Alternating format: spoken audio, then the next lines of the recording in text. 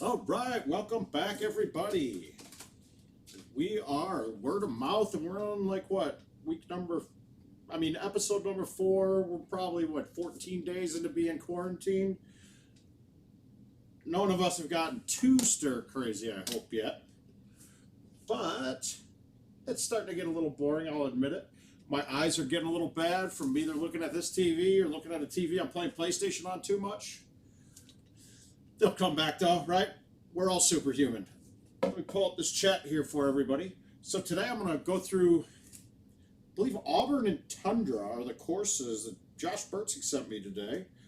And like I said, I'll do it on my stream, then he can do it on his stream too. And you guys can get a different look at a couple different ways of approaching different holes, hopefully.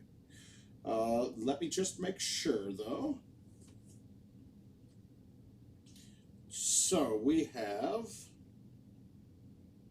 I'm going to maybe play one Castleshire round. Tony Johnson and I have an invite that he said that was a really interesting setup, so I might want to take a look at that one together. Man, a lot of Coral and a lot of Castleshires for random plays there. Hey, Bryce, Frank, Jay, how's everybody doing tonight? Hopefully everything's coming through a little bit well for you guys there tonight. I got a couple of old ones here that we'll power through and see what we think. I don't believe any of these older courses that I'm going to be looking at right now are ones that I'd be using different clubs or balls on at all. Oh. All right, so if we're looking through my list, I got a lot of these to start getting through, so we'll probably try to start with these 2 days or earlier ones. We could knock a Coral out if we want to take a look at that together. We could. That one I'll wait. I'll wait on these. Brad Stewart's cycle will get streamed here maybe at the end of it. But the ones that we're going to start on are Tundra and Auburn, all right? So we'll start here. Hang on one second.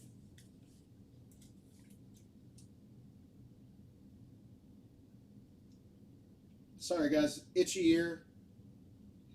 Headset. The headphones are kind of new buds on them, so it's kind of a little bit itchy for me, and I don't want to see you guys. Have you guys watched me itching my ears? All right, we're back. Hi, John Tatera. Now, I don't know if anybody saw, but King has been doing some editing on a video that he had a stream from the 2018 Wisconsin Open. And Fox and I had a pretty solid money game going on, but I also had I like to call it mouth drunk night. I really don't have any idea. It's going to be the first time I've seen the thing myself.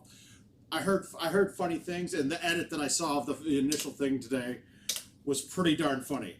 It was pretty darn funny. I had a patented move or two in there. Like, I had a shot and did a spin, like, and King slow motioned it beautifully.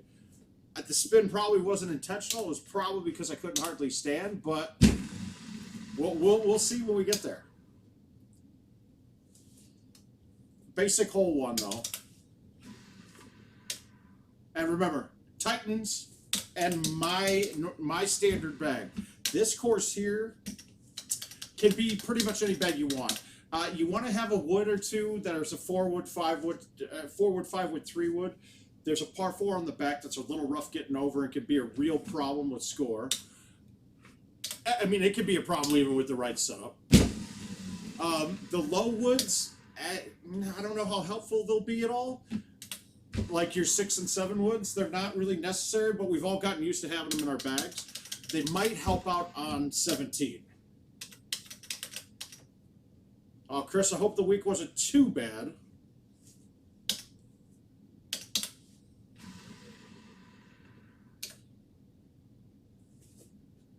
I got a little bias on my thumbs again right now. Now, a couple of people were talking about they didn't realize how much thinking went into these things. And the funny thing is the calculations and stuff that I was giving you guys on some of the other courses,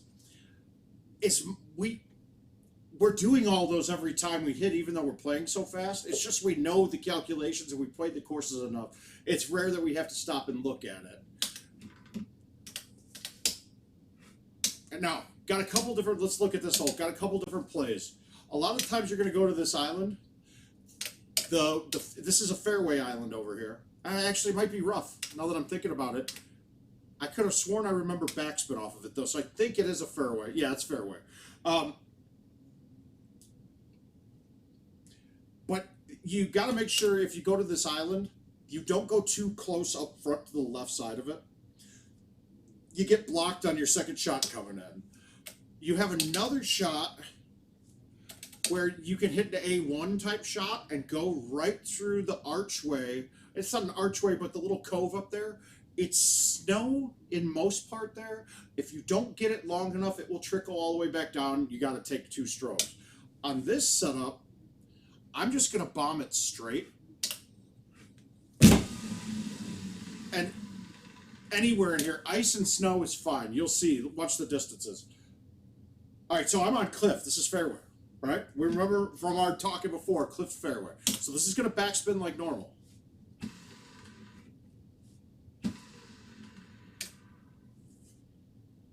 And we're going to get a hole up. Awesome. God, whenever you guys tune in, I start popping in, I start throwing off. Hey, Brett, thanks for checking in. Sorry, I still owe you a phone call, buddy. I haven't forgotten. I just didn't want to. Sometimes you don't want to think about Golden Tee. You want to just sit and play PlayStation or stare at a wall. It's very few and far between that I don't want to, but gosh, it's a little bit more grinding than I thought it would be doing these streams all the time. Yeah, a lot of good people have lost jobs. Hopefully we will recover. I think that some of the packages that we've seen are going to work out fine. And you know what? If we're all having the same problems, really, we can't all be screwed. So let's just live for the best. This hole here, 3-wood should be clearing this too. Thanks for checking in, Marty. 3-wood should clear this most of the time. On the setup we have today, it's pretty long, and we got lucky. We could clear this with a high 10.5. So we're going to just play this straight at it. There's a lot of spots on this tee box where you're actually playing a bend. We play a bend to skip off this ice mound at the hole. It's a little harder to control, so you're off the green a little bit, but really there's not much risk on this shot. Even if you miss it horribly, you're going to have an approach shot to get up and down to get your birdie. But we want eagles today. I might have hit that soft, but even soft, you could sometimes get it to kick off that back wall.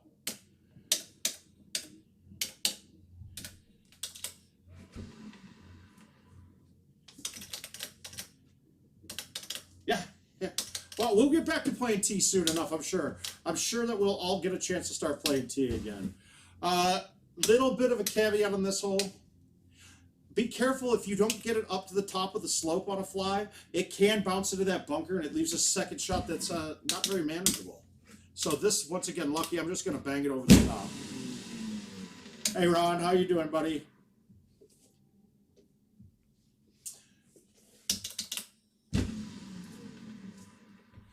So there was a post earlier about nicest guys in Golden Tee, and yeah, everybody's looking through the lists of everybody. My God, is it impossible to list all the people? There are so many damn nice people from this game that you guys, anybody that hasn't had the chance to experience this group of people, get your ass out to a tournament. I don't care if it's $100 entertainment expense. You're not going to do well. You're going to have a blast, and you might get to learn something here. We're going to play on this one, simple par 3. Don't want to roll over the back edge too much, but there's enough landing space that it's just a short chip.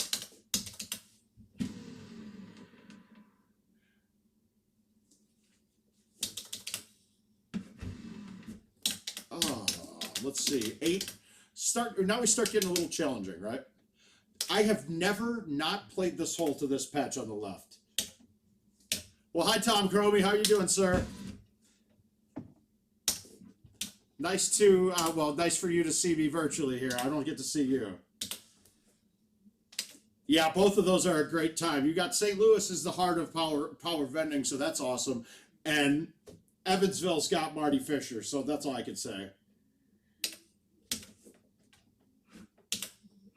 Except my wedding, right, Jason? Jason says this, it's like the biggest family reunion you'll ever see. So I made a crack at telling him, yeah, no, my wedding was the biggest family reunion, but he was black sheep, so he wasn't there. And this is ice before it, so it'll bounce up just right. This shot shows a dramatically lower distance than I think it is. I'm going to drop down a club and I'm going to bite this. I don't want to go slightly long right now, but we'll drop down a club and bite it. It is a pretty dramatic downhill approach, so it will carry. But you saw, I mean, that distance went on a soft thumb shot, went longer than the distance it said. Okay, 9. Another one, not too bad of a hole, but there is a lot of risk. I mean, if I hit this a little too hard, it's over the edge. So we're going to try to get cute. We're going to go with the bite forward. That way I can maybe get it to release down a little. If I hit the backspin 3-wood, I pretty much have to land right by the pin or maybe a little past for it to go in. And that's bringing a lot more of the out of bounds into play than I want to. And this is another one, though. It carries a little longer than you'd expect because I believe it is slightly downhill.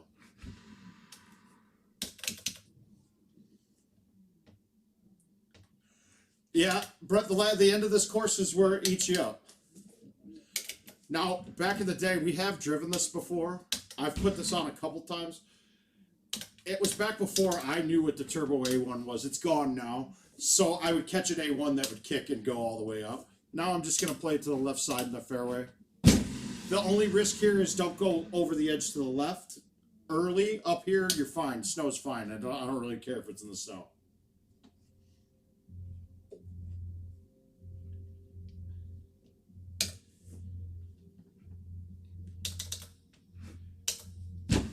I pushed it right. I didn't want to. I mean, I pushed it left. I didn't want to push it. All right. You're going to notice that all the stuff off of this is gravel. I typically play it like rough, but look at your distances when you're on it. Oh, God. That was a really ugly chip. First one of the day, I kind of had a muscle spasm on it. This one can be drivable occasionally, too, with an outwind, a C3, and a high T driver, but not today. We're just...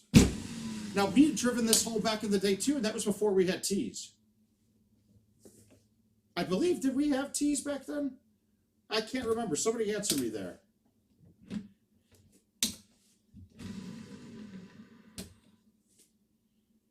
Oh, almost got back the putt I missed.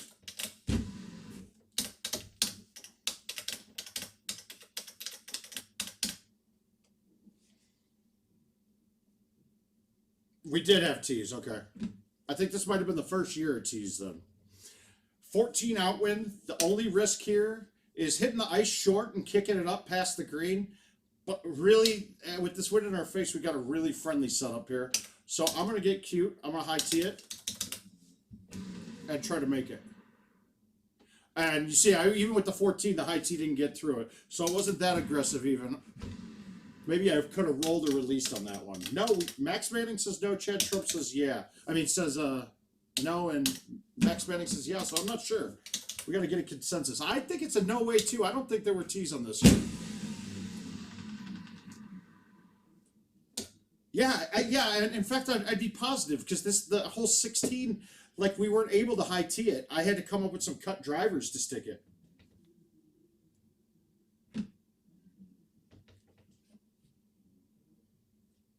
Rob Voltry, no. I'm going to go with old school on this. Max, you've been outvoted. But if somebody else comes in and can give us the lowdown for sure. I bet Kevin Lindsay would know if he checks in. Yeah, I'm going with no, too. So these holes have gotten a lot easier. Having a high tee, so the 8.5 driver won't clear this with no tee. But that will. But, I mean, today we're not even going to bother. We're just going to bomb it over it. So this hole back in the day could have eaten your lunch. Like, you had to hit a perfect shot on this. Most of the time we were having a... Color's been adjusted. I don't believe it did. If we looked at this hole here... All right, we'll take a look at that one in a bit. Thanks, Sky Monkey. We'll get a look at it here. I'll let King do that when he gets a chance. So if you can just put it up on the past the little strip of fairway, you're fine. If you were playing this with no tees, we would a lot of time been hitting a 3-wood. to just get it over, and we'd have to let it roll down that hill. And you'd end up in the gravel a lot, but the gravel isn't a big distance hurt, as some of them can be. All right, this hole's a pain in the ass. Like, this is where you start your problems. Not only is it hard to stick, if you go out of bounds, you get re-teed on this. You don't ever get a drop from up there. So you could hit the shot 5 times in a row. Now with no tee, I definitely think there was no tees here, because we would be trying to decide whether we were going to bank a normal tee shot through the gap or go over the top with no tee. Today, this isn't too bad. We're just going to high tee the 5 and put it up there and have a putt.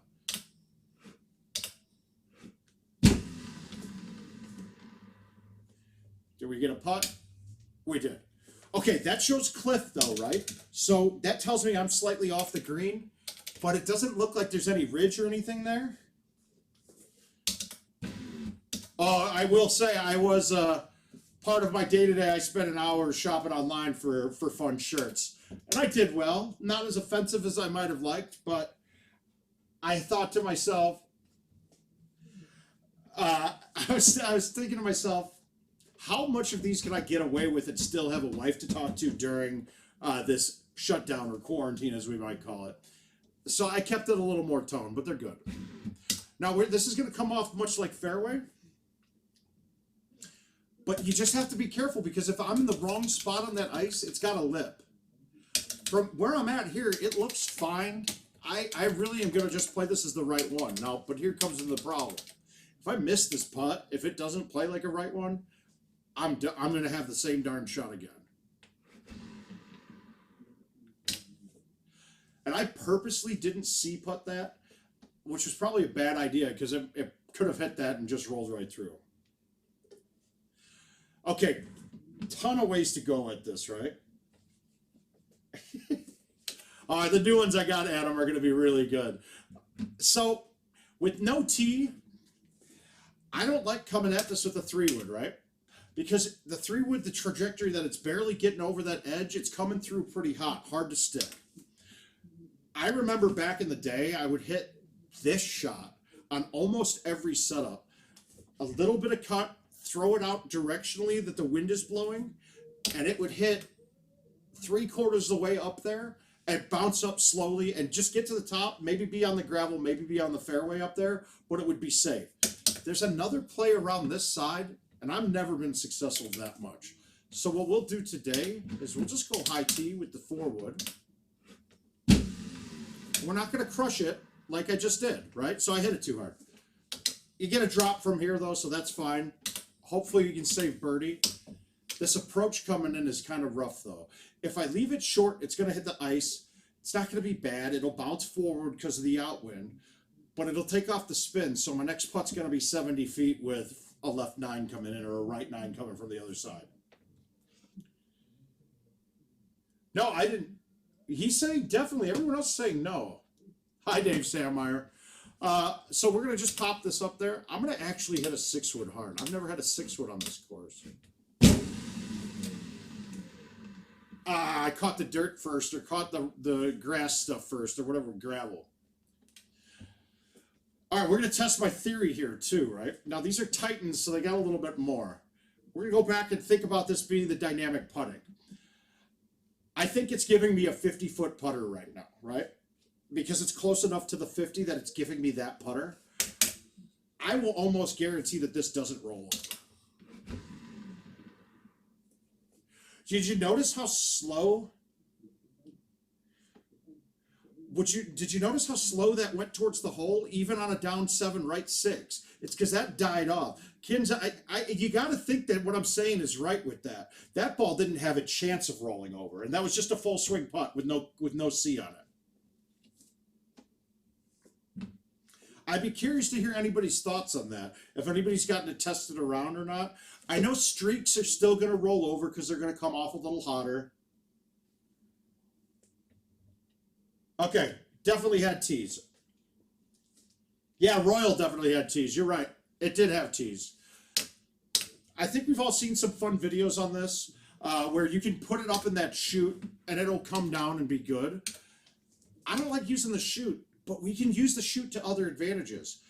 I can put this right at the pin with backspin, and even as long as I hit the green first, it's going to check back and hit the ice wall and give it a chance to, I mean, basically 2 chances to go in.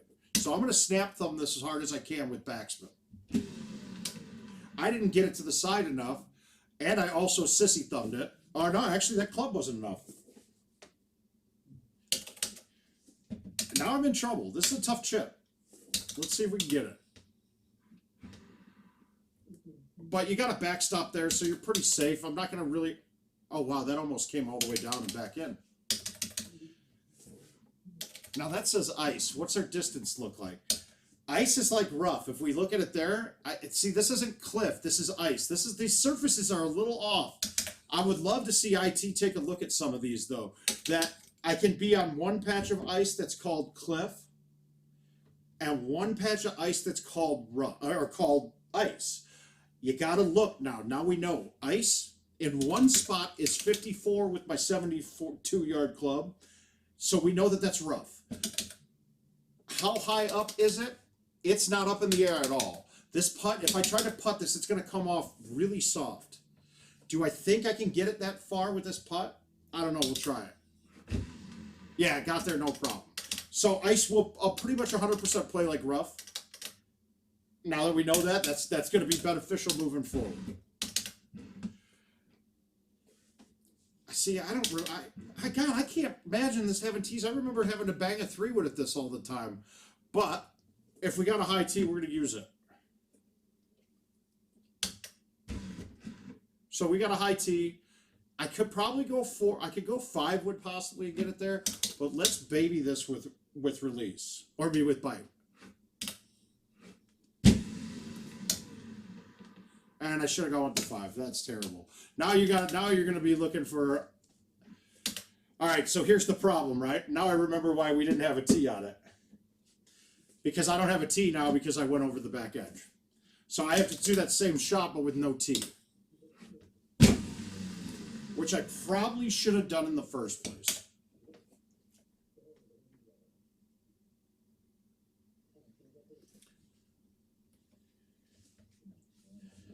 Yeah, we got back and forth there. Hey, Douglas Mantle, is that Ronnie? Ronnie, is it from Oswego, I'm hoping. Yeah, I think it is. God, I'm with Miller. I don't feel like there were tees here. Adam Kramer, what do you think? Are there tees on this course or not back then?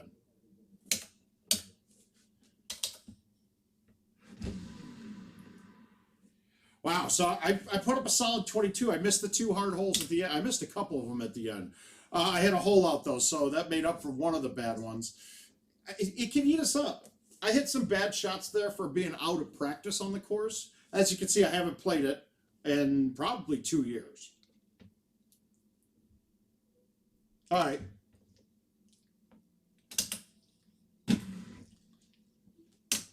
All right, so we saw that. The course is rough. It's not as rough as anybody makes it makes you think. You just can't you can't turn insult into injury, right?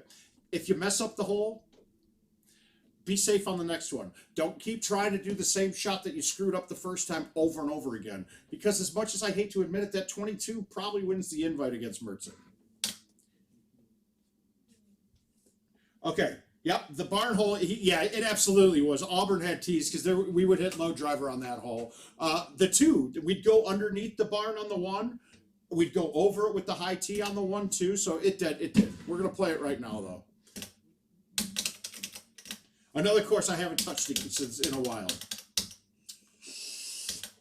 I will say I did play it a couple times at the last tournament in a doubles match. We have a straightforward par 4. This hole could have set up to be drivable sometimes. You could hit a C3, it would roll down the hill pretty good. You'd get either a short chip or a putt from the rough edge. It's not good today.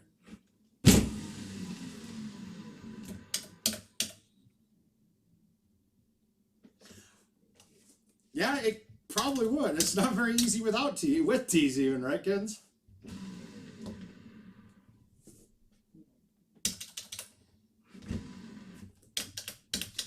And a lot of the shots that we use tees on aren't really necessary, though. You saw on 18, my shot on 18 was better without the tee. Actually, I did hit something stupid. I should have hit the 5-wood, and that's just because the optical illusion of the distance. It was only 280. I hit a high tee. I hit a high tee forward. That should have hit 311. That would have been like a 310-yard distance shot that I hit.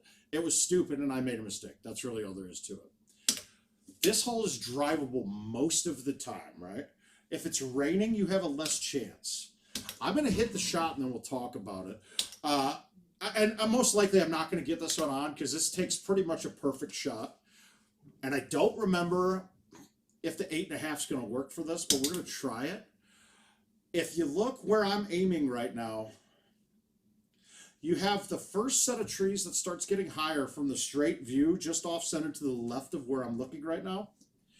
That little U shape between the middle and the first tree on the left is where I'm going to try to go. I want to be as far left as possible.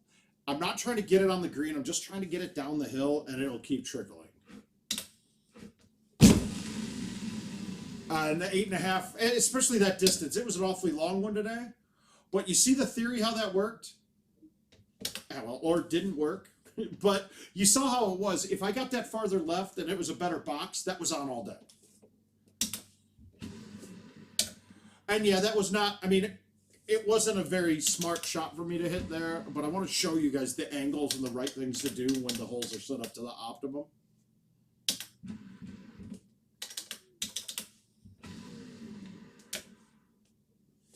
And I'm just playing Mertzig. I should be fine.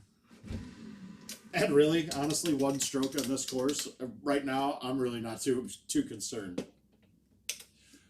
Lots of ways to play this hole. The high tee shot, the 4-wood, it's awfully close to clearing that. I don't think it clears anything to the left of the lowest portion on the right tree that I'm looking at right now. So I'd have to have a cut with a high 4-wood. That's a poke to get it there. So in general, I'm going around the outside today, right? Now, so I've already used my tee. I'm going to use a tee. No matter what, I'm going to be moving it to the front right of this box. Now I have an angle. I could possibly hit the straight high tee 4-wood right now with a cut, like a BC 1-2 straight, but I'm still worried about that one higher branch in the middle of that tree. So I don't think that's the right play.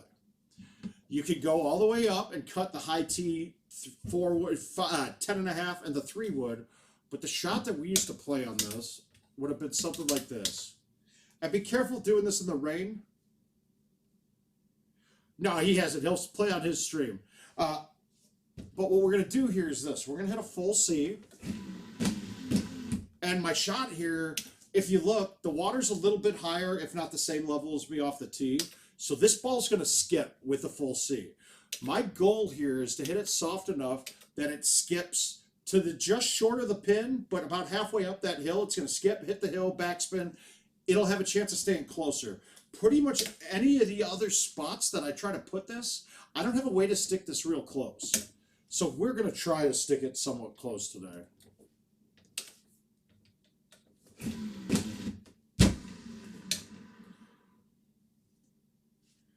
Now, if it's wet out, don't do that shot. If you get rain on this, it will not bounce up that hill.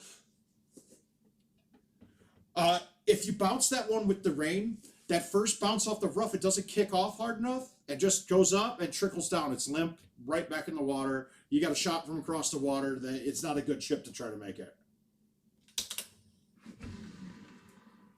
All right, so we got a pretty good eagle. And leaving yourself a 32-foot putt on that shot was real nice. That's the 8.5 that I hit. I remember that we probably all played, were flares out for this year's courses? I don't know. But we all probably played the 9.5 on this course, if I'm remembering right.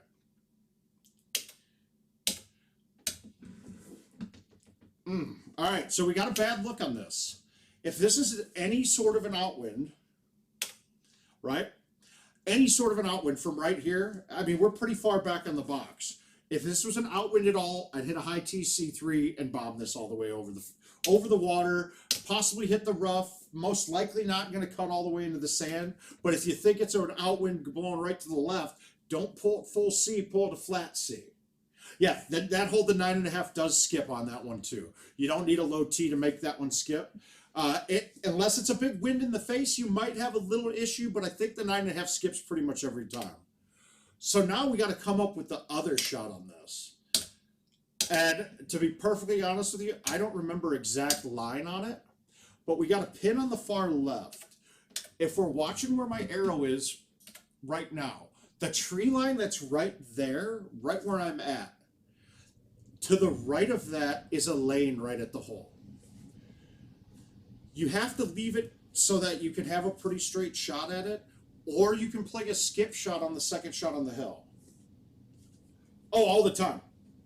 Yeah, all the time. That was a skip shot on purpose, Jay. That was exactly planned. There's a lot of holes back that I play them, to frankly be honest with you, that I'm actually aiming at still. So what we want to do here,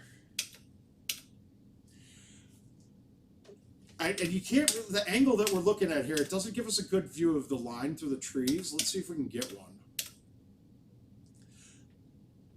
It's just a really tough second shot to have set up. I'm going to put it just short of the edge of the fairway, but I have to be in the fairway on this. Let's see, I didn't get it far enough, but the benefit of this is I have a line now. My low T 8.5 will stay under this, and it will skip up this hill. So now the question is, how close do I get? Because the wind is going to get really dramatic. I got to get this left, but if I go too far left, I'm going to hit these trees on the bounce. So watch this. We're going to play a cut.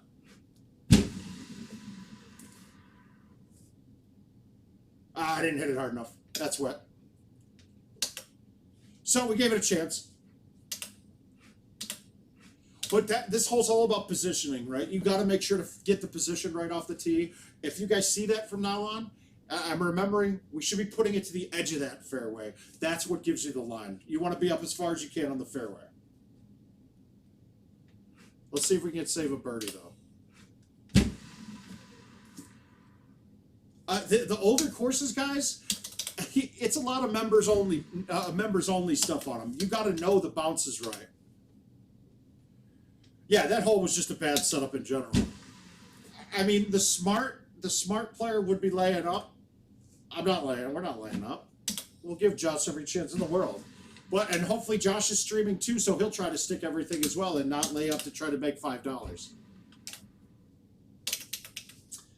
Yeah, we were flirtals back then. John remembers old stuff. So I'm 5 under through 6, but I don't really feel like this has been that bad of a round. Couple different shots here. Some people carried the 1-iron back on this course. The 1-iron would stay under this. My low T 8.5 stays under it. I think you can even hit. I can hit a no T 8.5 as long as I cut it, which means the low T 9.5 gets under it too. The other play is over the top and through the gap. Really, not many things get over this on a fly, even with the high T. The 5-wood should. But even if you hit it right, if you hit it hard enough, it'll bounce off the edge of the roof and then kick over. You hit a downslope going into the green. There is a caveat, though. Don't hit it too soft trying to get over, because if it gets like 2 bounces onto that roof, it falls through and you're unplayable and back on the tee. So we're going to go with the high T 5-wood today. And we're going to cut this pretty good and then get it out. I still have to get it in between the 2 trees. If I go too far right, I'll hit the right tree. And if I go too far left, obviously the left tree's in play.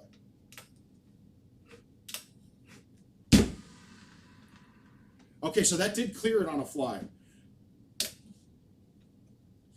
And honestly, this was a chip. Like, if I was in a match, I'd be really happy with this tee shot.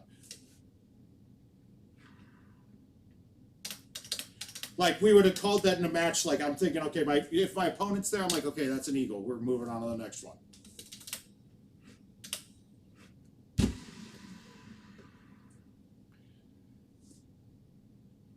Oh! You guys have a toilet bowl in here. A lot of the times they're closest to the pin. I played Helix clubs back in the day when it was closest to the pin was your best shot.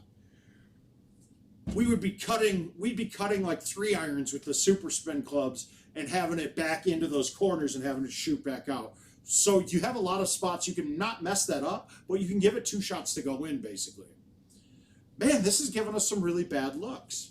My general goal on this hole is to get past that bunker tip, the one inlet of the bunker that sticks out on the left. If you can get over that in the fairway, you have a clean shot coming in. I don't know if I can get over it, but we're going to try. Yeah, I'll get over it. Actually, I didn't, but I kept it left enough that it was fine. So I got a little bit lucky, but also luck that I kind of played that way.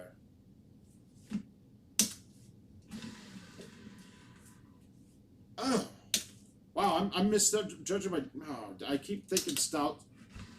I'm judging for stouts again, and that's half the win, but I'll get used to it. I'll get past it. The eagle's good on that hole, though. I mean, so far, this look has not been fun. You didn't have 2 being there, which it generally was. The one that I messed up with the back bounce shot was tough. The skip shot off the water was not a gimme setup either. Oh, it was so great.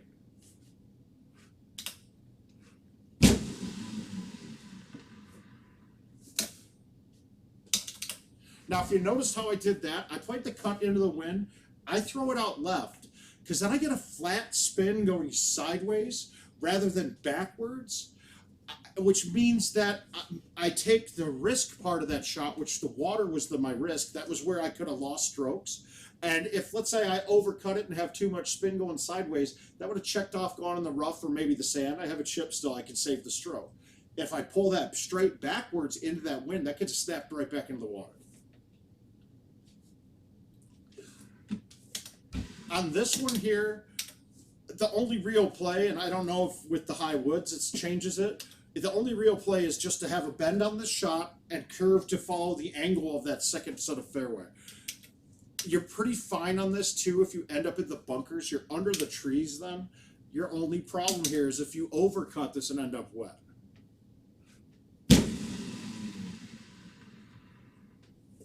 So really my cut on that is to play it like, okay, if it hits the bunkers, I'm fine. I just can't overdo it and throw it into the side.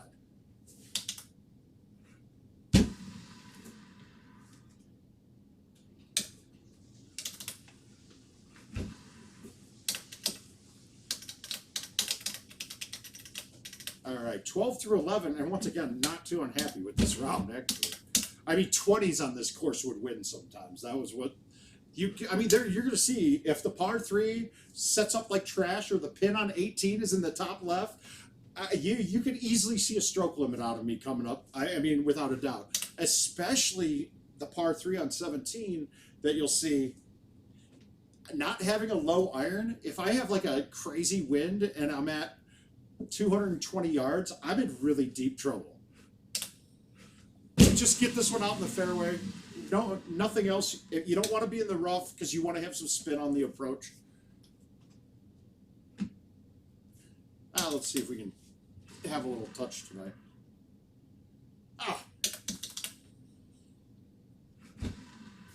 Baby thumbs. Sat down. And then the other part is I don't remember a lot of my exact distances for the heights to come into play. Like it's just using the optics now, but the members bounces on these courses on the old ones are very important to know. Some might just say turn here and hit a full, and I think a full 8 would work, but I didn't play fulls back then. So I'm going to go like this, and I'm going to go low T with bite, right? And I'm going to cut this as if I'm fighting, let's say in my head, I want this to cut like a 15 wind. I'm going to then throw it out left, and my goal is to, I don't even mind if I hit the fringe right around the outside edge of this. I don't want to hit the wall on a fly, right? If I hit the wall on a fly, the one straight in front of me, that's probably to come back to this bunker, and I think I'm in jail without having a lob wedge. But let's try this. Now, I low teed that too because I can change the effect of the wind a little bit. And I can play up a club. If I try to hit the 8-iron with that, with no tee on it, with no low tee, I mean, you know, the ball's so high in the air, you're trying to fight a 14-mile-per-hour wind to land to a, what, 5-foot radius green there that we had, maybe 10-foot radius.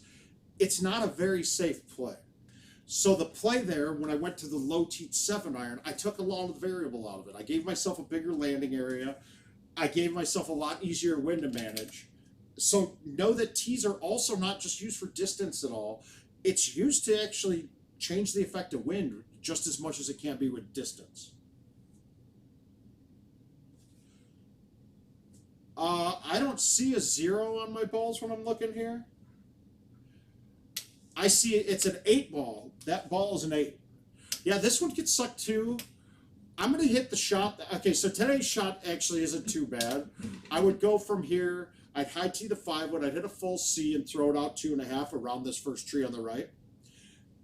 It might catch the tree up by the green, but even if it does, it kicks down. You get a short chip, possibly a putt from the hill. I want to hit the shot that we used to always have to hit. And we would always be hitting, and I don't know if the 8.5 is the right driver for it, but if I played a full C driver from here and aimed just slightly right, the cut on it got through this gap fine, right? And you would hit the wall back here on a fly and it would kick it back out to the green. It was not a very controlled shot. Now, I had a different shot as well, too, that if John Jansen's watching, I pulled this out on him, and I think I aced it in a match against you in Florida the year this course is. I hit a cut 3-wood straight through the window. I think it was a 3. No, it was a cut driver then. It might have been a driver. I don't remember. But it was just a cut shot straight through the window. The height was just right, and I think it might have been the 9.5 driver now that I'm looking at it. But by cutting it, it kept it low enough. I had the distance and it got through. So actually that shot, though, through the barn today just wouldn't work. So I'm going to hit this shot with the high 5-wood. So like I said, we'll hold it up so we can see it. So I want to go almost a full C, probably closer to a flat. And I forgot to high tee it. That's great. I had the line beautifully. Somebody could have said something. I know there's a delay. Now I'm in trouble.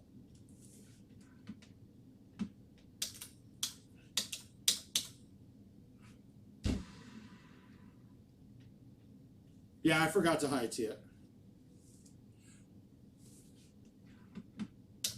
All the talking. Oh, almost saved my birdie anyway.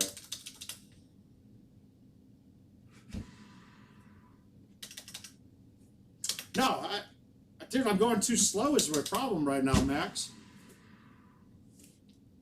I'm going slow talking about the shots. You just want to leave this one in the fairway in a spot to approach the green with a wood. A 3-iron, if you have a 3-iron in your bag, this would suck coming in. You could bang the 3-iron into the face of the hill, but I don't think it kicks up very well. So I'm going to just hit this. I'm going to murder the 7-wood. I like hitting the shorter club and murdering it as long as I know I can get it over because I'll get more spin on it. All right, unless you go to this strip of fairway next to the rock, you're basically laying out for a birdie. You can't get there from over here. I mean, there was a shot back in the day where you could hit a C3 in, but it's still 400 yards in. Yeah, you guys, I appreciate all the high tee comments. Remember that I'm a little bit ahead of you guys in life right now. I think it's a 15-second delay, so it's a little late. I have to judge my own mistakes. We want to just stick this on the strip, though. And it really doesn't matter how far up I get it. The second shot, the max distance it's going to be is 350, 360 away. And you can get 350, 360 with a straight 8.5 driver, no problem. So my bigger point here is to be safe. So I want to throw a little bit of cut on it, and then I want to throw it out left quite a bit so that it's following the angle of the rock coming in. So my ball flight should have a little curve out and come back in, and it'll kind of match the curve of the rock.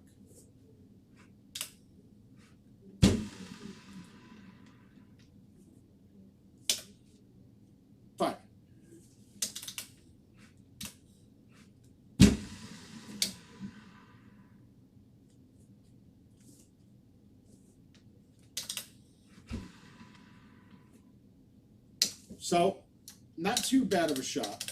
Yeah, yeah. Okay, we got lucky here. This isn't a terrible look by any means. Obviously, still not an easy look. Look at the size of the screen and the wind that we're fighting. I want to move it here so I can fight the wind list. I'm going to low tee the 9-iron. I'm going to have bite on it. I definitely don't want to backspin this because all I'm doing is bringing a lot more into play.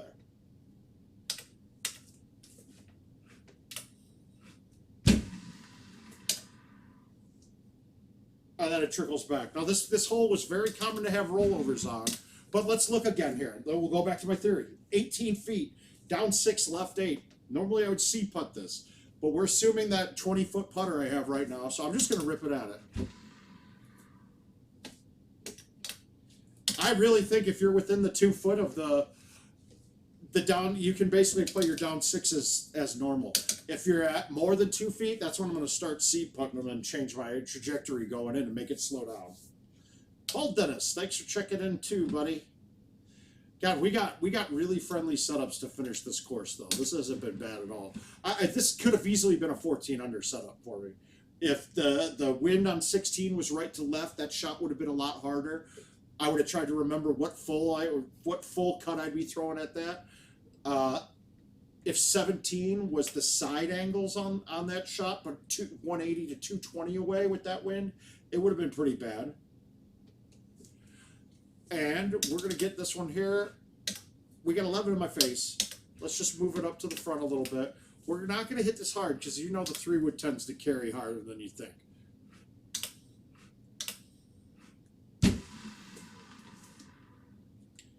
And maybe backspin on that. And using my brain there, if I were to use my brain, it's very rare that with the club being a little bit longer. That's funny, Jason.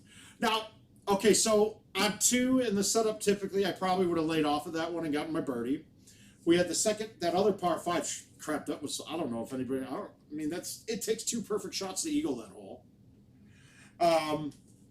Not using the high tee on that one shot probably cost me 2 strokes. So, let's just say we add 3 strokes to that. I'm at 24. 24 on that setup would have been a first place. I'd probably say first or second place on prize play if this was still back then at least.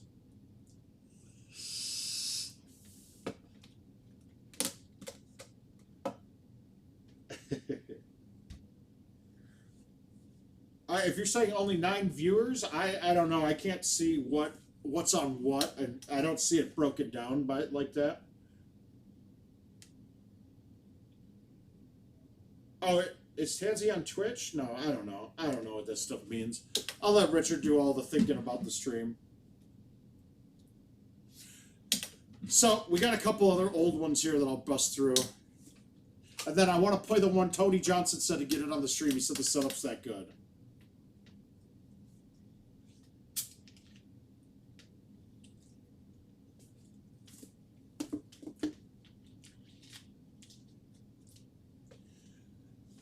I don't know where I would want to put it.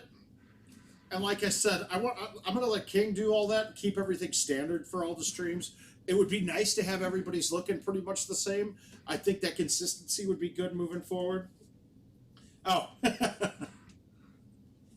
Where was it? We could just watch me take Brad Stewart's money on the new courses, but I had a couple old ones. We could do a crawdad. The Royal Cove, we went through that the other night. Alpine Run. Oh, this is a Tony Johnson stream, too. Pony? My God, I haven't seen that man in a while. I didn't know he's still playing. I'm going to keep with my standard bag, Titans and my standard bag. Oh, corn nuts are delicious.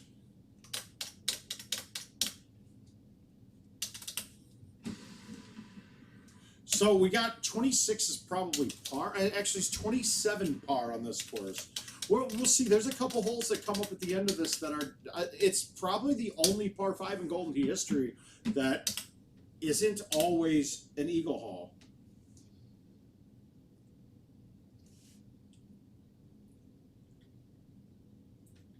Okay, so if you always used a C putt or an A putt, it changes the way the ball comes off the hole. I mean, comes off the club. So if I have a C putt that's a left 7, down 7, I'm now adjusting that left 7 to play more like a left 9, right? And when you have to do that, you're bringing another factor into play. So I want to keep my putting the exact same. Titans, 100% LT. Titans for me. I can lose 2 strokes on that course with stouts right away.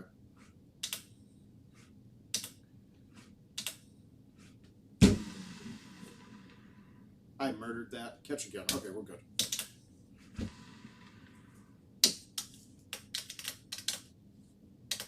Oh, sure thing, Mark. You as well. Thanks for checking in.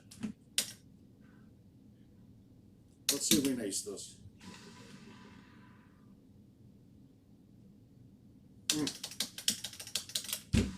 Remember, the 9 wood's a shorter club than what it shows. So that one there, you may have thought, wow, how's he hitting a 9 wood with this? Well, it's because it was actually not that bad of a look. Now, you can go high tee at this. You can go stock tee at this. Benefits, I mean, the high tee, I'm going to have a longer putt. I can't attack it, but I have less chance of the ball being to the left, but I also have less chance of hitting it short. So I'm going to go with the high T4 and just leave myself the 70-foot putt. Probably could have gone high T5, but it wouldn't have changed much of anything. 72 feet.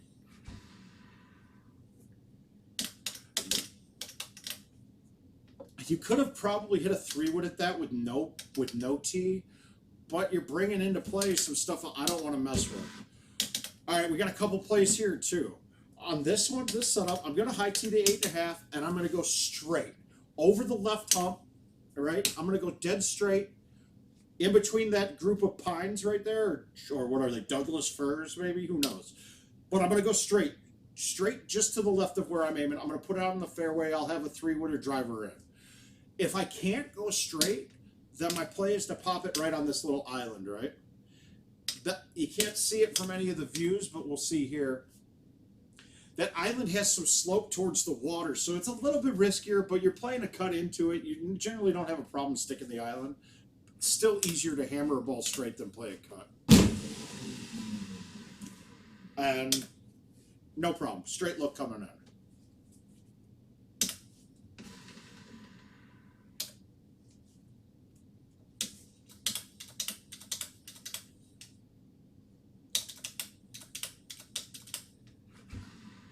Yeah, but I murdered it, though. That was, hey, Jason says he can't wait for when he can murder a ball and think he messed it up so bad and have like a 10-foot fringe putt. But, you know, that's a hole that we want to be attacking, though. The pin was in a good spot. I didn't have a lot of risk to it. I did have to play a cut at it and didn't get to thumb it in. But still, a good look to go at. Man.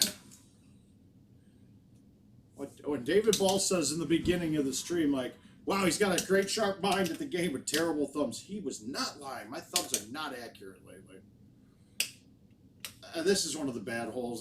This one's rough. All right, so our goal here is cut shot around. You don't need to high tee it.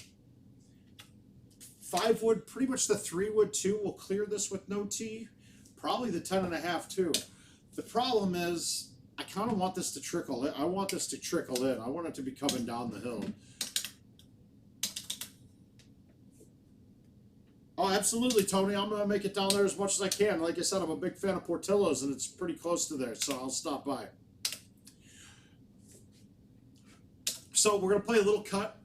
Obviously, the water is the worst part here on the far right. There's another problem, too.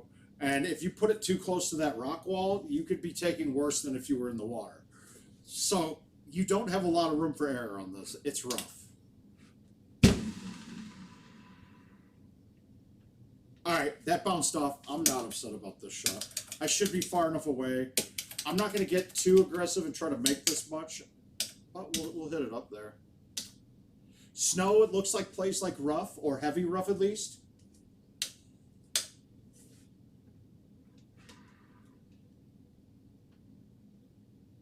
Well, all right. Sorry, Tony Johnson.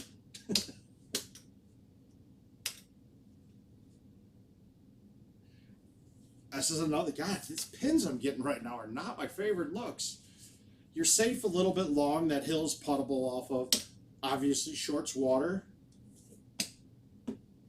So I'm going to just bite the 4-wood and play it a little bit left at the pin.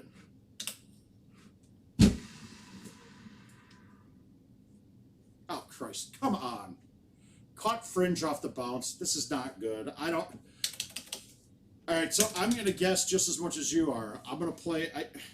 I have to play it as if it's going to hit. Thank God.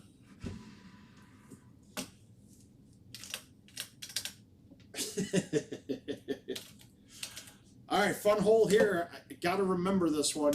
You got a couple plays. The far strip, right, can be really tough to stick because it's a curved surface. You can hit a ball. We would hit a C3 from here straight, and you'd be able to knock it right down in there and sometimes have a lane through, but you'd be playing through one tree, so you'd go up a bunch of clubs. And then there's also a spot over here where you just go really long and you don't have much in your way. We're really far back today, so I really think the only play I have is to go for the strip. Now, the right spin to hit if you're trying to stick a strip is bite. Backspin will actually make this harder to stick because it's going to be bouncing. Bite will bounce once, maybe twice, and then stay on the surface. On the surface stops quicker than if it's bouncing down the surface. So bite or release are the two spins to use if I'm trying to stick something. I'm going to try to stick this here. I'm going to hit a 3-wood. I need to hit it just on the front edge of the strip, and then it should kick up and be fine.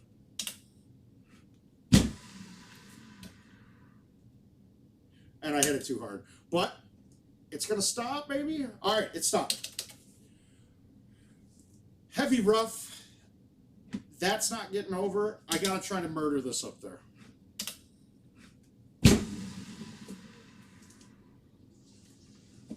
Not terrible, and let's see if I can chip.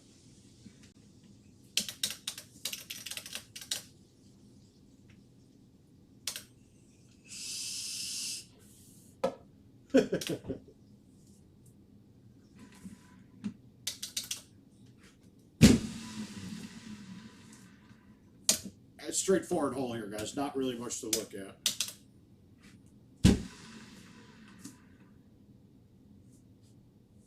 Except me, I'm something to look at.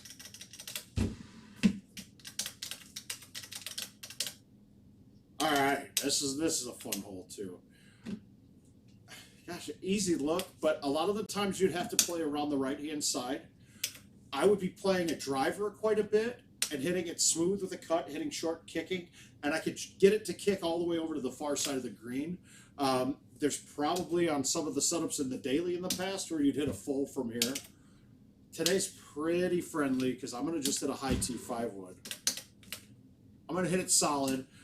I don't think I could hit it hard enough to go all the way over the green, so I'm just going to hit it and make sure I've got a putt.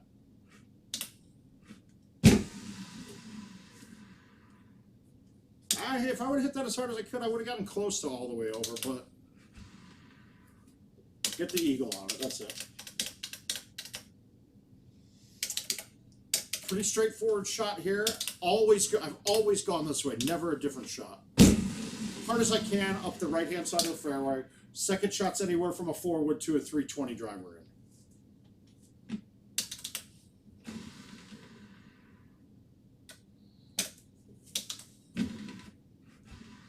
Nothing too tricky there. You see your drama spots are short. Don't be short.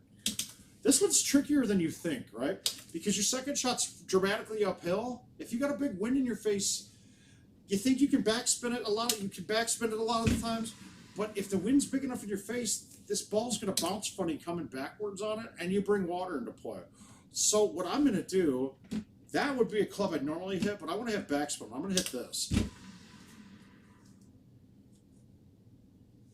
So I went with the 5-iron there. It was low though. It was close to not getting over the edge, but it was more than close to get over the edge. This looks like one of the holes that we played on the Timber Bay. This looks like that Timber Bay par 3 almost identically. I'm gonna move it all the way left. I'm gonna low tee this, and I'm gonna backspin. I'm backspinning this because I'm gonna cut this enough that my backspin isn't technically gonna pull me back. I need it to backspin and cut up the hill. So I'm cutting this into the wind. I want to have it, and I'm going to throw it right. So I'm going to have a decent cut BC on this. I'm going to throw it all the way out right because I want the angle coming in to almost be flat coming in as much as I can. Then my backspin will go, instead of this angle, like it will go this way and then check back this way. I'm going to change my angle to from a TP looking angle to being flat, right? Now, it's not going to make it all the way back this way on the left because it's going up the 8. But that's because I want to change that angle that I'm fighting the up 8 and not coming backwards. Hopefully that makes sense a bit here.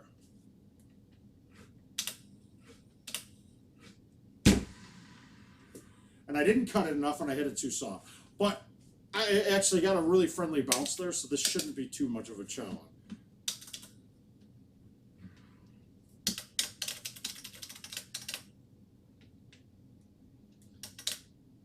Actually, I had to shower and get dressed, Dave, so it's not necessarily always this sexy. It's different levels of sexy. And right now I'm feeling especially sexy. And I didn't feel like I was having a way too fat of a day today, so that was good. I was happy about that. Jill, stop it. Don't you tell these people anything.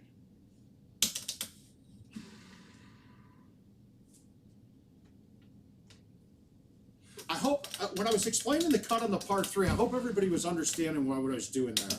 I obviously didn't give that enough, and I may have even wanted to go up to a 6-wood while I was doing that shot, because the amount of cut that I had on it, I was going to kill too much distance, and I probably should have recognized that ahead of time. This is a really challenging par 5, right?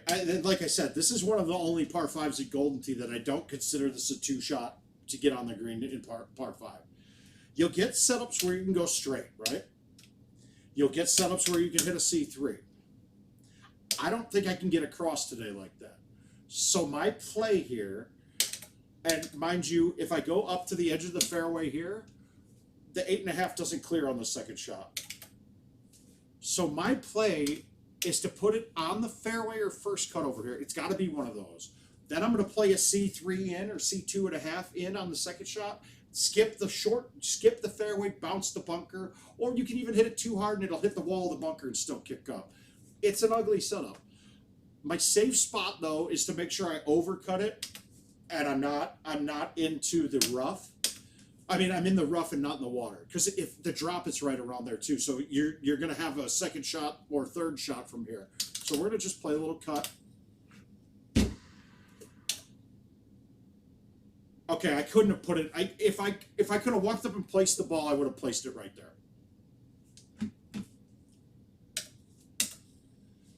Maybe not. This is. I needed to be farther left. This is going to be tough. God, you guys see this course this course sucks. We'll see if we can get it over. I see the problem here is that it offset me. I needed it to line it up so that I could turn one right, but we'll see if we can get this to turn enough.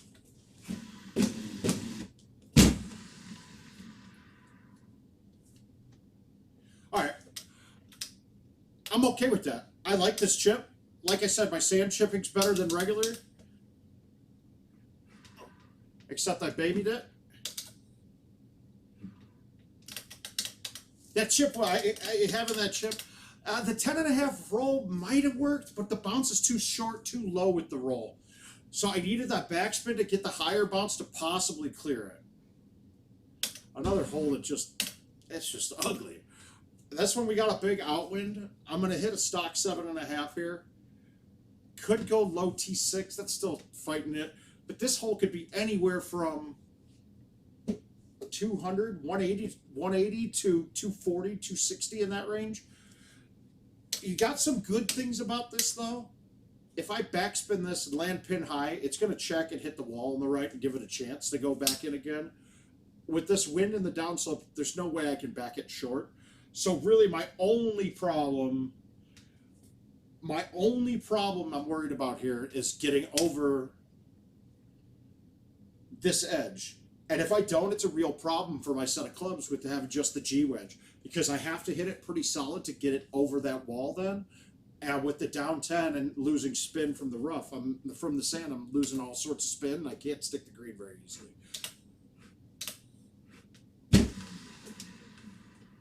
That actually will work. And you can see the top of the hill's fine too. Much shorter though, that ball doesn't kick forward.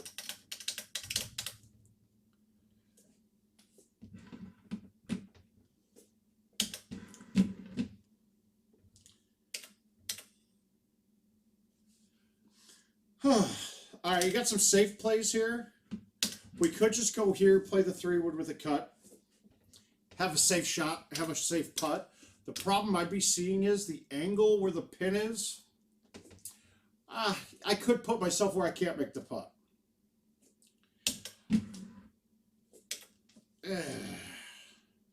All right, I'll let you decide. Am I going hard at the? I know what everybody's going to say. Yeah, go hard at it.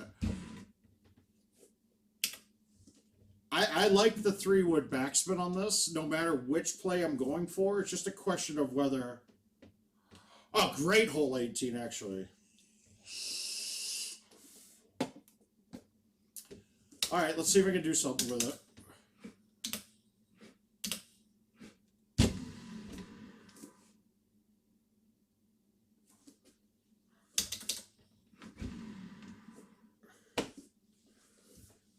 So use microphone. At tournaments, Mark Williams asked, CJ uses a microfiber rag all the time at home. My hands stay pretty consistent through the time I'm playing. The worst that I'll ever have is my hands will be too dry, and that doesn't really screw up a trackball much. He probably's got a bit of oily hands. And when you're playing thumb shots and trying to be precise, your thumb shots will start losing distance dramatically as the ball gets oily. I don't get oily hands. It's one of my faux pas I hate. I hate the oily track balls. Can't stand them. Drives me absolutely crazy. So I don't really need it. Occasionally, if I get a little sweat on them, I'll just take the shirt, rub it out. That's all I really need. And really, the towel's not doing much of anything for me because it's not just the ball that's greasy. There's grease on the roller, and it's not the greasy ball. When you get grease on the roller, it doesn't stick to the ball, doesn't move at the same speed as you're used to. Hi, Ken. Hi, Adam. Thanks for stopping by. All right, so that 25 on that course. Oh yeah, Jason, it would make the game immensely harder. We'd call you a grease fish. All right, so I mean, honestly, I'm pretty happy with that. That 25 on that setup is.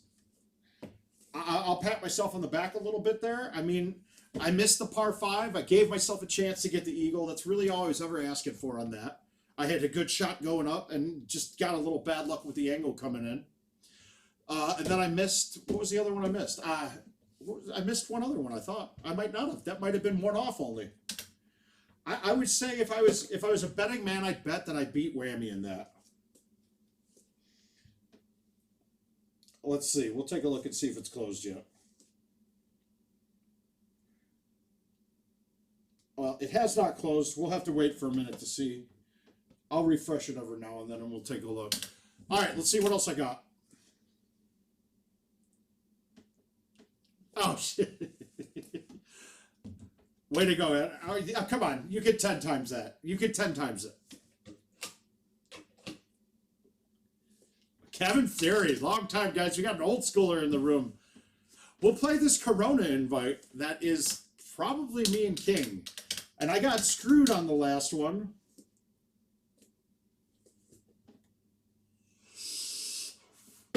Wow, Jason. Jason, man. All right. I had nicest people in Golden Tee list on there. And Jason was up here. We had a little Todd Clark, some Paul Dennis, some Jason, if I want to go with some old schooler guys. little Marty Fisher up there. Jason was in that group. Jason just dropped down into a much lesser group. Much, much lesser group.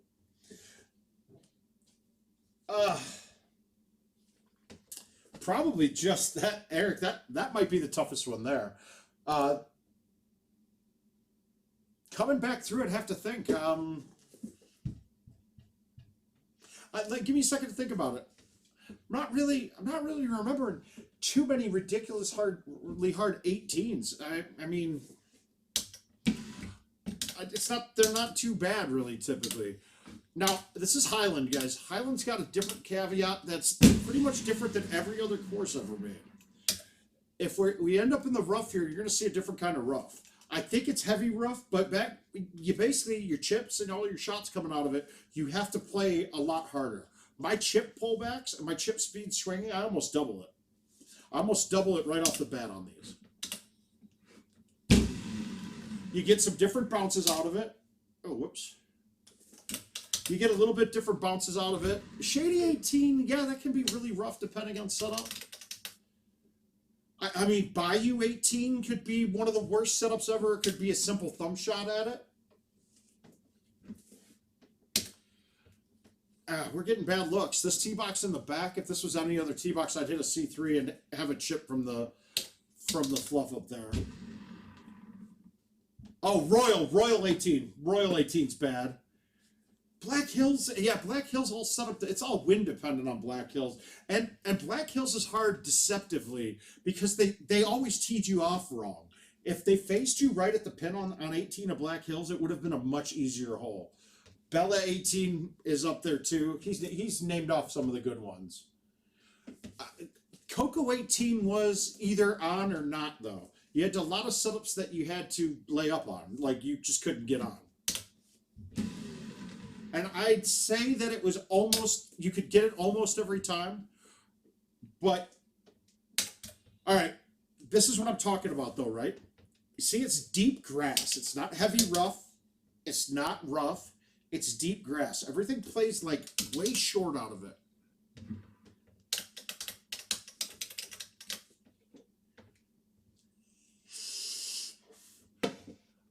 The 6-wood, but the one that I got everybody on was we were playing at the TOC right when those came out, and Lemon and I were both one better going into 18, and he was first.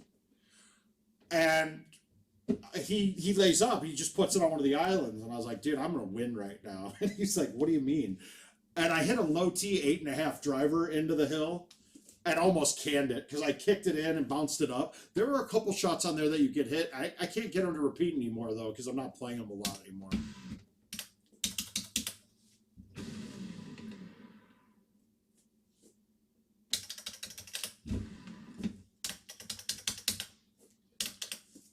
So now I believe I'm playing King on this one again, and let's just hope King doesn't get an ultra and I shoot a one better and he beats me because he's got more points from his one ultra shot than I got from all my points through the whole round. Those short chips are my worst too, Jason. I did go back to doing something on the short chips that I used to do, and I started rolling them again because my problem is that I just was taking across.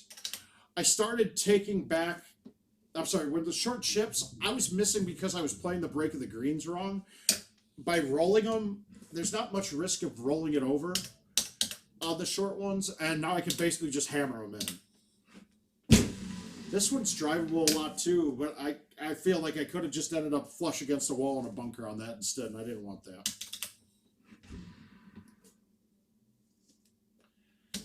I'll just take my points. It's when you put it directly in the hole on a fly. So we had Paul asking what an ultra is. It's a new thing that they added, I believe, last year on shots that you dunk. And it's not a skill shot, so it's kind of ridiculous to me. Losing on a luck shot, like that. I'm getting doubly penalized for someone's bad shot.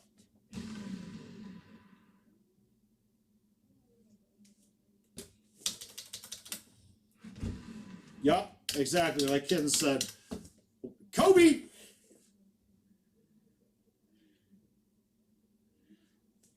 All Daniel. What's up, buddy? Depending on what game mode you're in, the setups are the same. Invites, and I don't know if it was just a random one-off or two, but I remember playing invites on Cat, and the T-Box that got released as a newer T-Box later in the year of that year's courses, we were getting that as an invite set up on Cat, where it was like the far, far right one. But yeah, it's the same thing, right?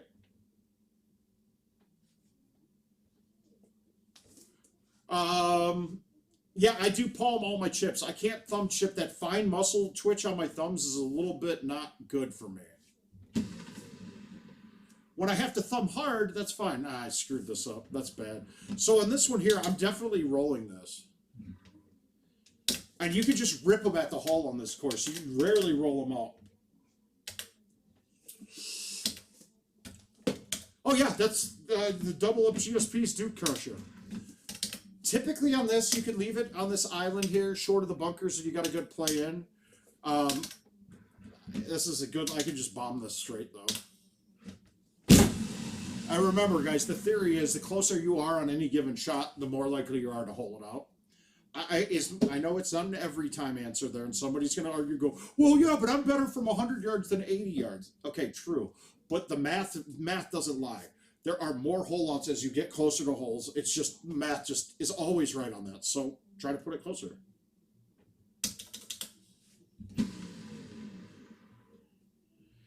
Yeah, match play won't matter, but the leaderboards it does, and stuff like events. Like, someone could dunk 2 shots on one in that par 3 events and end up having a 2-better with 130,000.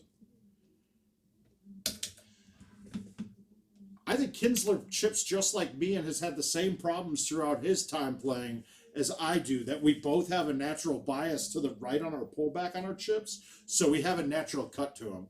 It was something him and I had talked about in the past. I don't know if he's thumbing now on chips.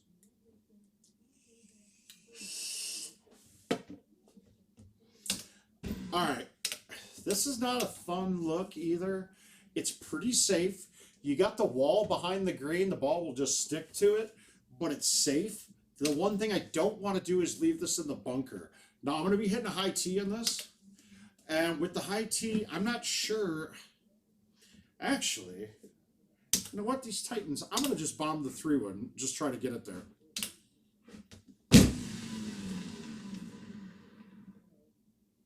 That works. Jason, I'm a terrible chipper too. If I go into a tournament and I'm chipping well, I feel like I'm unbeatable. If I can't chip, then it's a hit or miss for me. Let's see if we can get this to the green. Now, a lot of people have been asking me about A1s and C3s. Now, with the 120 glitch getting fixed, it changed how A1s and C3s work. I used to always, every A1 or C3 I hit, unless I was drunk and whiffed the ball, I could hit them 158 and have them be perfect C3 A1s, right? Now it's rare for me ever to hit a 158 because I hit it too hard. The A1s and C3s now are not just a hammer shot. There's a speed control to it that if you overhit it and hit it too hard, that it will read much less. What I can guarantee you is I could hit an A1 or a C3 right now that would read 151 and show that I hit 1.5 or 2.5. That won't work here. I want to hit a 158 or a 154 to 158 would be fine here. So if you watch, I'm going to get my full pull back. I'm going to get it spinning, but I'm not going to spin it as fast as I can. And then I'm going to kind of smooth it. I smoothed it a little bit too much. I didn't catch the ball clean there. And I didn't get that out left all the way. Now this chip is surprisingly, distance-wise, it's not bad. But you have to pull back and hit it harder to get it out of this deep grass. And if I pull back and hit it too hard, I'm going to go right into that bunker. So we're just going to flip up the 9-iron. I didn't want to risk a stroke too much there.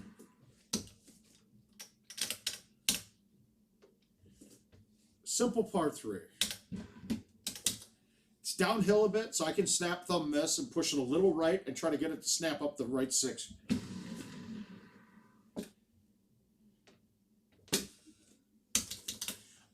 Click too far right. That's it.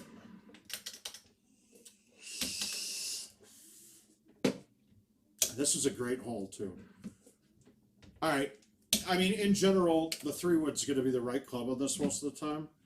I kind of want to get it. If I could get a distance where I could thumb it comfortably, I'd rather do that. We're going to cut it back in and hit this solid. I'm okay with that. A little bit more cut, and that's a really good shot, but I'll take the eagle all day. See, not registering going. I don't ever have that problem. I hit really far down on the ball on a lot of these. So Jason asked in the other chat in the Facebook side of things, he said, what's your method of dealing with hitting to C not registering like going to A? You mean hitting to 3 not registering like going to 1? And for me, it's pressure and the angle that you're hitting the ball, right? If you notice, it sounds like I'm thumping the ball a lot, and I do it at tournaments specifically because I know I know that even coming down on the ball, I got enough sauce in my arm swing that I'm going to get the max distance that I want. But I come down into the ball some to make sure that I make that ball stay down and keep contact with where I'm aiming at. A lot of people like to go smooth over the top. When I start trying to get finessey like that, and especially tournaments as the night goes on and you got everything, the day people playing on the ball all day long, it naturally gets oily.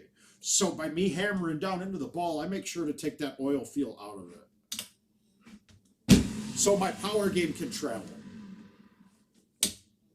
But you guys can hear through the mic that I've been pounding down into the deck quite a bit.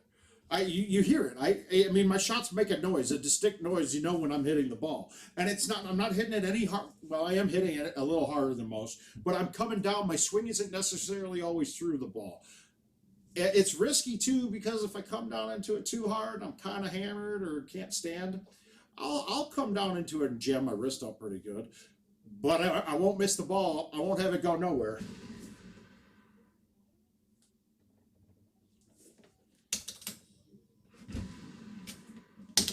Yeah, Jason, I got you. It made sense.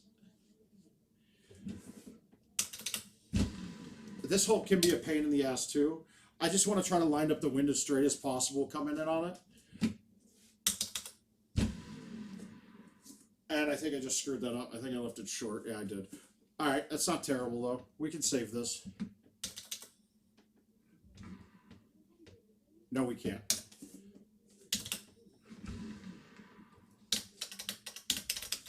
You saw how much that 16 killed that ball.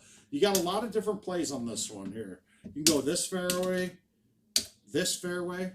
I'm going to choose the left fairway today because then I have I can play the angle of the green coming in better. Now the other side,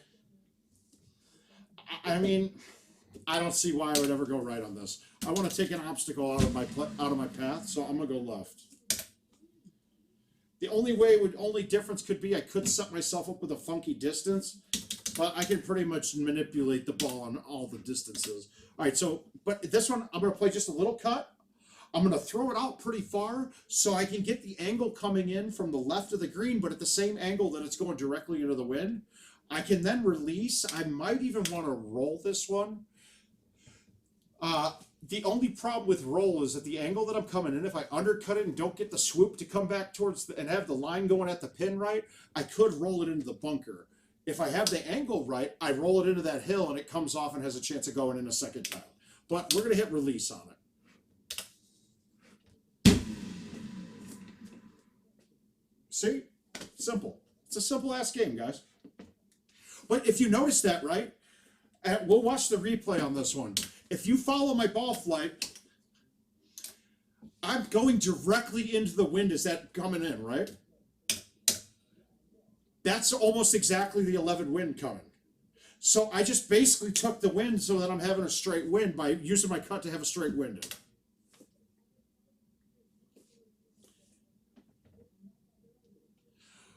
All right. Biggest problem here is you touch the rock, it trickles down, and you're going to be in the sand, right? In the sand, it's going to be tough for me, especially because I don't have a lob wedge. It's going to be tough. Now, I want to try to make everything, though, right? So I'm going to need some kind of spin if I hit this. The question is, can I hit the G wedge hard enough that my bite isn't going to drag it over the edge? And I really don't think that's a possibility. So I'm going to hit the high T G wedge, and then I can backspin it. Won't have much spin on it at all, but it'll have some, and it'll get it trickling back to start the down 10. Now, the wind is going to dramatically increase with the 15. In my head, I say a flat left to right 7 will turn my G wedge 1 turn on a flat shot, okay? At the distance that the ball travels. So this is a 15 and a high T. I almost don't think that 1 turn is enough, but I move to the left. I'm 1 turn.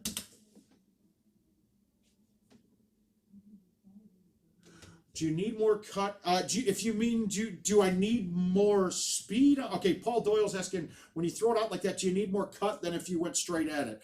Well, naturally, you would need to have some cut. If I go straight at it, I'm going to try not to have any cut. Or if you mean fighting that wind going straight at it, all right, in general, my theory is this, right? Yeah, I could low T the 8. I was thinking the low T the 9. I was thinking that too, Eric, but I want to go with this one. But Paul, to kind of elaborate on what you asked, I'm picking my cut based off the wind. So if I'm looking at this shot, and let's say I was cutting this, if I'm cutting this to fight a 15 wind, my cut's going to stay the same almost identically, right? Because my cut is to fight the wind. My forward swing is just changing the ball flight and the angles that it comes in. Now, if I'm throwing it out left and I'm fighting a right to left wind, I'll probably have to have just a little bit more.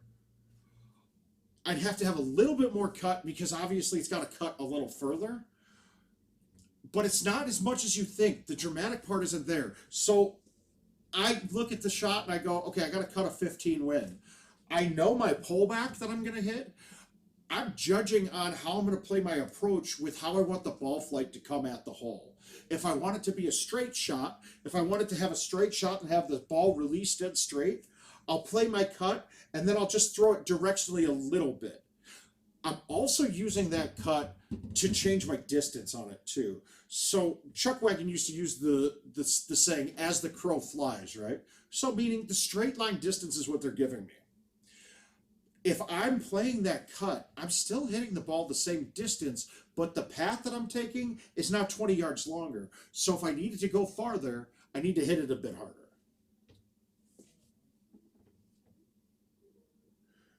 Oh, congrats. Oh yeah, we got in a bit ago. On this one though, I'm thinking that this 15 is going to turn it more than the 1 turn. So if you watch my cut, I'm going to have just a slight bias back right at the right of the B, because also I have a left 6 green. I think that's going to fight it back too. We'll see if this. Oh, I got a low T on. That's what he was saying. Low T was on. All right, thank you. Good thing I stopped.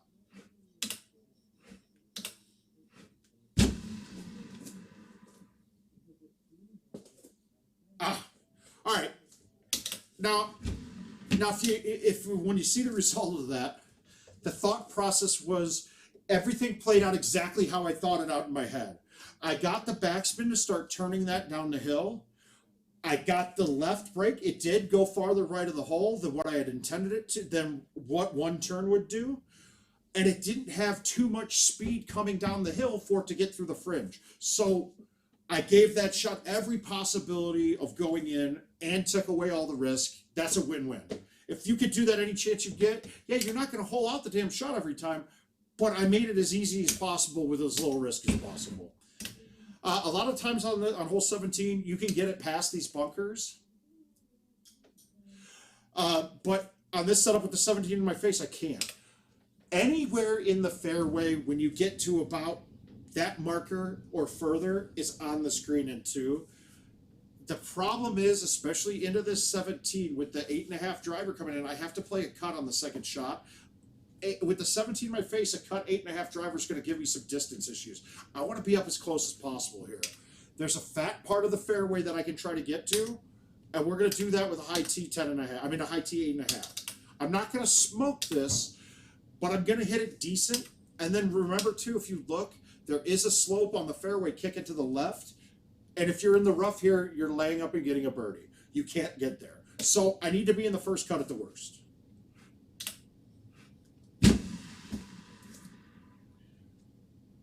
I mean, that's right where I want it. Now look at my distance. We're 270 away. That's perfect. I'm going to go up to this. Mainly, this is going to be a rough one anyway we look at it.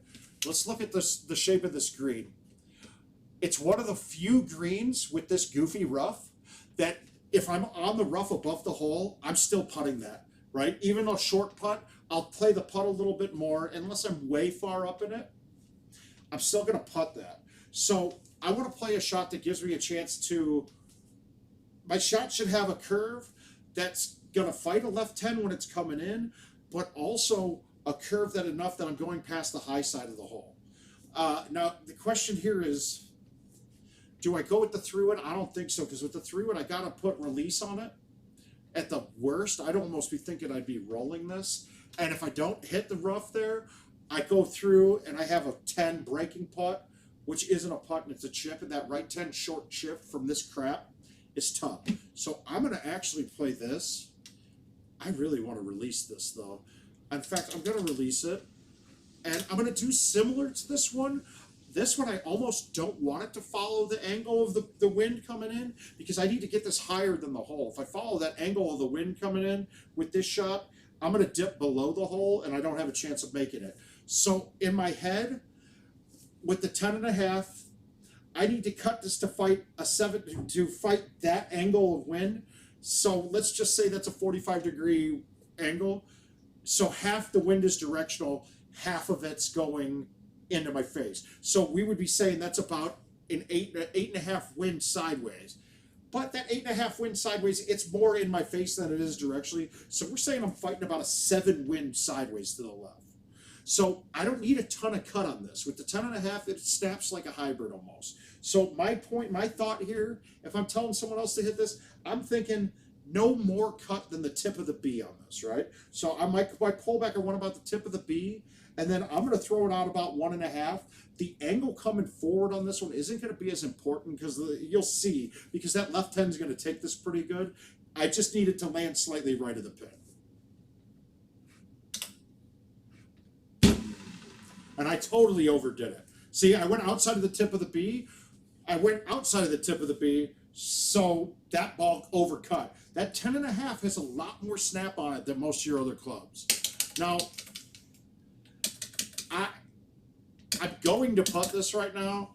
It doesn't have a chance of God of getting there, right? It's going to trickle down this because of the deep grass. If this was normal rough, I think I'd putt that with no problem. And you know what? I'm going to chip it because I know I can't make it with the putt.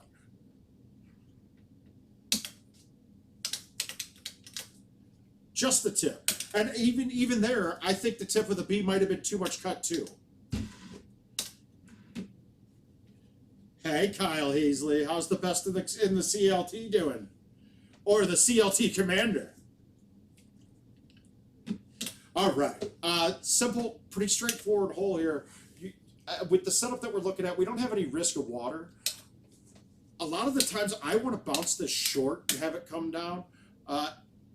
Today's a little similar to that too, and I'm going to change my theory. I was going to backspin that. I want to bite it, because the worst thing that could happen to me on this is I could be pinned high, have it back right into the rough, and then I don't have a putt and I have to make a short right 8-9 chip. That would be tough. So I would rather have this be slightly long than short. And I'm going to do the 180. I'm going to straight line it. They gave me a really offset look. So I used a tee, I moved it all the way left. It's still offset. When it had me teed up right, I couldn't get it close enough. And for me personally, being right-handed, I can straight line shots going this angle better, because I don't have to come, but come this way, I have to turn, and with right-handers going to the right's harder. So I want to have it come from this side. Obviously, personal preference for people, but I can hit a straight shot like this at will pretty much. At backspin would have been my right shot, and honestly, if I hit that damn shot with backspin, that was probably in the jar. Oh my! The teaser was that video, man. That thing was great. It was fantastic. All right, so I played a pretty darn good round there. I missed drivable 10 just because I didn't get the A1 out. I might have even been able to hit a straight shot at that one because it wasn't outwind. And then I missed that easy par 4 because that 16 in my face with the downslope. I hit a 6 wood, and it wasn't even close to long enough. We needed a 5 wood or 4 wood. Refactoring reality to that match, though, it was. I could give teasers on it. I will say this: I did lose a fistful of money.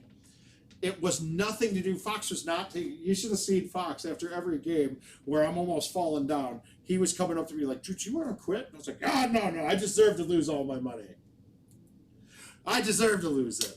So, obviously, he's not. People aren't going to try to take advantage of you, but he was a good sport about it, and it took him a lot of times.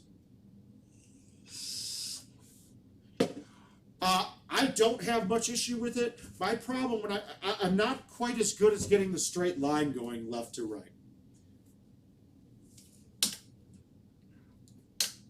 But that's just me. I've always been able to go left a little bit better. I think most righties can. All right, let's see what else. I'll scroll through these invites, and you guys can pick one. Oh, actually, let's play the Castleshire one that Tony Johnson's. We'll get the other one against Tony. And let's see if we won that first one on Alpine. I'm hoping I did. Oh, I did. Oh, I won it handily, actually. I shot 25 on that one, and he shot a 19. Like I said, I was pretty happy with how I played that round. That was not a very good look. All right, so where's the Tony Johnson one? Whammy mouth. Let's see if I can get 2 wins. That's not him. That's not him. There we go. I feel like I'm taking advantage of Tony Johnson with his injury right now, but screw him. He beat me. He beat me in Wisconsin. Now, we're going to go back. If you do switch balls and clubs, make sure you do it. I accidentally played this last night after knocking events out to warm up, and I played this with my Build-A-Bag, but my Build-A-Bag is super spin. I never realized I had the super spin on. I realized I put my stouts on. I had stouts on with it. Yeah, I got to the one of the back par 3s and didn't realize I had super spin, and I snapped back like a 9-iron, like into a bunker and stroke limited. It was bad. This one, pretty good look though. We got a chance of making this, I think. But if you look, that 180, it's pretty darn. It's damn near perfect.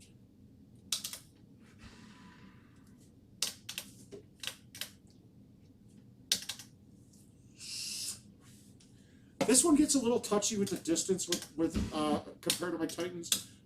I just got to make sure. And for me, once again, the G-Wedge only in my bag. This back bunker is not a makeable chip for me. This one's straight all day, though, too.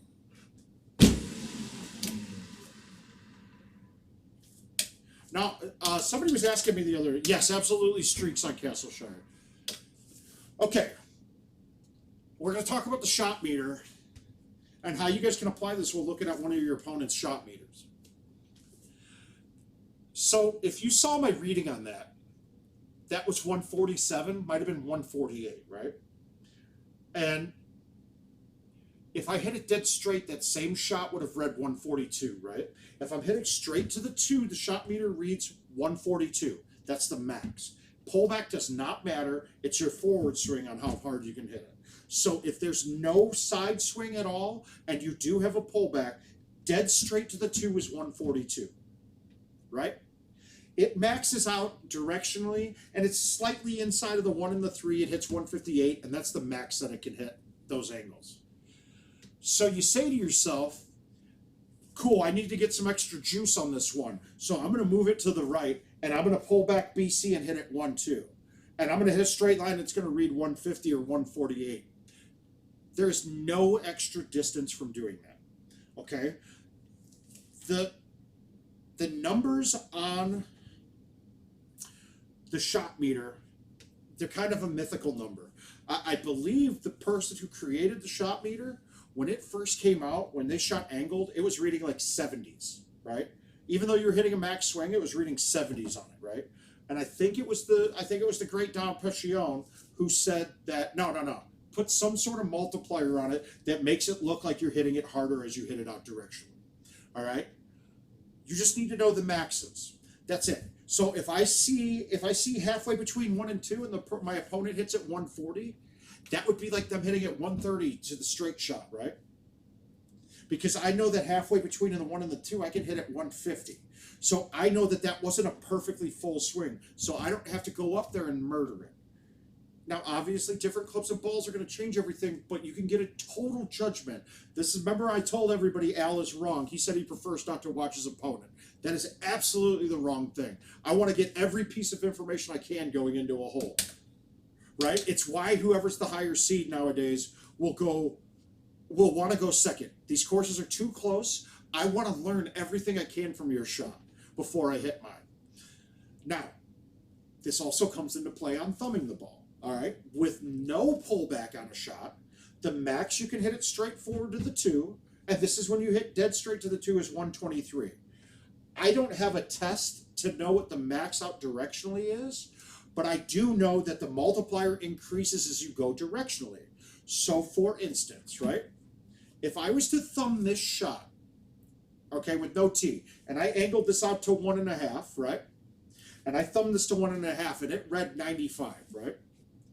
Then you came here and you moved a tee out and thumbed it straight and you hit it 95, yours is going to go farther than mine because mine had a multiplier on it, but yours doesn't.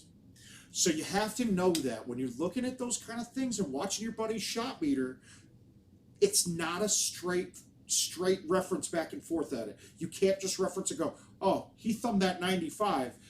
Cool. If I thumb mine 90, it's perfect. No. If he thumbed it out at an angle and it read 95, that it got multiplied by some amount. You'll get to start judging the amounts in your head, but I mean, and I don't have an exact number to it, but I just know if I hit it 95 at 1.5 with my thumbs, that's closer to like an 85 going straight. All right, hopefully that makes sense. It might be a little bit too much info for you, but it is something to look at. Why you say to your buddy, like, God, you hit yours 95 and mine went 100. Yours went 100. I hit mine 95 and went 120. That's why. The number is it's a mythical number there. It's just a pretty number. The reference is there, though, and as long as you know how the reference is created, it's a piece of information you can use to adjust your shot coming in. All right. On this one, I'm just going to go 6 with backspin. Just not hit it hard.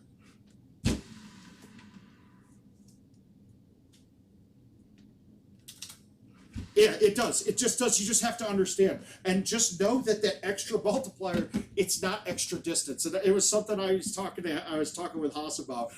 We kept on to a Teton for sure. When we needed that extra bit of sauce to get it over the edge, like when it's 400 and you can barely get it over, we were teeing it up all the way to the side and then hitting a straight 180 back at it because it would read 150. And yeah, 150's got to be farther than 142. It's absolutely not.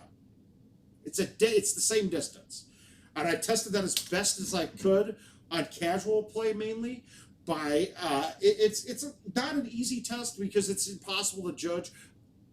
I can make it go dead straight B2 on any shot I want. I mean, not in gameplay, but when I'm just doing casual. But there's no way. I don't have anything that I could design to make a dead straight shot between the B.5 to 1.5. There's no way. So I just had to get as close as I could and then know that, okay, since it's not 100%, it's not a dead 180 ever going directionally, there's going to be a little bit of loss. And the distances between the two were roughly 3 to 5 yards at most, and it was always because it was a little cut. So it's identical. I'm just going to go with it identical. Empirical evidence is identical. I'm going with it.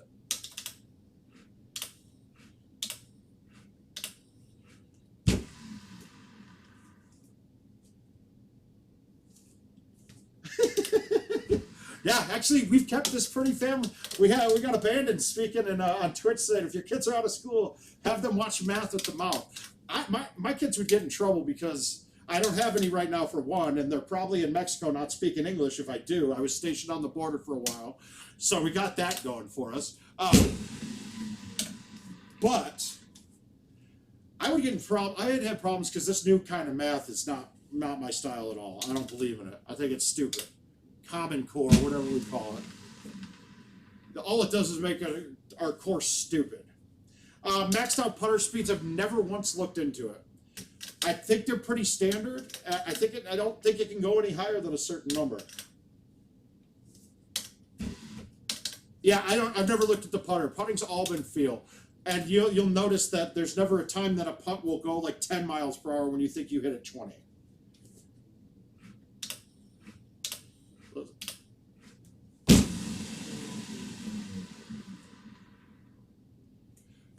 I needed that to go a little farther because I'd putt it then.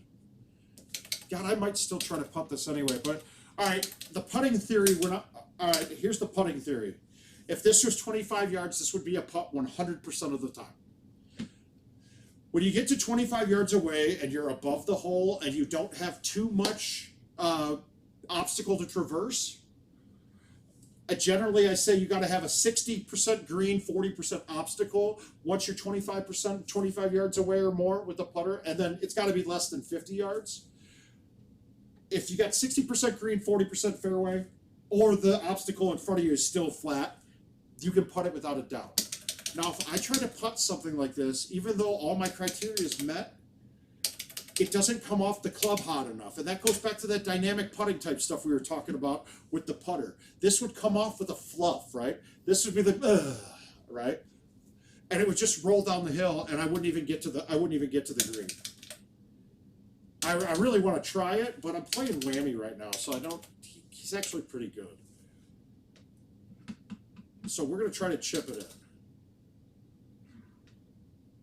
Oh my God, he's done it. The stream is good for my chipping, guys. I appreciate you guys being here. Yeah, John Tundra was asking on YouTube about maxed out putter speeds. Somebody else, I think Danny Boy went into him quite a bit one time and looked at him. I think there's really only 2 speeds. Oh God, dude, that's a lot. Now, a lot of the time, Daniel, when I'm doing it though, I'm just doing it because it's something to do while I'm talking, right? Adrian Westergren, how you doing, buddy? I wish baseball was going on and you and your buddies were down here right now. We have some fun times. Those are fun times. Sometimes too fun at times, but fun times nonetheless. It's something about when people come in from out of town that I have some great credit cards receipts at the end of the night and some lack of memories, and we have a blast. With streaks, this is there. I don't know if somebody with Titans think they could get this there. I don't know if they could. I think this one's there all day with streaks. In fact, my prediction is this. I'm going to burn the left edge of the cup. I'm going to hit the back wall and come down and get points. That's the projection here.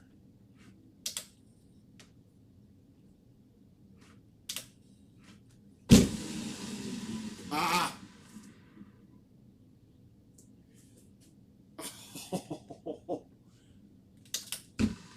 Oh, terrible. Best worst chipper of all time.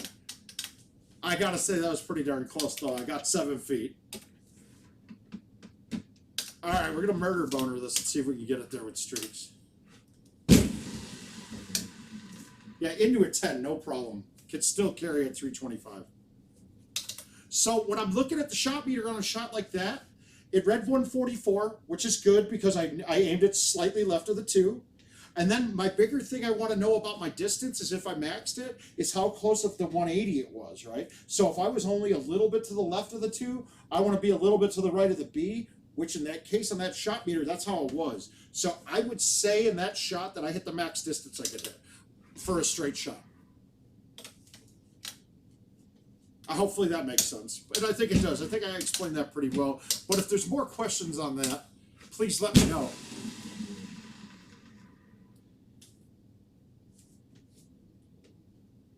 But that's another part of it though, like if I see my opponent hit a shot, right?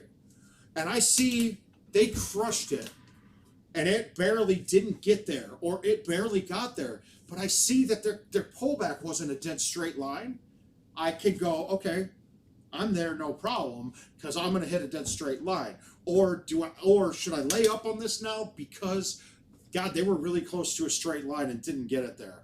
all right, I know that I need to hit this perfect, but I don't think it's getting there. So that piece of information doesn't matter what balls or clubs I'm using. I'll know that piece of information, and that will help me on any shot. It would be great, though, at one of these tournaments that I'm at, if I could be either sober enough or had enough sleep or not too hungover to actually remember all of the things I'm imparting on you guys during the streams.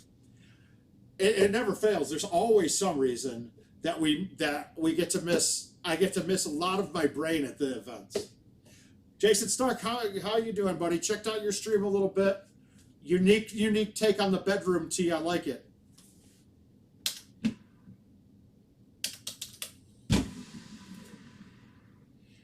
I just wasn't getting cute on that. I just wanted to stick it and have a putt.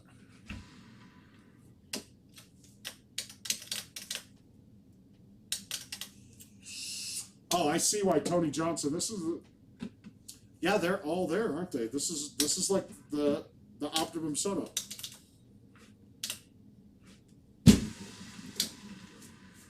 I learned the hard way that with no lob wedge, don't go over the screen to that back bunker. It doesn't look bad, but I couldn't get out.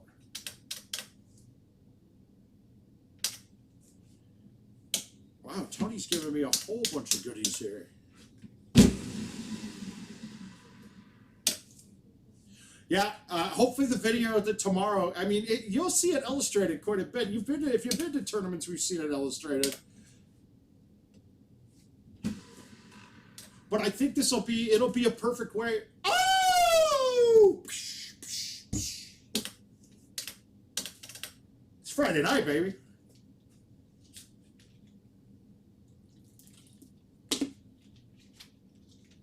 Yeah, no. Well, Brian, little do they know that when I was 26, I got a fake ID that said I was 20, so I could go to zero gravity. It was great.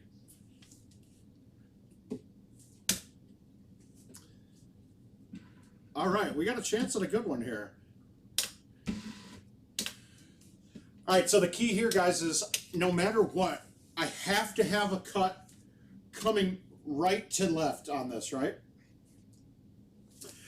No matter, because if I have a straight shot at this, the check on this with any bit of right wind turns the right 5 to play closer to, let's say, a right 8 or right 9. And with streaks, it's going to be not checking back as hard enough to get to the fatter part of the green that's short. So I need to have a cut on this, not a straight shot that lands to the left of the hole. I need to have a cut that goes back into the wind.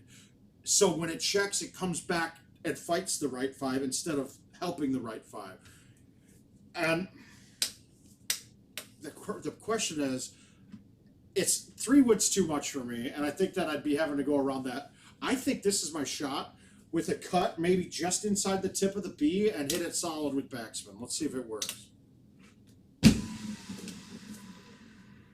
And see, I didn't cut it enough. Man, I need to cut it more than that. I had that cut right where I wanted it.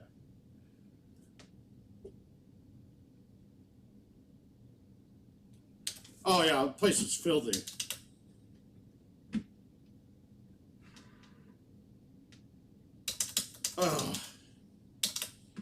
Oh, that hurts. All right, so that we'd be going at 29 if we got that right now. We'd be on a 32. All right, super spin wedges. God, this sucks.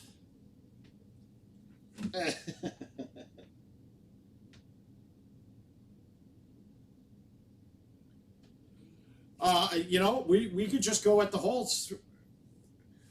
We go at the holes. I'm not sure if we should be releasing the info yet, but next week's going to be a fun one too. We're going to have not quite as easy as this week's, but necessarily a lot of hole outs. I think it's going to take a 2 better per course to win next week's. All right. The way I'm gonna play this is, well, if I'm trying to make this right, and you'll see this a lot in that home events one, and I'm sure CJ's watered it a few times. I've quit this hole quite a bit too, but I've also canned it quite a bit.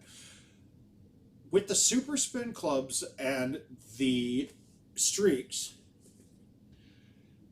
if I hit bite on this, it's probably gonna. So I would be cutting the 9-iron with bite, and then hopefully it doesn't come back down too hard, right?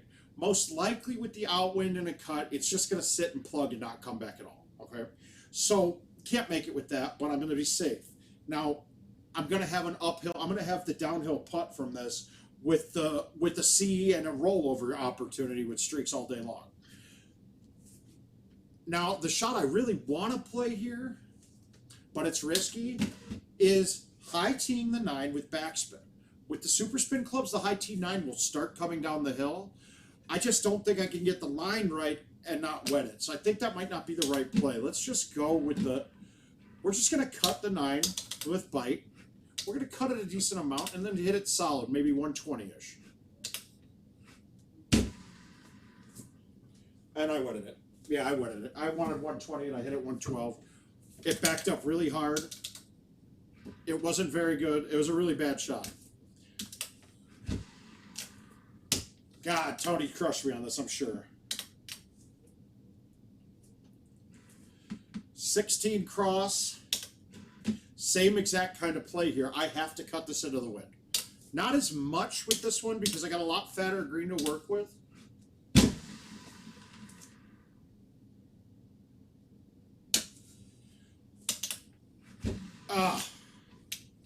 All right, so I left 4 on the course there. Back-to-back holes, I lost 2 each. So that was a 32. That's a great course. Honestly, it's a great course. I like Coral too. I just hate that it's in the mix with a bunch of courses that par can be 30 or better on. So if you play handicap matches and you draw Coral, it kind of screws it up. We'll see you later, Adam. Oh, you're making chicken.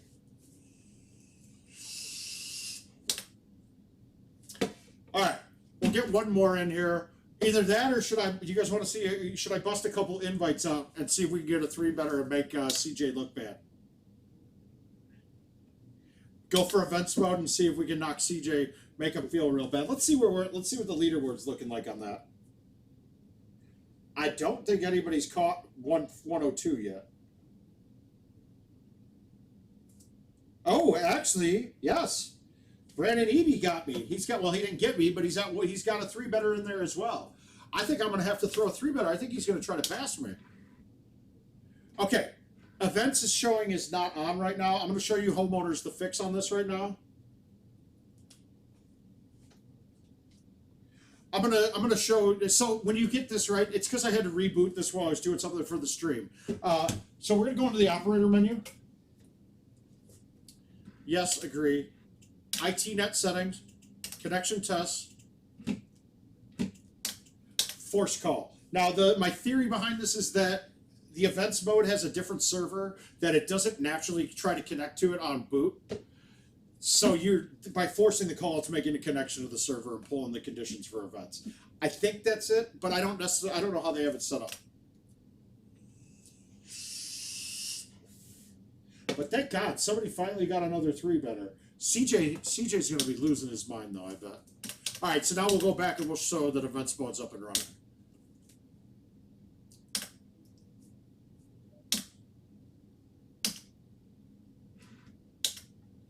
Oh, that's not a conspiracy. It's a theory, but I think I'm right. I think they just need to build something into the reboot that has a connection to that server built in.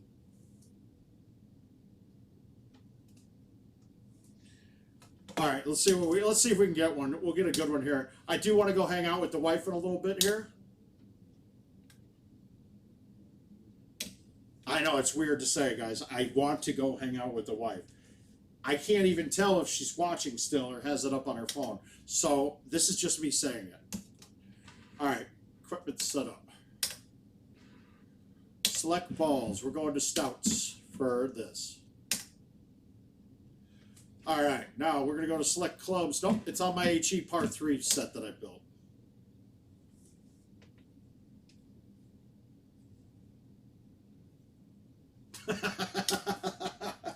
All right, so this is a great look compared to what we were talking about before. This is stouts with the super spin. Watch, I'm gonna water this or I'm gonna make it. So right now I'm looking, that 3 is nominal. I don't care about that. I'm really just looking at the left 4. So, and you'll see, watch the trajectory when I hit this. Did I get it to come back? You see how much spin that had? You see how much spin that had, even though it was a high T? That thing snapped back pretty good. God, this is a good look here, too. I think if I get this right, if I thumb this, if I'm just a little right with backspin and thumbs, this is good. And I didn't mean to push her. Oh! So we got one more hole out than CJ has in the last 4 hours.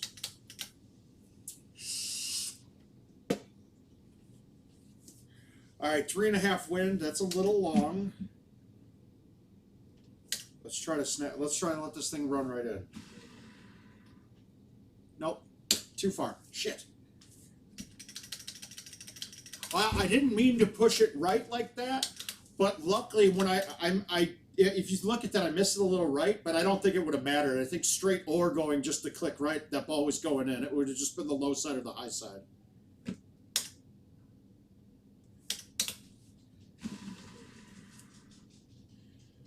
Oh, thumbs are strong right now.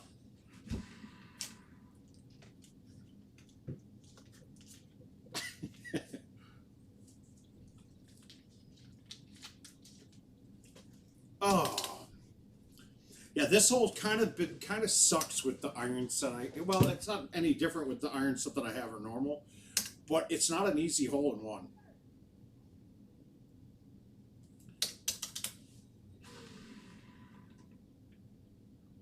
Oh, here. Just catching the speed on that. So when I'm doing my stout math and moving it around, that hole, since it's dramatically uphill, the wind plays it less, right? I mean, that's just, in real life, that's how it would work too. Wind will play less on uphill shots because it's not in the air as long. So it's just the distance and judging that, it's a little different. I haven't quite gotten it perfect yet. This one, we're just playing the 2 backspin break. And that shot from that side of the green is a little downhill, right? Yeah, man, boy, that elevation changes are a huge part of how you get, how the shots are playing. All right, I got a 3 break, a 3 wind right to left. If I thumb this straight with backspin and don't snap it too far, this should go in. And I pushed it left. Did I? Ah, that's pretty straight. Huh, apparently I needed to be that wind played it more than I'd expected. Nah, this sucks. I just don't know if I can hit this. All right, so the 5 wind, it's too much, right? With the right 6 on top of it, that's not enough. So I have to aim this one no matter what I do.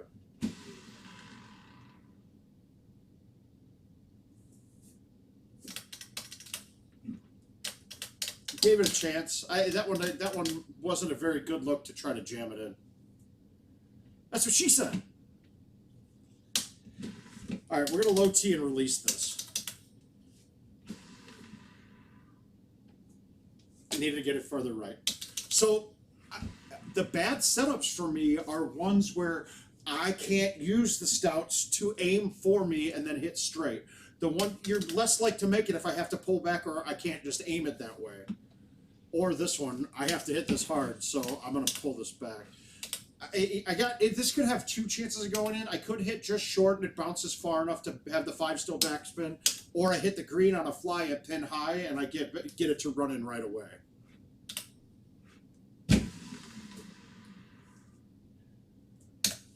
Yeah, and it would have been tough to get that one to land green first and then back in. I should have played that softer and had it bounce up the hill and go back.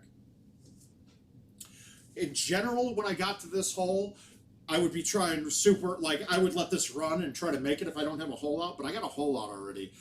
This one, to make it, I would go here, I'd go here, and I probably just hit it with nothing and try to let it run down, but that's wet for sure. So let's try it like this. My goal is to hit the tip right short of the water, just short of the water on the green. It should snap back up and back to the right. Ah, too hard. A little bit hard. But we're at that point now.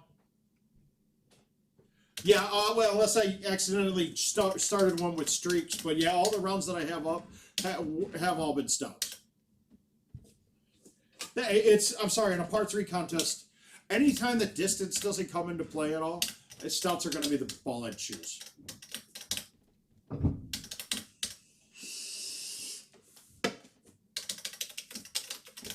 All right, let's see if I can talk my way into making one of these.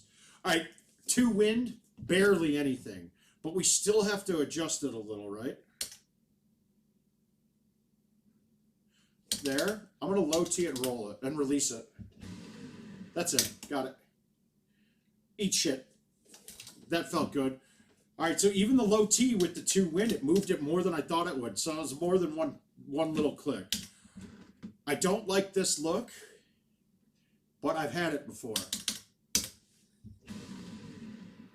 And I missed the damn green. Get on. All right, good. That's a putt.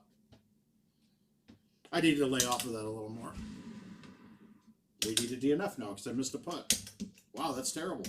That's a really good start. But I really want to get hole 1 and 2 would be a really good start. I mean, should I keep the stream going until I get a 3-better? That would be. I don't want to be.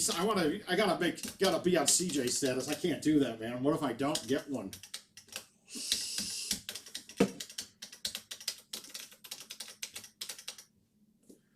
God damn it! 86, 1, but we're gonna have a break a little bit there from the 5. Let's see if this will high bite.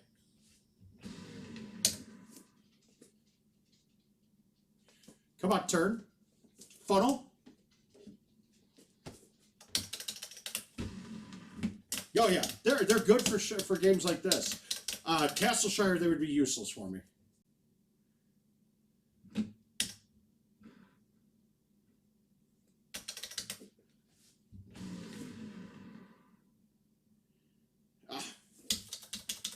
Oh no, I can't do 4-better or bust. 3-better wins this. Well, I got a crap ton of points up too, so I'm pretty sure 3-better wins this going away.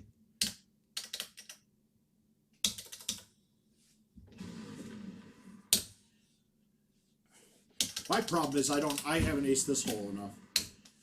There's a little extra break in there that I haven't quite gotten figured out.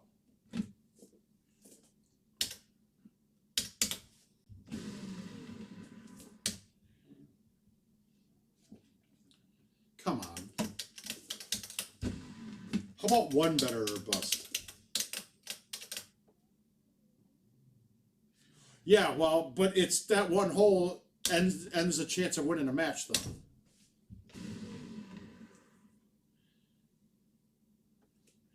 That's the thing now. It's so... Jason, that's the kind of math I should be thinking about.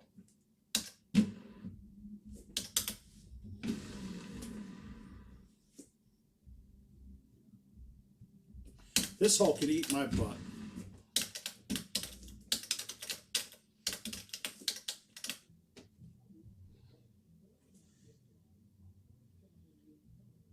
That's not true at all, man, boy. You're way off on that. 1 hole is typically what decides a match these days.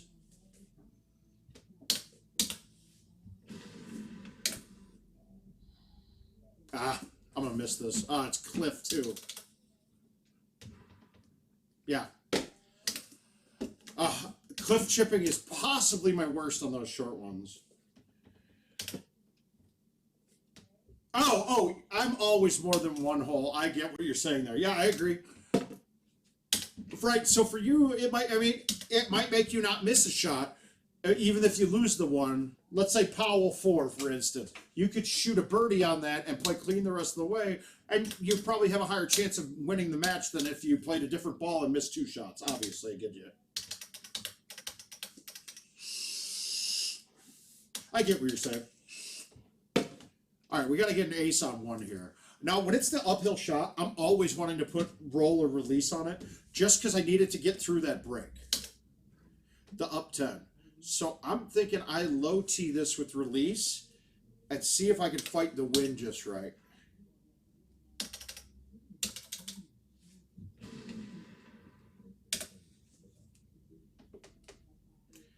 Oh, come on. But even though that comes in super hot, it's still rolling flush and that won't roll over. Is super spin less without a pullback is the question. I think that every ball has less spin. I think every ball that you're playing and every club has less spin the less you hit it. It's not as much of a difference on this though. I think the super spin's pretty dramatic on no matter how hard you matter you have backspin or not, or backswing or not.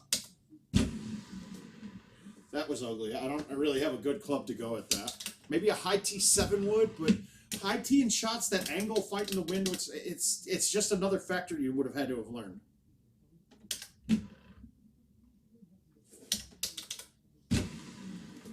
I didn't get that hard enough.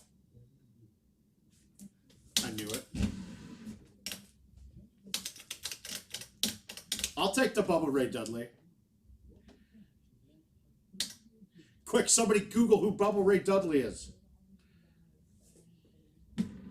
One thing I hate to do though, when I'm using the tee box to adjust for wind, is move it to the back of the box because I don't know exactly where the straight line is, so it's really hard to judge.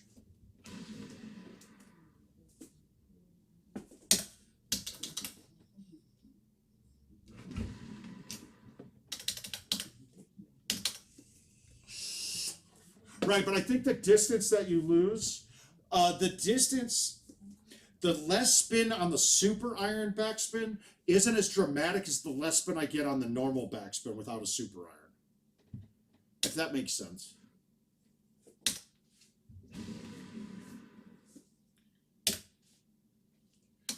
This is going to be one of those ones that I can't get anything to drop. I've been right on every hole too. All right, I've got to play a pullback on this because a thumb shot is not getting that there. If I high tee it, I can't make it backspin in. If I go up to the 3-wood, that's too much club for anything. So I have to have a pullback. Let's just see if I can get it right.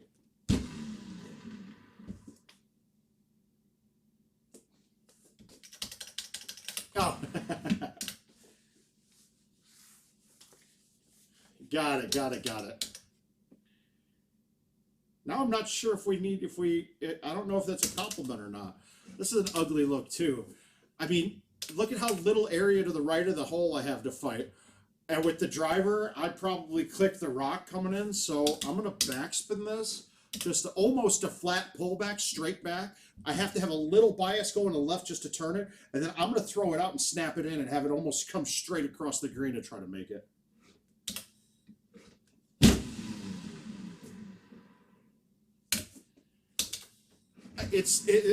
Those are harder to make because now I've added another factor. I got to get the speed right on a cut shot. That's not always easy.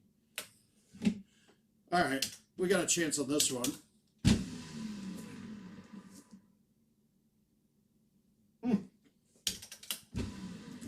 Everywhere and back, trying to replace. All right, we could get this. If I miss this, though, it's a DNF because I'm not making 3 hole-outs in the back 9 very, very often.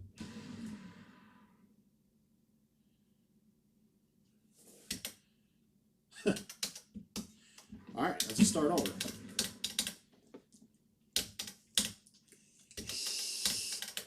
I mean, really, in theory, to get a 3-better, I need to have one every 6 holes. I know there's a grouping of 3 holes that I've aced 3 in a row, or 2 out of 3 in a row, multiple times. I'm glad I have you guys, because I'd be sitting here if I had no headset on and I wasn't watching a chat. I'd be like, I suck. That's terrible. What an embarrassment. But I mean, they're good shots still. They're not bad. All right, we're gonna try to make this one hard.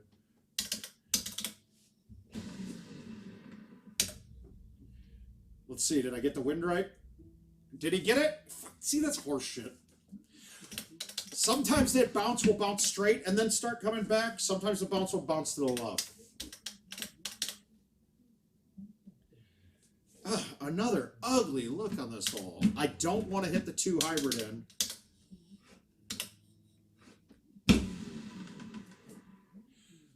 The 2 hybrid just it's just not high enough when it gets to the green. That hole would have just sucked. I don't even want a 6-wood at that because the 6-wood is bringing in the top of the trees into play.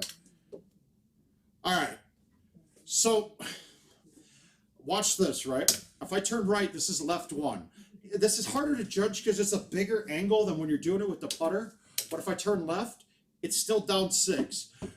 I know for a fact there is a little extra left bias coming down the screen. So this ball, if I hit it dead straight with no wind, I'd miss a little left. So I have to play this more than a 3.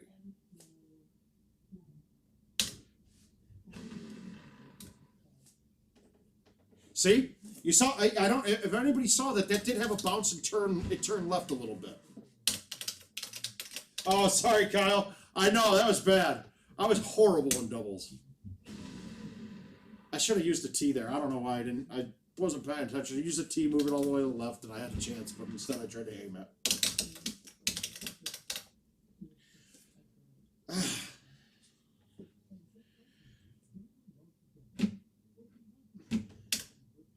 All right, this might be cute. It might bounce out of the sand and go in. Oh, I pushed it hard.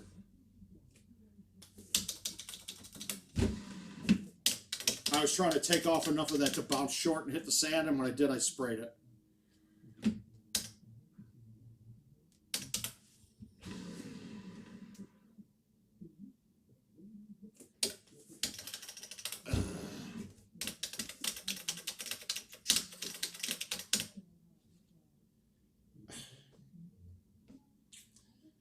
Hard thumb backspin. Maybe this goes.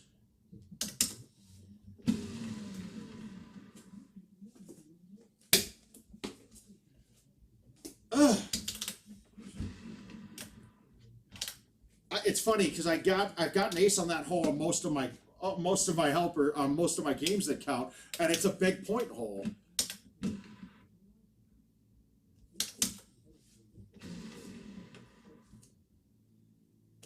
What? Oh.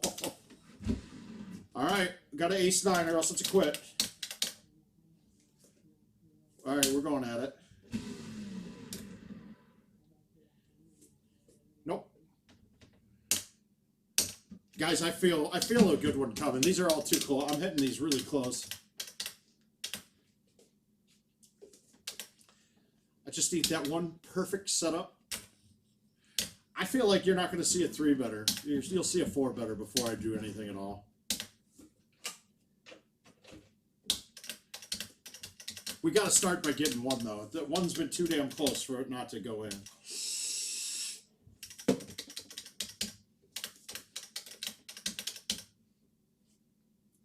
Another one. This is going to be a thumb release. I hadn't quite decided, right? My plays on this hole, I've been playing it to go past the hole on the right, coming up, and then turning and trickling back down. I hadn't been able to get the line by going straight at it. Like, let it run straight into the hole. But let's try this one to run straight into the hole.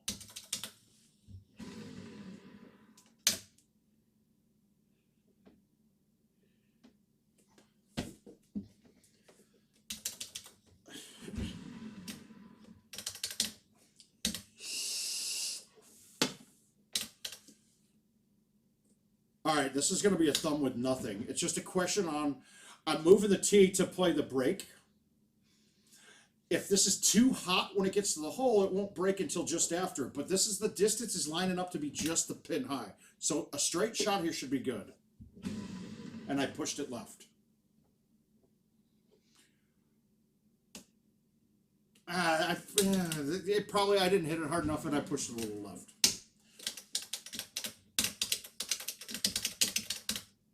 All right, we got to get this hole.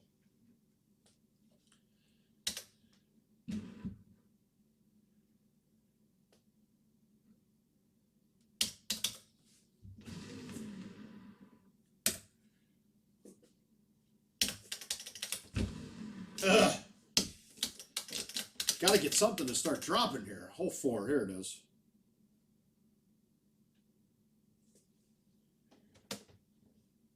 Oh. It probably is. Why did she messaging you?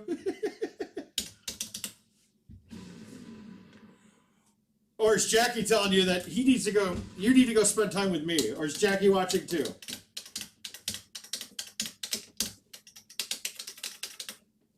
We're gonna get a hole out or two first. All right, just a little bit. We'll high tee this and thumb it with roll. And I pushed it. Yeah, I'm pushing everything a little left. Ugh. No, I gotta have a game with at least 2 hole outs in it, and then I'll quit. Oh, after that, I'll quit.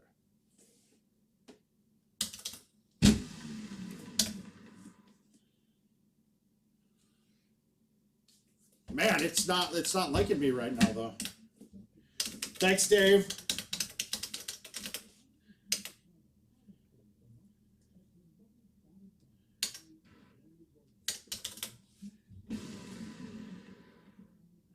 Ah, these are ugly. Well, I think Jill might be watching as well. It might be. I might have a short. I got real bad feet. All right, we're gonna try to thumb this low T. Actually, I'm gonna palm it with backspin. No, I should have bit it. I should have bit that.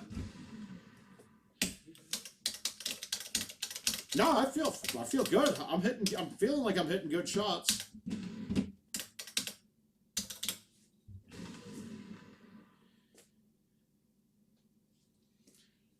Nothing. All right, nothing through 9. Quitting. Does anybody watch CJ's stream? Is he playing these all the way through? I mean, because really, the odds are not in your favor to hole out after the front 9. So I really want to have. I want to have at least 2 on the front 9. If I can get 3 on the front 9. That's great. That's great. It stops me from having to attack some of the bad holes at the end.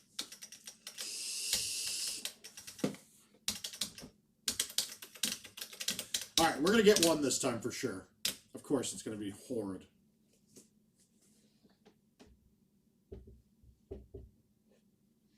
Uh, 2 years ago, I believe. This one's a little different, right? Because you see that we must be teed off on the far right because we got a left 5 instead of the typical left 2 on it. So does the left 5, does the 2 win going to push that enough to fight the left 5? I think it will.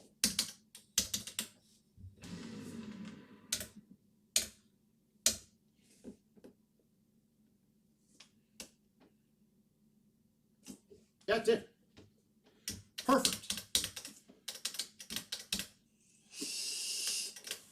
All right, hole 1's down. Here we go. Of course, a bad look at this. So we're going to just pull back we're going to hit a pullback shot here. Not as likely to make this, but it's the only club I can hit that has a chance of going in.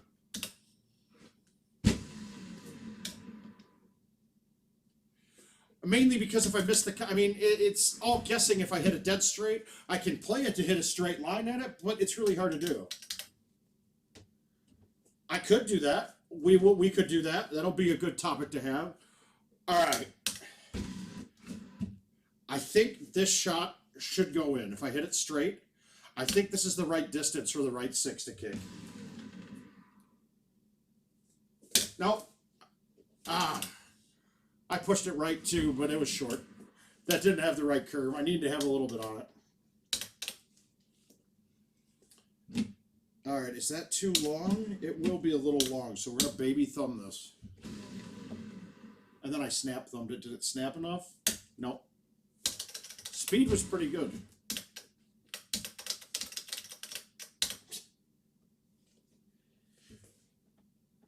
Nice of you to join. Hey, Brandon, nice of you to join me up there. You're still like 100,000 great shot points behind those, so you got to get back to it.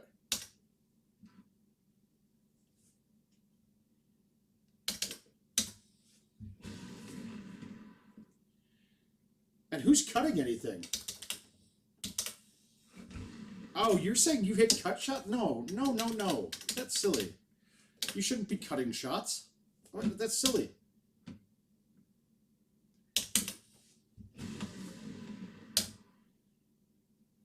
Two better? No! Could have dropped.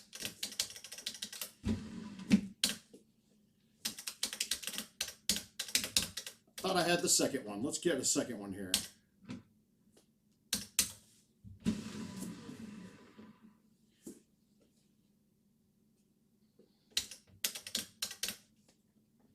Accelerate super spin.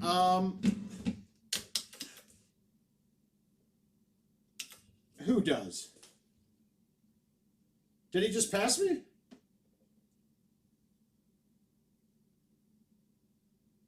Distance control is a thumb shot, dude.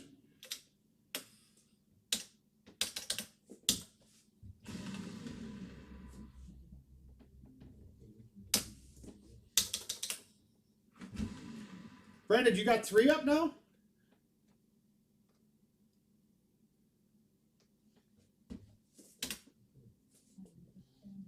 All right, guess we're not getting an answer.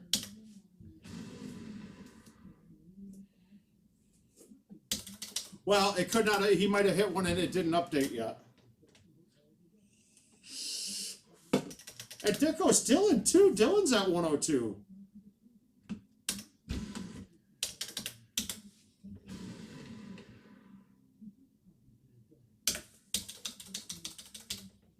Wow, I didn't think Dylan was going to make a run at it. Good job, Dylan.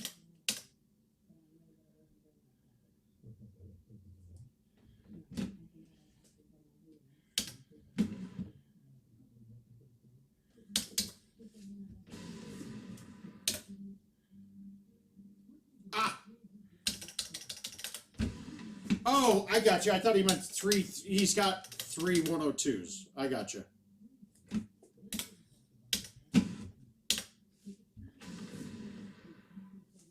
Well, good. Now I can play this and not feel stupid. I can enjoy myself and play this and not feel like I'm wasting my time.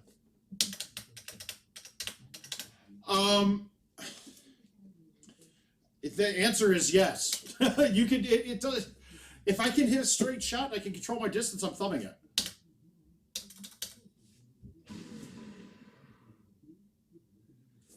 I want to have a thumb shot 99% of the time.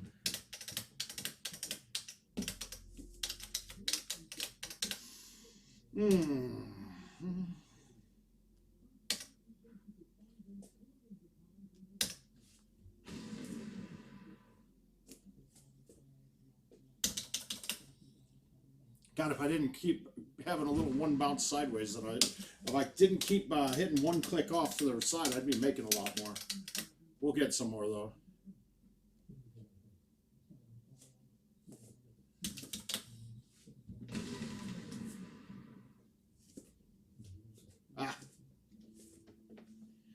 I still haven't watched it yet. I think we're gonna watch all of Ozarks before we get into that.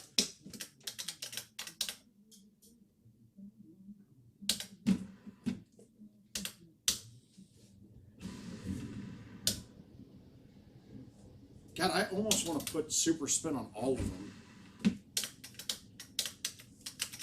All right, gotta ace this or else we're done.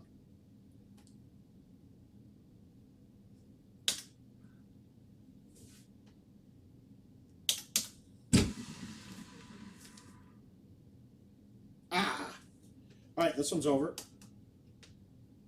Somebody's only 70,000 behind me right now. No, there's a YouTube stream going still. I got people talking on YouTube, Michael.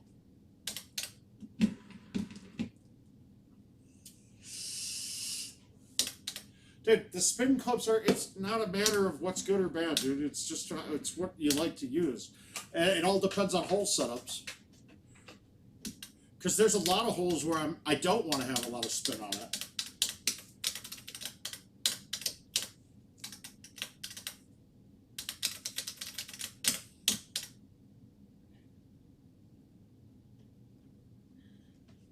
All right. This is going to be wet if I don't make it. It's wet. I pushed it left. If I hit that straight, that was in.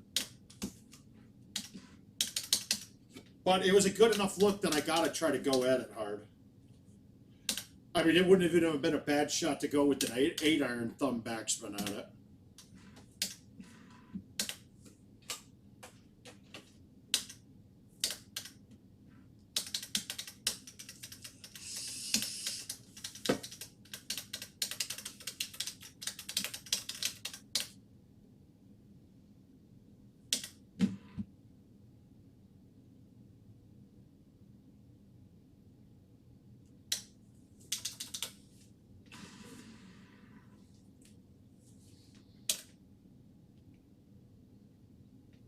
come on, that should trickle back down. All right, when it's the flat up and it doesn't have any break sideways, it won't come back down.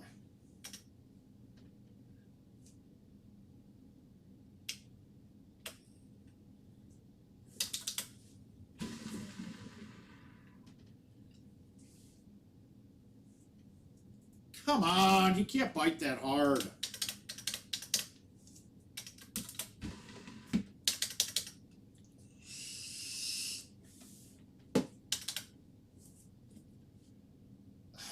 See, this one I regret having the spin clubs.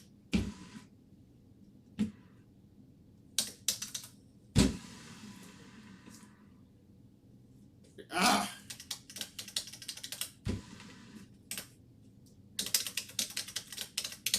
We got to get some hole outs. I'm not having enough of them drop.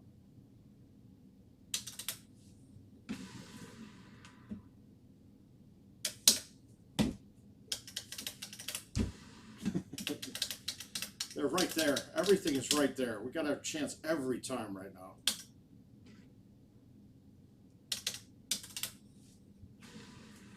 I pushed it. I did. That was me. I feel like I need to wash my hands.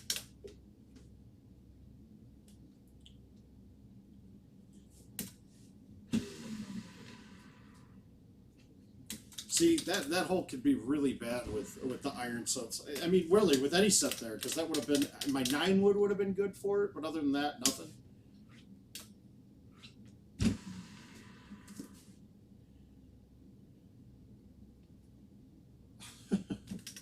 Sorry about the camera view on that one, guys. That one could have dropped. Official height of the trackball relation to the deck, or from the floor to the trackball?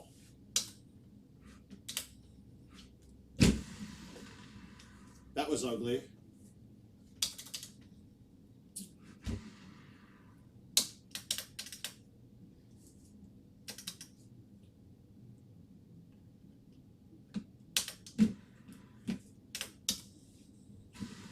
Oh, I pushed that a lot. I didn't mean to push it a lot.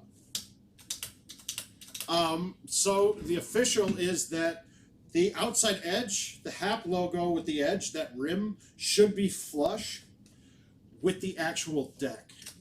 And I think that that'll cover it. I don't know what an exact number would be, but I think the only trackball that they make that actually fits the casing isn't a bigger fitting one.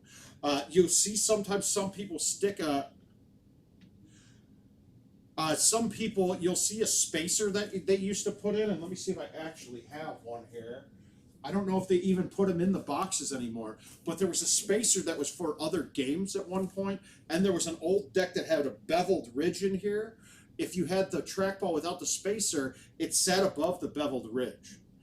Now the deck is flush with the mount makes it flush with the edge of the trackball. So the only time the height would be different with that being flush like that is if you had there's a slightly bigger trackball for a different game.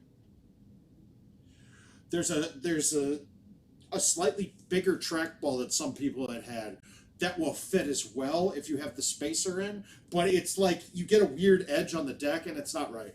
It's not right at all. It doesn't feel good. Yeah, I gotta quit this one now. Hopefully that answered your question. Good. But that's going way back when you get into the beveled decks like that. I mean, actually, for thumbers, that beveled deck was actually kind of nice because you could just jam your thumbs down in it and it would be exact every time. Like, it took away a thing you had to think about, like where you're positioning your thumb. One of the issues, though, was when I put my thumbs down on those old beveled decks, I'd sometimes click the ball back a click. No, the Imperials were the same size still. All right, I'll go do an invite after this. Let's see if I gotta make one. I gotta play 1-9 with a whole lot, and then I'll go do an invite. Come on, 4-wind. Anytime. Eat shit. Ah, I thought I was good. No, sticking up would mean that you gotta. If it sticks above the deck, that's a rigged up top. That's a rigged up deck then. But you'd have to read the maker of the ball. I mean, the guy could have an old Imperial ball, like John's saying.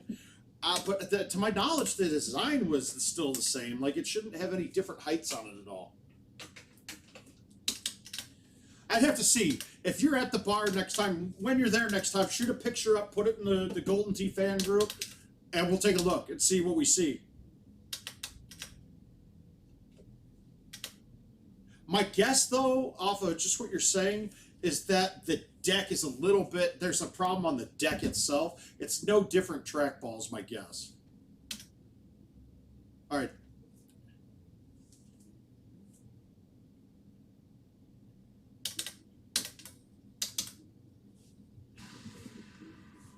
Is that in? Did I get one finally? Oh, come the fuck on.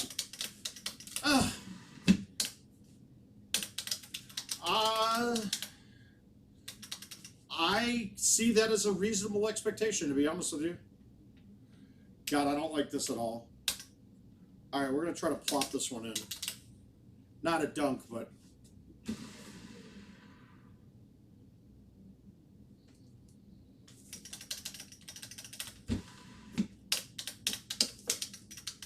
I just need a perfect setup. Yeah, this is like the worst setup I could have on this hole. All right, we're going to hit the super spin with roll and see if we can get this thing to shoot in.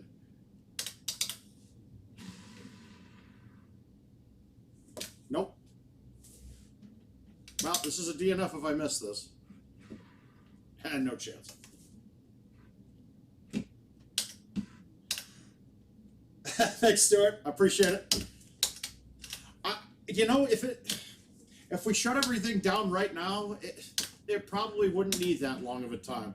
We're still going to get sick later on. People are still going to be getting sick. The math doesn't lie on it. It's just a question on, I mean, do we put it all in? Do we put a couple million sick now in the next month? Or do we put a couple million sick over the next 6 months?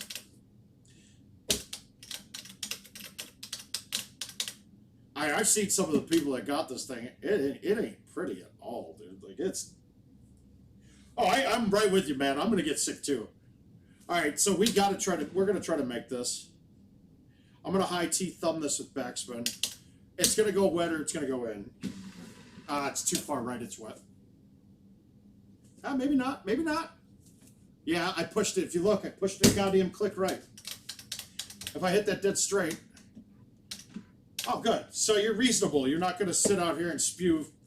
You're not going to sit here and spew crap. You know what's really. Yeah, it's. You know what reality is and not stupidity. I love it. I mean, if you know nothing about viruses, but you know a little bit of math, you understand this completely.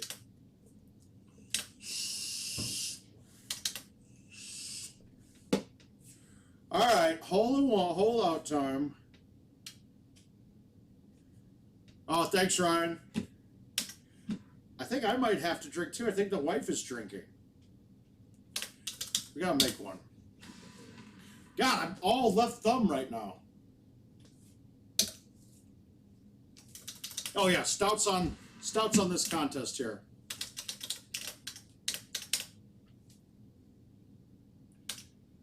All right, we're gonna let this run. And I'm all left thumb again. God. Nah, it's not a mind thing. It's a hand thing.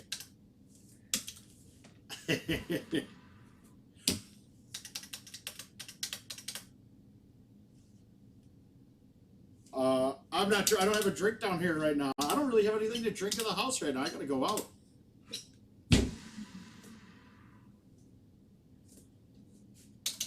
I can't get a good look at one of these either. These have all been in between shots I don't like. All right, here it goes. Here's one.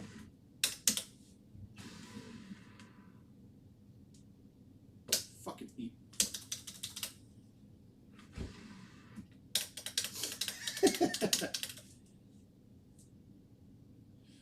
We're going to pull this back and hit it.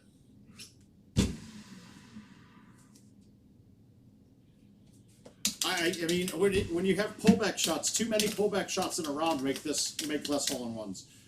And this one, I'm not even getting any points. This is going to be short. I'm going to give it a chance to go in, though.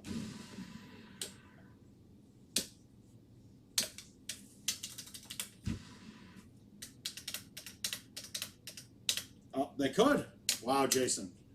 Kid, I mean, the jokes are too much. Got one. Come on.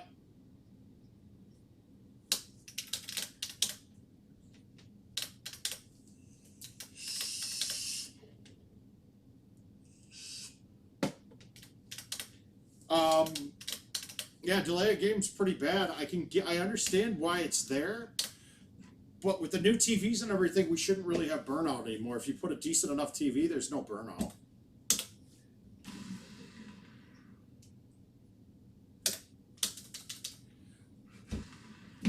All right, one more. We gotta get 9. We gotta get 9. Oh, that's a good look too.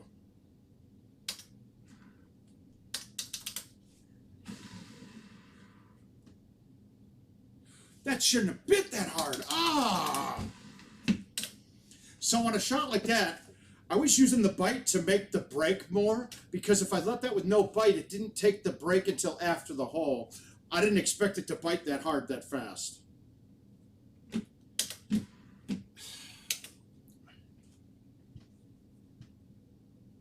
Oh, it definitely is a Corona spreader, but I haven't left the house. So I'm giving it from me to myself.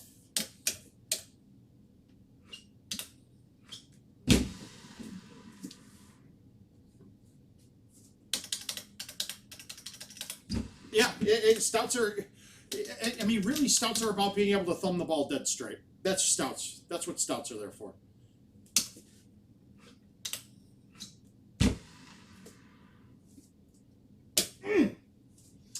See, now the next hole is one of the last easy ones, and even this one can start being a problem to make.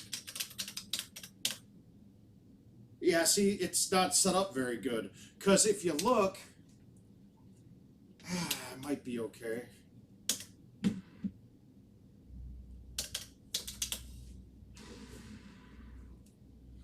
I had to... The 3 hybrid would have been nice. I was scared about leaving that short and hitting the edge of the green where it's short. Lance Harris is the best stout player right now. Haas will be the best stout player.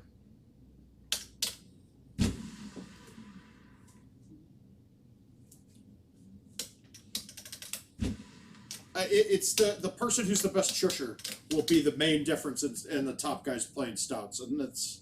Right now, Lance is really great at it. He's the best stout player in the world.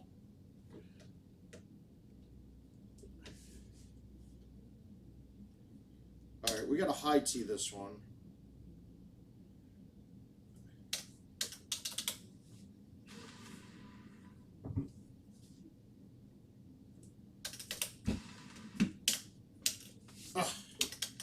Yeah, Lance is a beast with stouts. He is.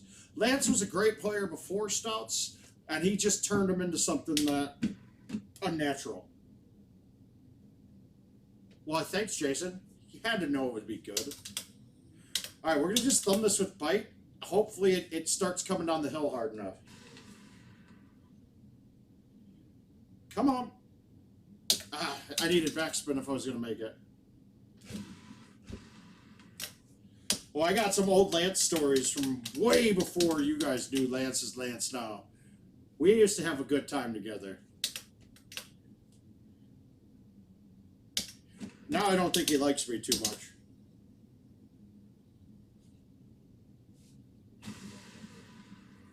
Oh, Christ, I meant to hit normal tee, not high.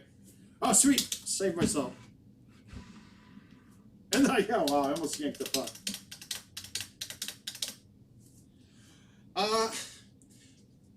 He could have, but everybody knew he's just weird with the balls and stuff he uses. I just don't know. Like, nobody paid attention. Nobody pays attention to what clubs he's playing.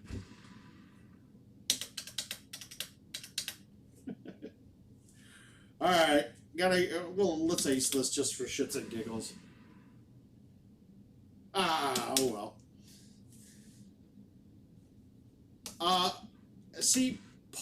plays too many damn fulls.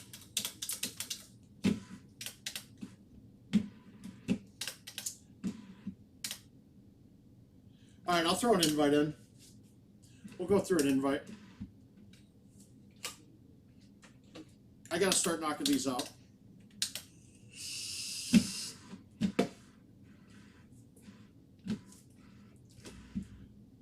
All right, we're going to go Sandhill.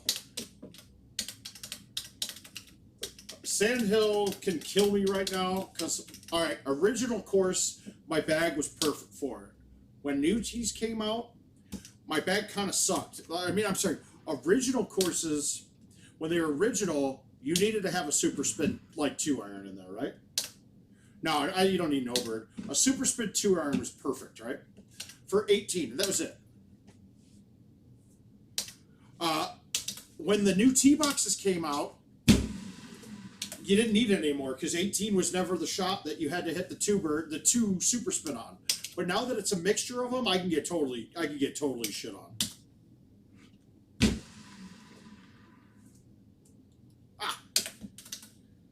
Now this game though that I'm playing, it's a glory invite, but it's Paul Dennis has set up a. I mean, we have 16-man tournaments going constantly with it. All right, we got a couple different. This is a look that I don't normally play, but I'm pretty sure this is the only way to go at this.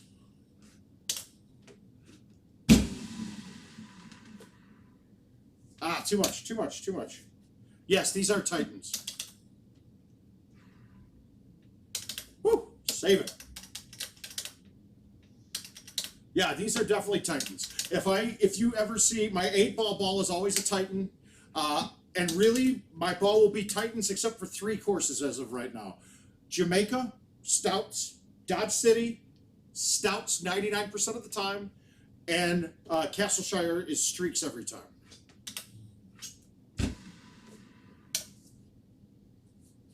I might have just screwed myself pretty good here. I'm going to make something happen, though.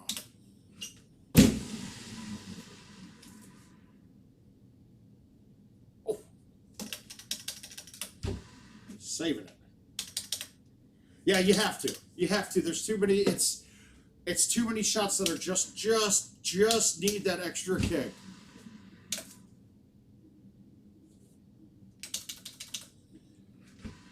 Yeah, well, the problem was my 9-wood would have hit the underneath of that tree if I didn't go left, and if I had to throw it out just the perfect amount, or else I was gonna hit the under edge of the other tree. I think we got a really good setup here. Let's see if I don't leave this short. But even if I do, it should get through this last tree.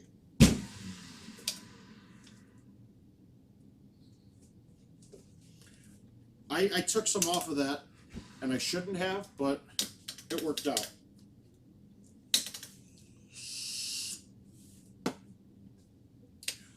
This is probably my least favorite hole in the course. I always screwed this up.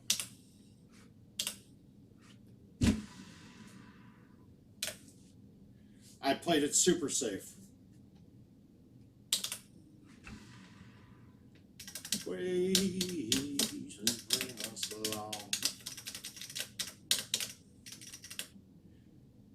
All right, I always went here, no matter what. Unless, mind you, with the tee box, unless you could go over, this was my spot.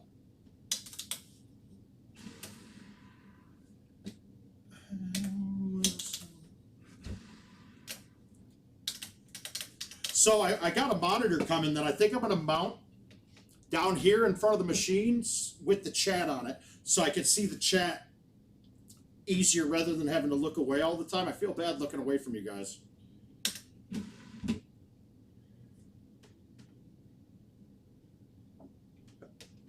Hey, hi, Rebecca. Thanks for checking in. I appreciate it.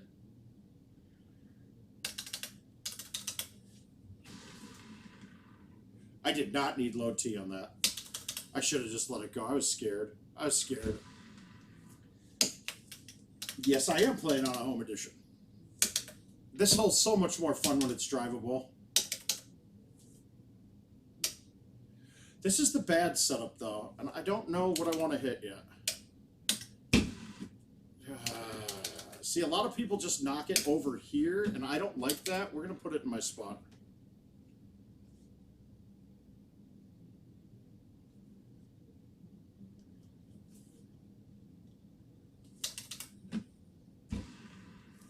So I put it at the edge of this fairway, and then I'll play my cut 3-wood in.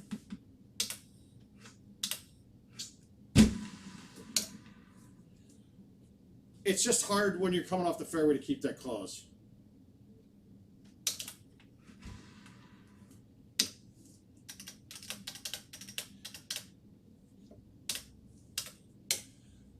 Ugh, God, these are not, this is not a good look either.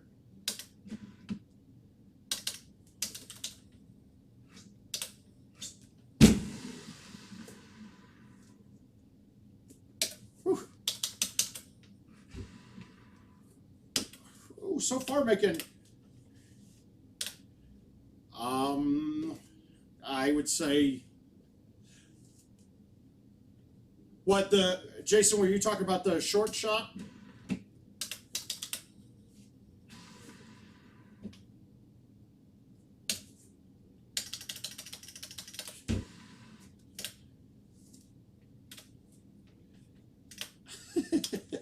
All right, so my goal in this one, I want to leave this right at the apex of this curve. It should leave me about 300 in, and then I can have a cut 8.5 driver. I can hit it soft with this outwind too and have it skip to one. See, I put it way too far. I did not put this in a very good spot now.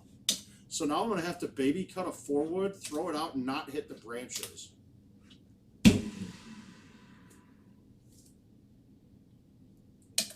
Yeah, I want to have a much longer shot coming in so I can go under that outside branch. Yeah, I think so too.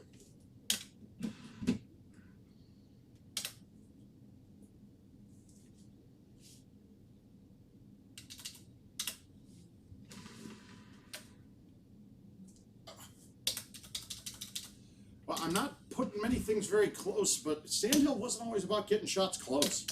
It was really about sticking every green, and I mean that was hard to do with a lot of setups.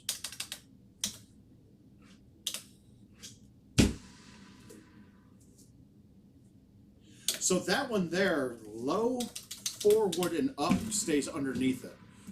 Obviously, there's a couple setups that the 4-wood's getting close to.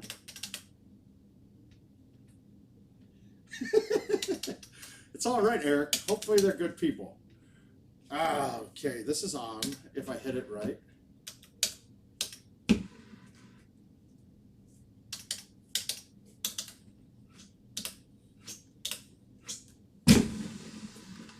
I didn't cut it enough, that's in the sand. Alright, it's a good chip though. I caught the edge. Yeah, but you already failed, Jason. You were not non-distancing yourselves. I saw that group there. I think you had a pretty good, clean group of people. Except Lee, man. That guy's a carrier. I'm sure he's a carrier.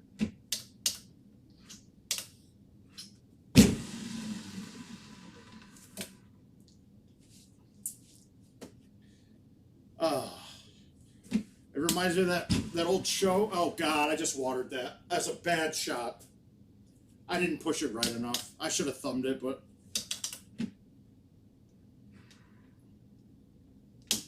Whew.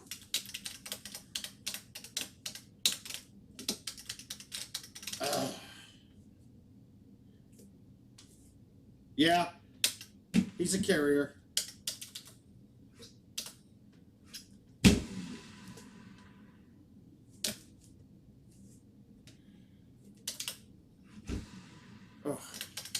I should have backspun that tee shot on 17 though. Yeah, this is the setup. I wish I had I wish I had a 2-iron.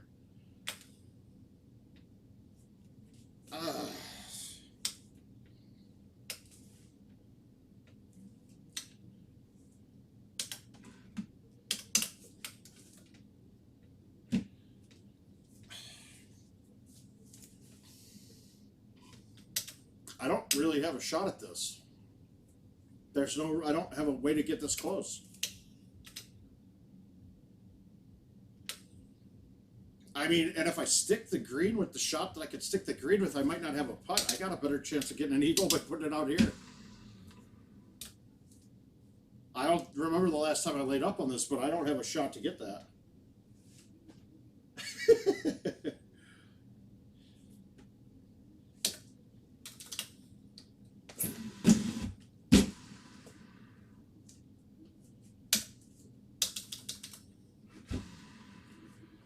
I think a 27 wins the match I had on that.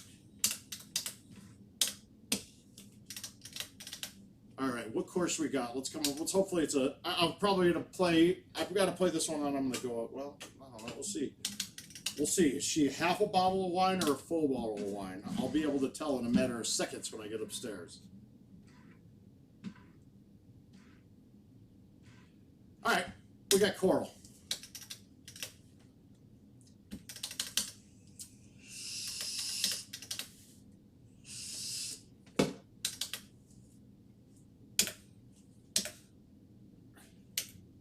All right, we're playing Titans on this on my standard set, so we're good.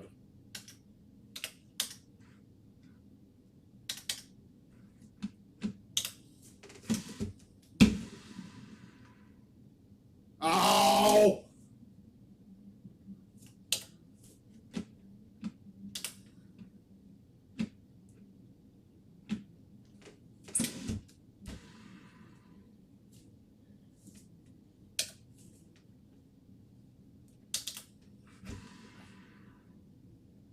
Well, thanks, Ben. Thanks for checking in.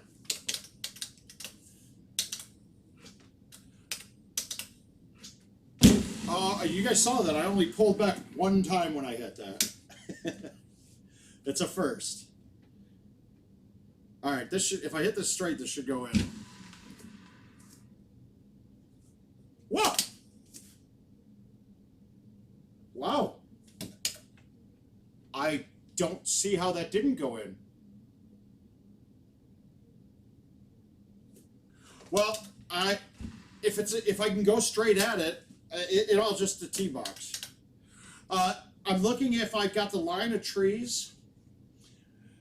When I'm left, there's a palm tree and then one branch that sticks out. If I'm left of that on the tee box, I can go straight.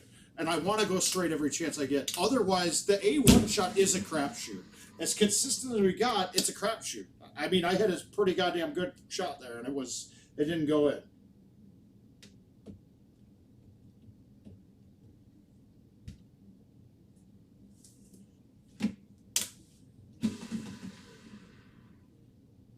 Oh, they're playing two players now, so he can get the lines. That's nice of Al.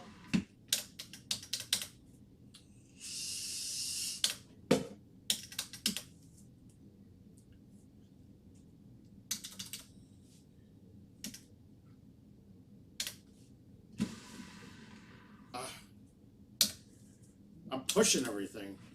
I gotta wash my hands. It got sticky down in my basement. Don't say anything, everybody.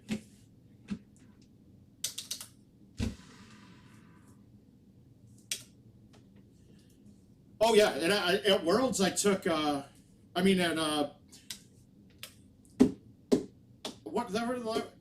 Wisconsin I took a double bogey at it. I ended up OB. The A1 only gets really bad if you hit the outside left. There's a bush that's out there. If you kick that thing, if you hit that, it snaps hard and you're in the middle of all those trees. Man, I can't. That one there, I didn't want to push it too far left because that first tree would have been in play. On this one where the pin is, I just want to be as far left as possible so then the tree that's overhanging the green gets out of play. So now if you look up, I'm fine. I'm around it.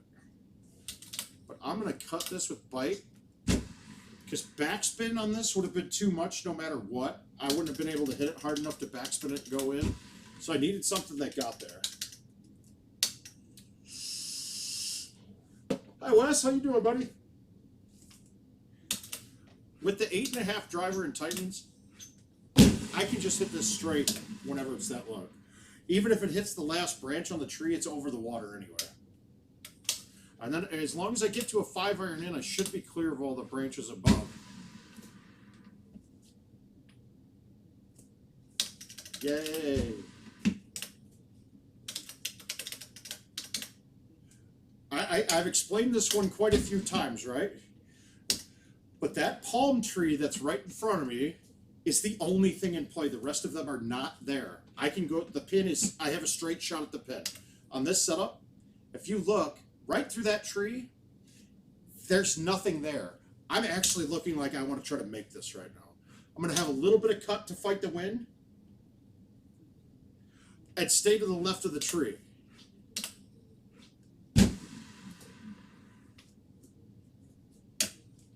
And I didn't cut it enough, but it was fine.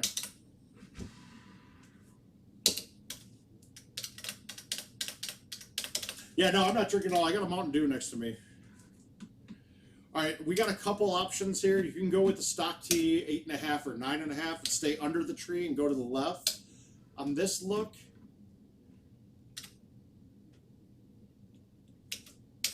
I kind of want to plop the forward down with release, have it hit a branch up there, but I'm scared I might miss the branch. Is this too far? Let me see.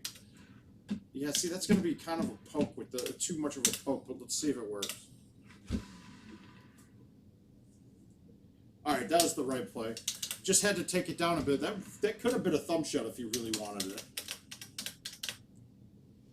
All right, let's see if we can get this on. This could get close. Pin's up high, though, so even if I get it on, this is going to be a rough putt.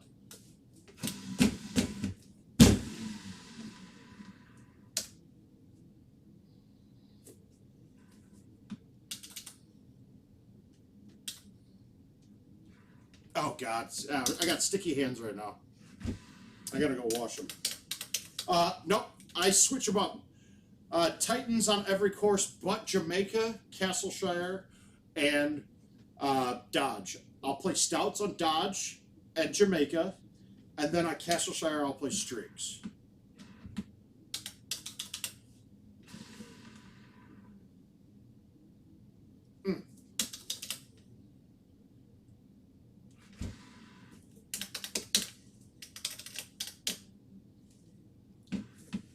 These are all, the rest of this course, there's one hole that's you got to look at. But I think I said this on the stream while commentating on matches. You guys, all Coral is eliminating all of the other trees. Most of them aren't in play. They're just there, and they mess with the depth perception on the shots. Once you realize what's there and what's not, there's only like 6 trees in play. I mean, that may be an overestimation of how little trees there are, but there's not many.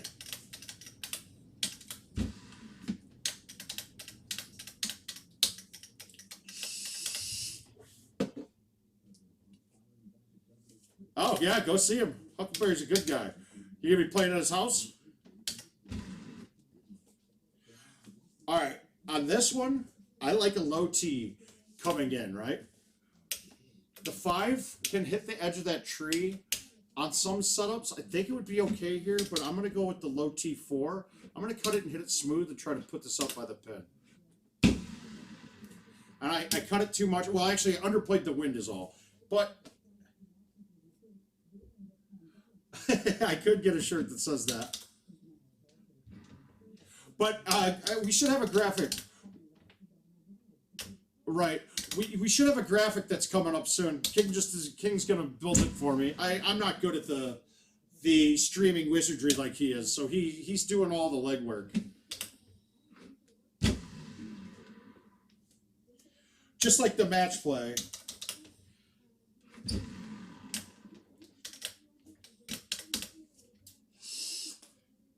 Uh-oh, battery's dying on my e-cig. I'm gonna have to go change that. All right, 15 in the face. That's kind of going to be short. Let's go with the low 7 wood and bite it. Backspin would have been better, but I was scared that I'd snap it past. Oh, I did. Yeah.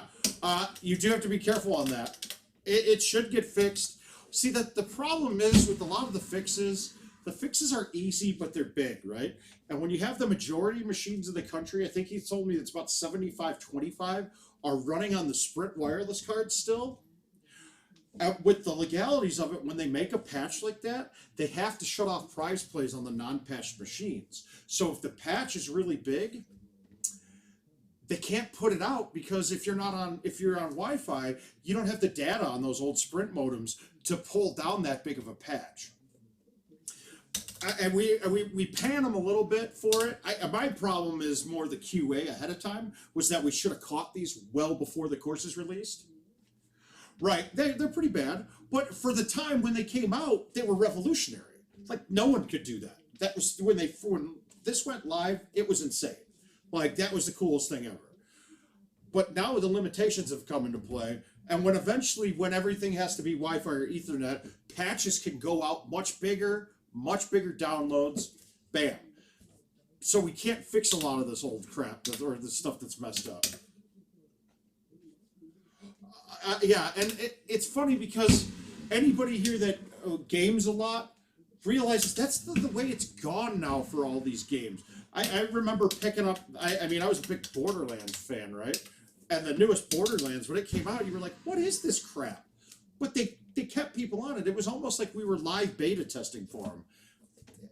And I guess it's fine, but in Golden Tee, it's for money.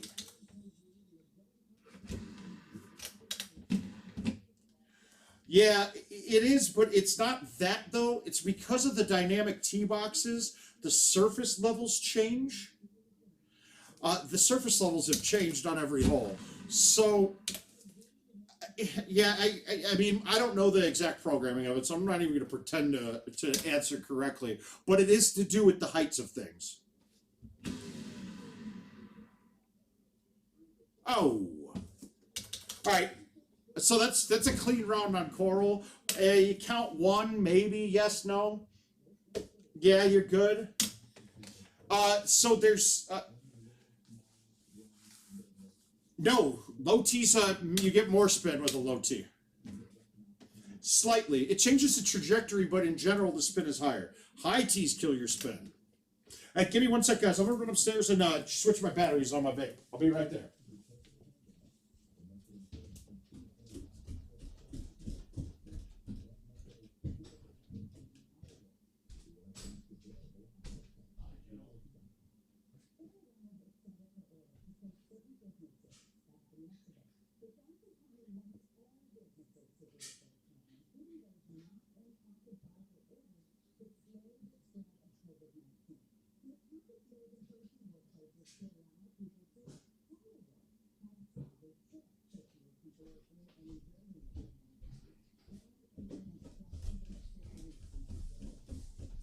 All right. Well, we can play all night. Jill's passed out. She's got half a glass of wine sitting next to her and out cold. No, the fix isn't hard at all. It's just that it's a larger fix. Let's see, what do I got? Well, should I get my player account built back up and play the 3 against I could play the I Hate Money cycle real quick against Brad Stewart, and that's what we'll do. No, I am not a big drinker at home. All right, so I'm definitely playing stouts now. I saw the distance of this, and one is drivable for any set of balls. So stouts are going to be my play on this. There are a couple setups on Dodge where I can get it with Titans, but I can't get it with the other ones. This is going to be awfully close, though, actually.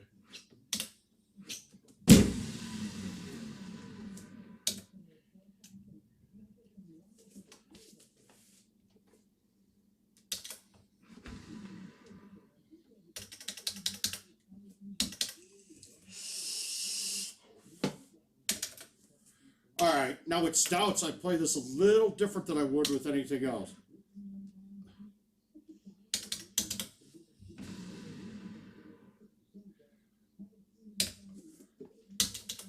I don't think I would have high-teed that with Titans. I'm still playing, Mike, but I'm actually just going to play. I got a cycle against Brad Stewart that I haven't played yet, that I just started. All right, so we get a 4 cross, but it's like a 3 because you got 74. You got half the wind going one way, so this should be straight.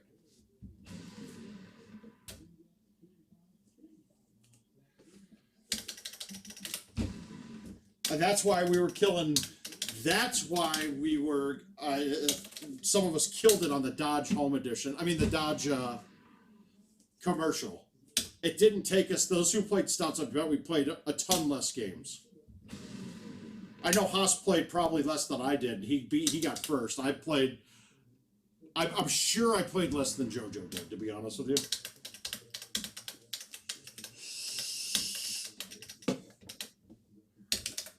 But it's a different positioning, too. Like this one, I want to leave it back a little on the fairway, so I don't necessarily high tee it. I want to have two club distances coming in. I want to have one that I can go short and let it run at it. I want to have one that I can backspin it. So now I set it up that I'm going to hit this thumbs, and honestly, I'm going to release it, and pretty much dead straight, and that could go in. A little click left would be nice, too, but it's going to be hard to aim that one click.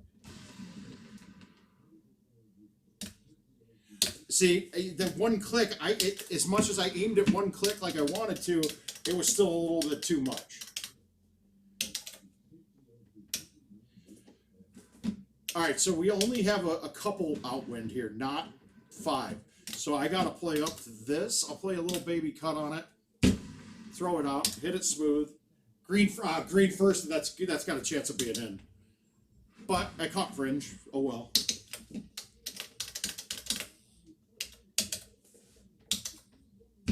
Oh, shit. I meant to fight that. Oh, well. It's in the rough. Not a big deal.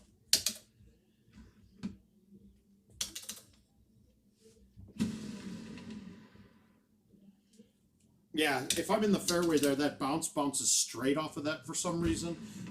And I don't really have to play the wind. This hole gets extremely easier with the stouts. I could play the 4-wood or the 5-wood. And I'm going to go with the 5, and I'm going to bite it. Just because it's easier to hit a shot a little harder. Hitting a shot that in-between speed between 100 and 120 is tough for anybody. It's just not consistent.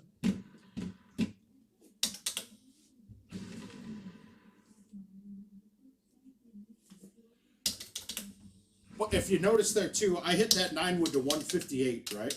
Even though it's a 190 club. So I can cover that gap between my 5-iron and the 7-wood without a problem with it. Obviously, there's some shots I wish I had a lower iron in that gap. Me personally, though, I can make that 9-wood, low tee it, play it a lot like other people play the 5 hybrid. In fact, when my buddy and I, Jeremiah, qualified on the commercial edition events last year on the par 3, and we played together, and he played his bag, and he plays a bag with the 5 hybrid, and I played mine with the 9-wood, and he started following my 9-wood shots with his 5 hybrid, and using the angles and do that perfectly. It was actually pretty impressive, but it showed me very quickly that it's about the same.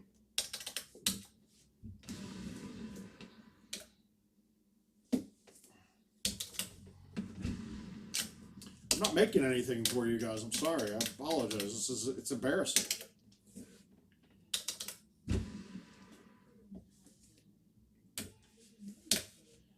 All right, it's only a 5 outwind here. With Titans from this spot, I would hit the 10.5. This, I'm going to hit the 9.5. Then hit the 8.5.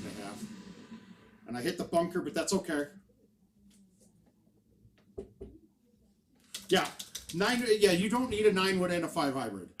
Unless it's your chipping club, but my chipping club's always the 5 iron. 5 iron if I have it. And this hole became a thumb shot like 90% of the time with stouts. Ah!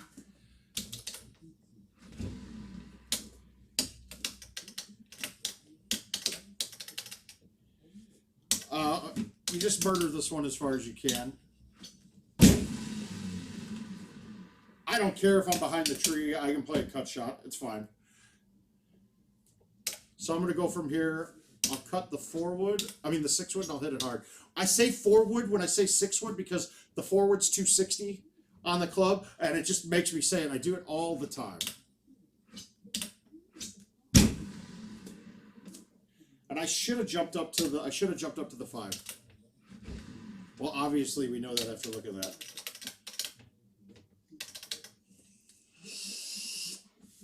See, for me, I chipped with the 5 for so many years that when I switched to the 5 hybrid, I was lipping out and rolling a lot of chips over.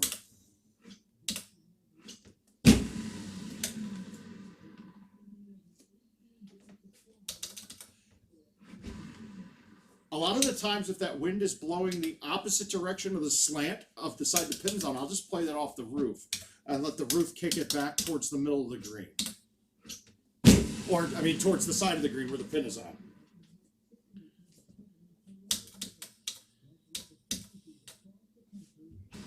This is one shot I haven't quite gotten with, well, there we go, that I hadn't quite figured out with the stouts yet. The bounce, for some reason, the spin, it carries longer on that shot no matter what the wind is with the stouts, and I couldn't figure out why.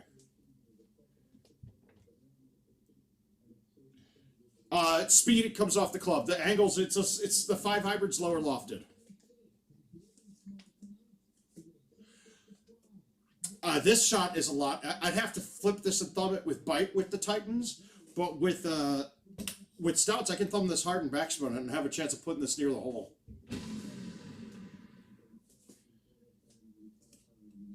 Otherwise, with Titans and bite there, I'd have a longer putt, not much longer. It would have been fine. And then this is easier now too, because I've actually only got a 6 in my face. I can play down a club. I'll play the 3-wood and just hit this pretty solid. And I mean, I could have hit a 4, but.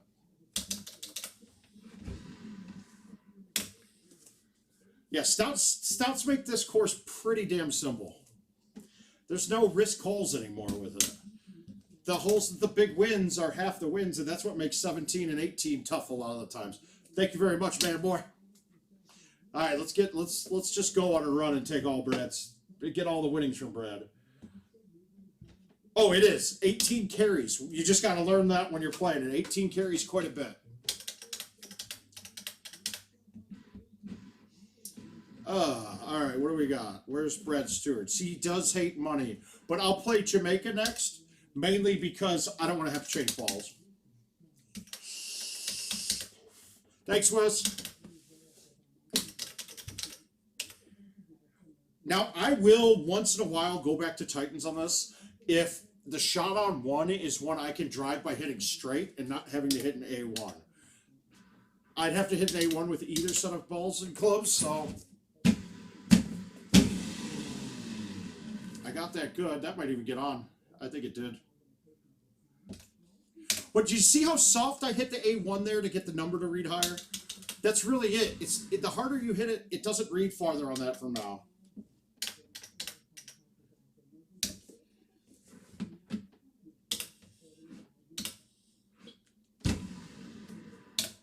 That was just an uber safe shot. I didn't want to go at the pin and undercut it.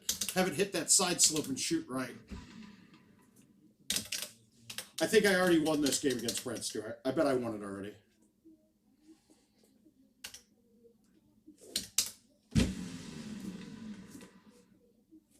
I should have gotten greedier with that. Well, if I'm playing the cycle, I got the balls. Very safe. Very safe.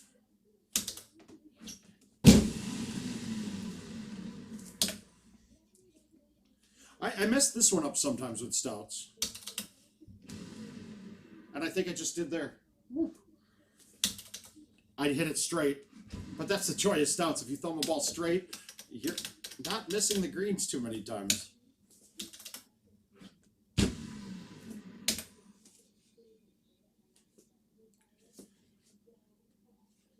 All right. Too much wind. That was going to be a tough one. To fight a 2 wind would have been really tough on that.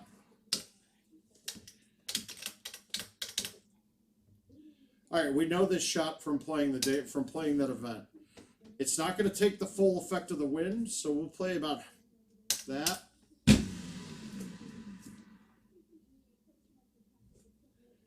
Stouts, baby.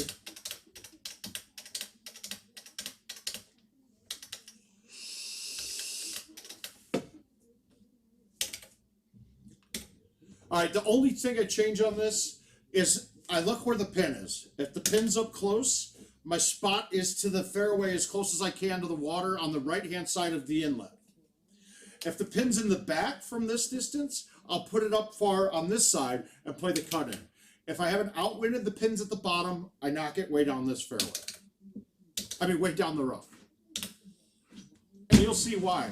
If the pin's up front, I have no trees in front of me, and you'll see my distance. It's simple.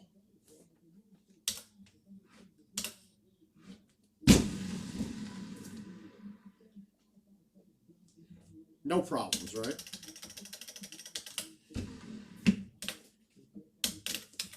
They can be very useful.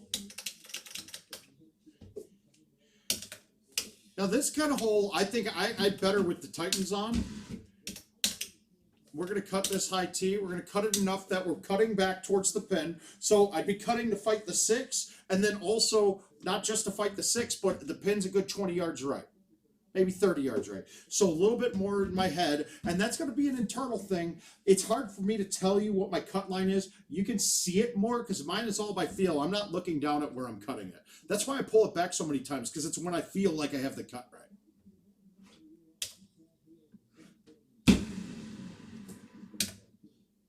And then I want to cut it more than to fight a 6 there. So if you look at that, you can see how much cut I had to fight the 6, and then adjust from there.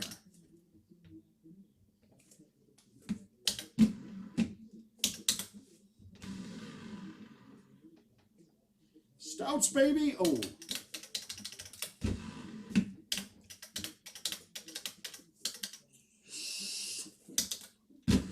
So we're on a 31 pace.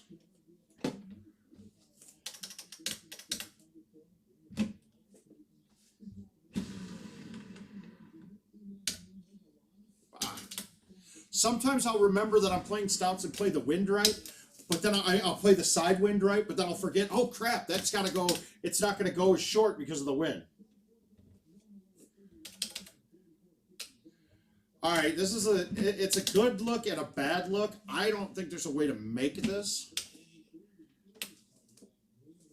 but it should be really easy to stick the green. And I played it like I was playing Titans. I played the 7 wind instead of a 3.5. See, a brain fart. And my hands. I should have washed my hands when I wanted to change my battery. I'm getting all, my hands are clammy and sticking to the deck now. But stouts are great on this hole too. I'm going to just try to line up the wind as best as possible here. Like right there. In between clubs, though. All right, we're going to flip this with backspin and see if we can get it to check back a little. And it just doesn't come back hard enough there. Well, hopefully, Jay, hopefully some of the stuff I've said here helps you out a bit. All right. We can get this there with a high T, but it's not. I could fly the green pretty quick with this. So I want to hit about, no, I shorted it. I wanted to hit that 130, and I laid off of it. Not to mention I laid off of it, and I had a cut on it. That wasn't good.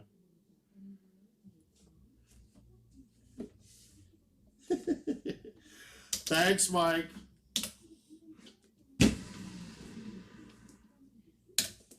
All right, so now I dropped 2 in the last 2 holes. I dropped 3 in the last 2 holes. Yeah, 134 would have been good on that. I didn't hit it 134 though.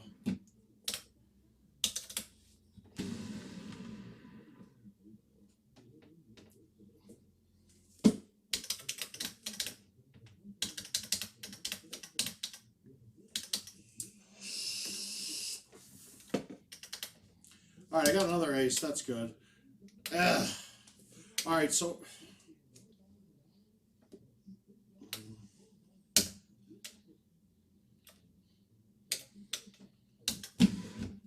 this is ugly any way you look at it. I'm going to cut this, and I'm going to go around the outside tree. Remember, it's only a 7 wind. It's only a 7.5 wind, or I'm sorry, 6.5 wind on this, and it's almost straight out. So if I cut it enough, this shouldn't go long.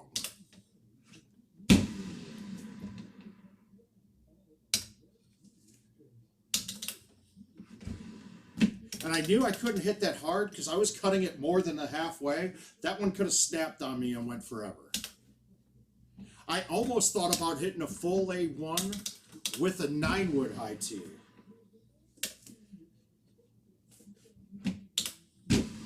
I watered that. maybe. Whew.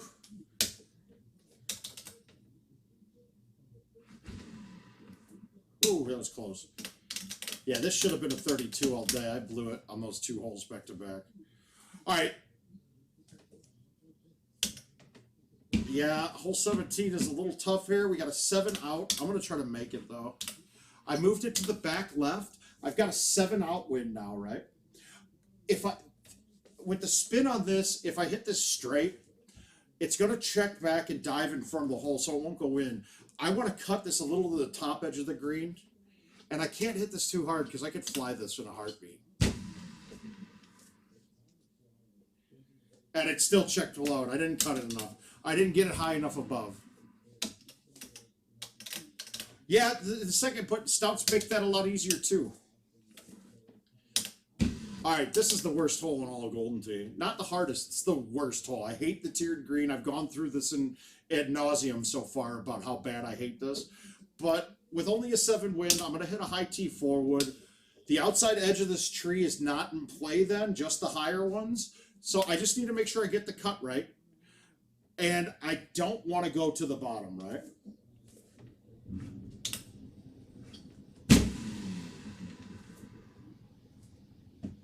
I'm okay with that. Now here's the problem though. If I try to make this chip and I go over the edge, I'm taking a par or worse because I won't be able to get back up the hill with stouts. Let's see. I'm going to try it. I've never putted from this far back, but you know, that's acceptable for me.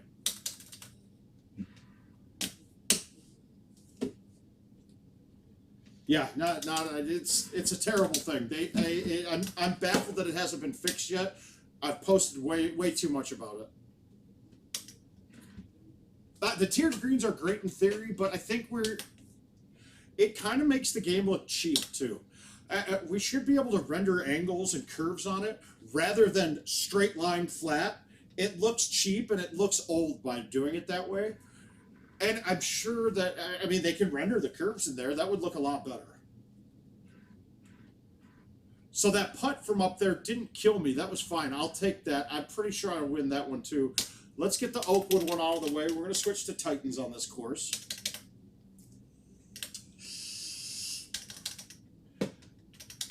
Eric, I'll get to Juniper. I want to finish the cycle, though. I got a cycle against one player that I started. I'm going to finish that with him.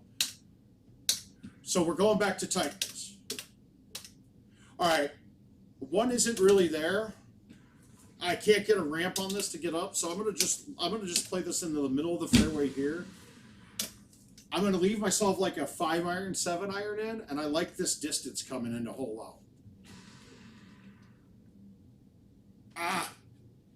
So one click didn't fight that enough. I don't think another one might not have made it either. What's up, Cody? Thanks for checking in, bud.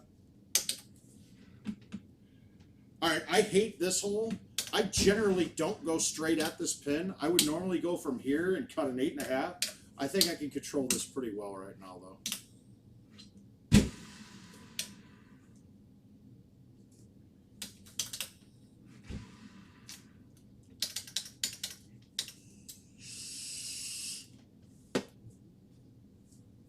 All right, this one plays a little bit short, plays a little bit longer than what it looks.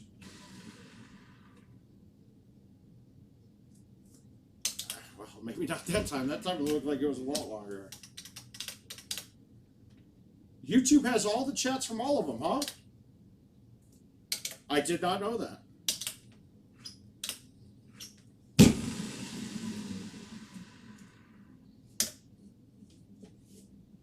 Well, that's good to know. I had no idea.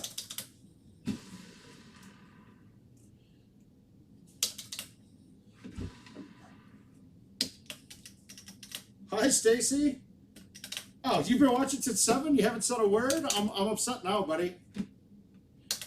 I hate this hole, too. The distances are off a little bit. As soon as I play, if I lay off of it at all, it's short as hell. And if I would have thumbed that straight and hard, I would have flown the green by a fly. But we stuck it. We got the eagle. Oh, this is not drivable today. I'm not even going to try. I'm going to lay it up and try to hole out the next one. I may have been able to get that there. I didn't like it, though, and I'm not going to try to force it into a ton. We'll just try to hold this out. See?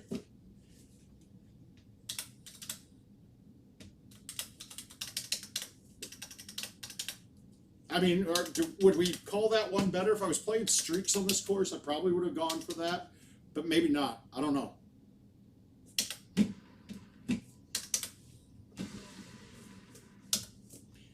Now see, that hole was playing so long when in the events mode that I was worried that would be short, but not at all. All right, drivable. Wow. We're going to try to hit the 3-wood here. It might be short, but here's my look at this. If I hit the 10.5 driver, I'm going to bounce and I'm going to end up in the rough. I'm going to have a chip, right? And I could very easily chip that right past the hole into the water. So now I've turned a double eagle into a par or worse. If I leave this short and go wet, the worst I get is a birdie and I have a chip for eagle. And it's a short chip from on top. I don't think this is going to be short by any means, and I could probably get this there with a 4-wood, but we're going to hit the 3. And I laid off of it, we're good.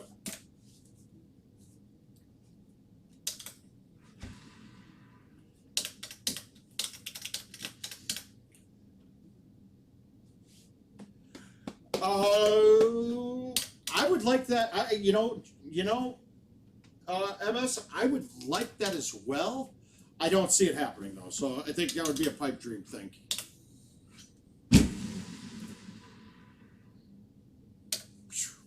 If I go over that green, I'm dead. I am totally dead.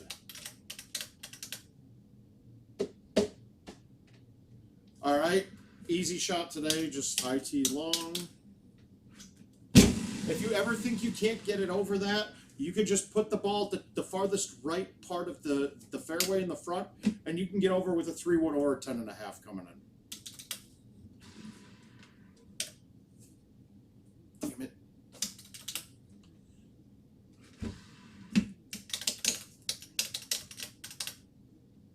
Nope. No, Jake, no, not necessary. It's something, it's there. I don't think it's necessary to add chipping on the green, nor would I want to. No, I'm not in it. I don't want chipping on the green at all. I got a 36 on a rattlesnake. I did have a missed putt by the person I was playing with, and then I shot what I call the best round of all time of any game ever played. That's just me thinking, but I've thought about it over and over again. And at first I was like, wow, that's awfully audacious to say something like that. But it's the only true 6-better, and it was actually 6.5 better. I had 5 aces. I holed out 1, and I made a chip in for eagle on 11, and that was on Lake Powell. So a 35 on Lake Powell. Oh Christ! Wow, that was a bad shot. So that's my best round I've ever played.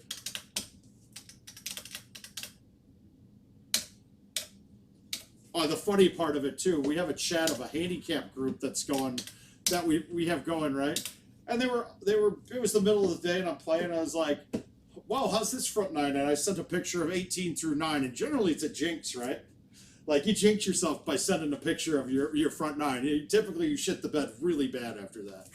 But then I chipped it. I was like, all right, well, I made a 30-yard chip on 11. I was like, cool. I was like, holy crap, I just aced 14 too. And they're all like talking back to me like, you're full of it. You didn't do that. I was like, holy crap, I just aced 16 too. So those 14 and 16 are like 2 hardest holes on this year's courses, I think. 16 is up there for sure.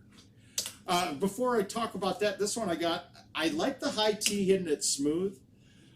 It gives me, I can just float it down in there. If I try to go at this straight with no tee, if I cut this wrong, I can catch a branch because I'd have to hammer it or hit the 5. And I don't want to hit the 5 because the 5 brings the trees into play.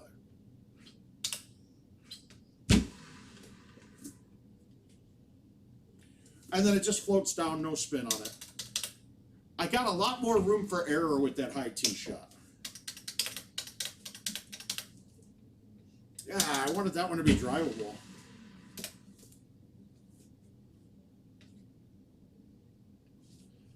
Yeah, and it was funny too because somebody's like, "Oh, I saw McCook do that in the qualifier in Richmond."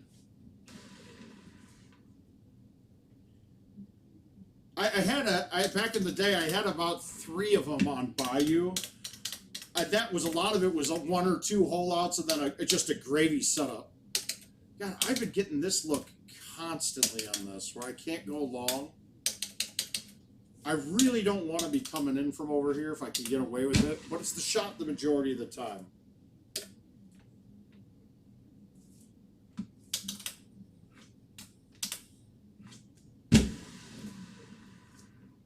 Get it, get it. Ah.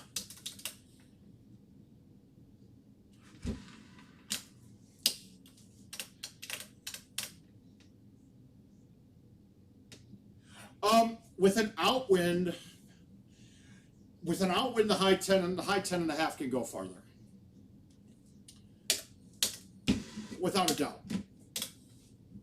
With an inwind, it's the high 8 and a half goes farther. But the problem with a lot of those drivable ones is you can't get it over the obstacle in front of you is the bigger problem.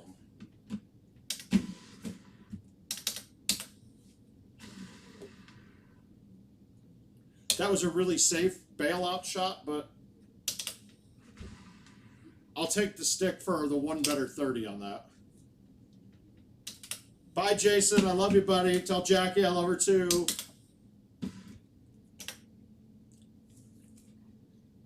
All right, got one last game, then I'm going to call it a night. I hear the PlayStation calling my name. All right, let's get Brad Stewart's last one. Where is it at? I hate money. Maybe tomorrow I'll pop in. I'll throw the stream up for mine. Fox has a cycle with me now, too.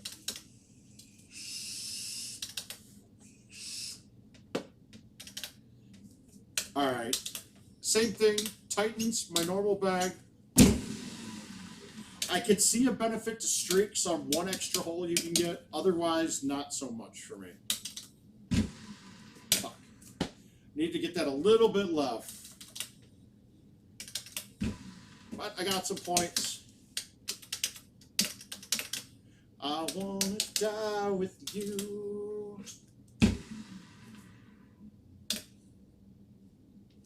All right, I lined this up really good. Yeah, that 1 wind got me. Normally when I'm coming in on that approach, it's offset just a little bit and you can't see it. I do have 1 rattlesnake on here, so I'll play this and I can play 1 rattlesnake and then call it a night.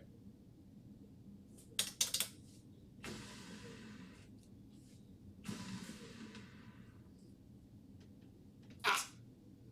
Oh, no, I hit it just right. I needed to not miss that a little right. All right, 376 pins in the back. Generally, the high tee with no wind, I can land this with the Titans of the 8.5, about 384, right? That's just the distance that I could choose. So this one, I'm going to backspin on my high tee up, but if I hit it as hard as I can, I'm going to fly this.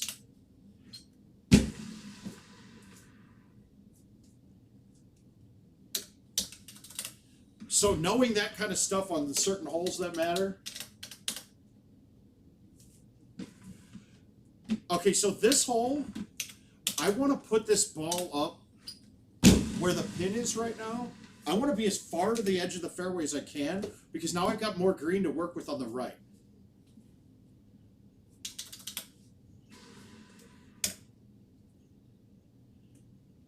Right? So that if I went from the left side of that, all I was going over is obstacle and I'd have to land it like pin high. This way I could go up the right side and let it run. This one carries a little bit because it is downhill and it's an outwinded 9. I won't pull this back enough at the hole. I'm going to backspin it because there's not much risk if it comes back. I'll have a chip, but it's a short one with no break. So I'm going to snap thumb this and aim this to play the 9. I don't think I got it left enough, and if I did, that's not what I wanted. Because those chips are my worst thing ever. Especially when my hands start getting a little sticky and I'm sticking to the deck. All right, I don't like this hole because of the offset on it, but this is not a bad look. I generally play this to be in the middle of the green because that fringe short has some dirt where it's actually fringe, and it's not a good spot to be for me with my chipping.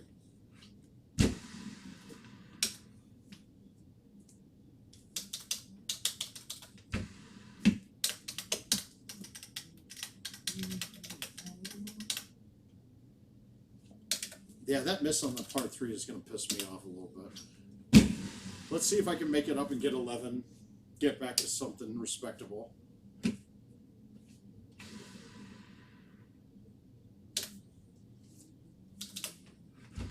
But on Powell in general, if I'm off greens, I'm always looking at what terrain I'm in, because this course had some more bugs than most of the other ones. I'm not a big fan of this hole. I like the hole design, but I don't like that it's offset. Every time it's offset, it's not. That doesn't make sense to me.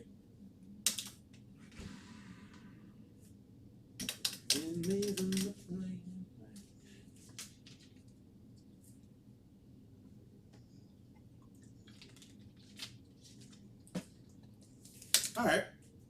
Now this is going to be close. I'm most likely going to have a chip at this, though. I'm not going to get it on.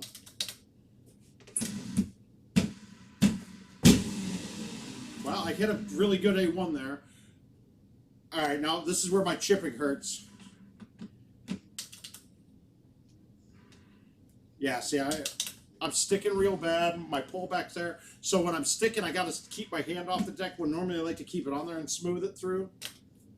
There's a lot more offsets that I like. You're correct on that.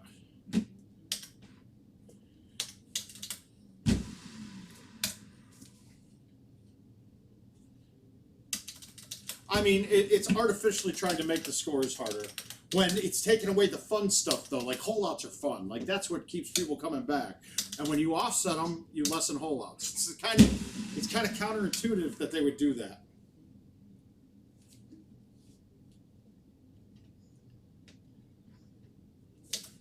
All right, I'm going to make this one. I babied it too much. Yeah, too much for the 9-wood. I got to hit that a little bit. I like the look coming in. If on my approach there, I'm always trying to set it up, if I can, that I have a slight wind or a slight to minor wind going from right to left, pushing me away from the water. I like to high tee this hole a lot. Today it would be really tough, and I generally like hitting the 10.5 on the back. When the pin's in the back, it's short, fine. That shot with a high tee might have been really good. And let it run at it. But with my hands being sticky right now, I know a weakness of mine would be that chip coming back, so I'd rather leave myself a putt if I have the choice.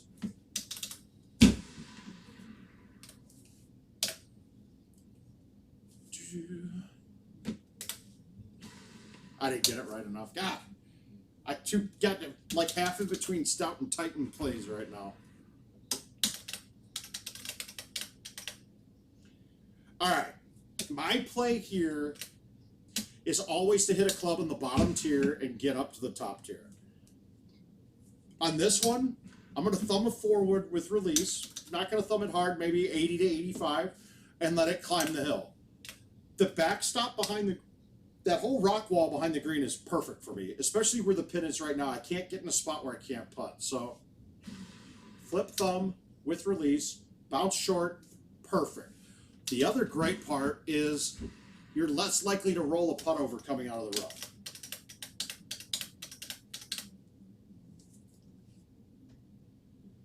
All right, this one, we're going to just backspin this and thumb it normal. The risk here is that I have to get this pretty far out to the left to fight this wind, and if I try to get it out that way, if I push it out, I can hang it too far. I don't think that's going to be a real possibility here, but we'll see if we do. Yeah, but I weaked it and didn't get it out enough. But speed-wise, that would have been fine.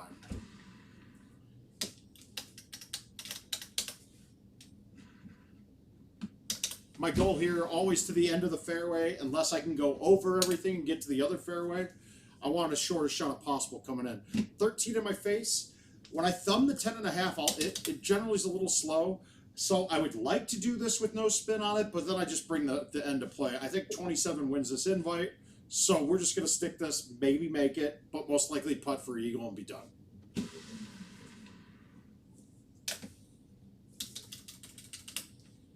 Yeah, I didn't really get really aggressive at that. Like, I could have ran that at it, but if I ran that at the line of the pin, the right side of that right side was there to screw around. All right, last one. We got it asked for a rattlesnake, and I had an invite on here for rattlesnake, so I'll play that. I don't know where it's at on here, but we'll find it. Knocking out. Oh, there it was. I don't know who I'm playing. I don't know what I'm playing. I mean, I only played this course once since this year's update, and I changed my hard drives out. Well, GSPs go. It's GSPs first. It's Golden Tee Point second, and then it's whoever finished first is third.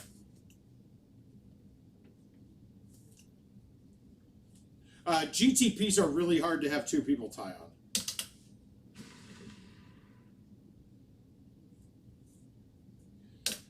All right, we got a good start.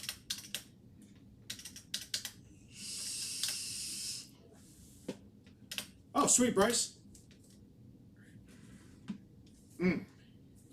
I think I got the sauce to get this there with the high T 10.5.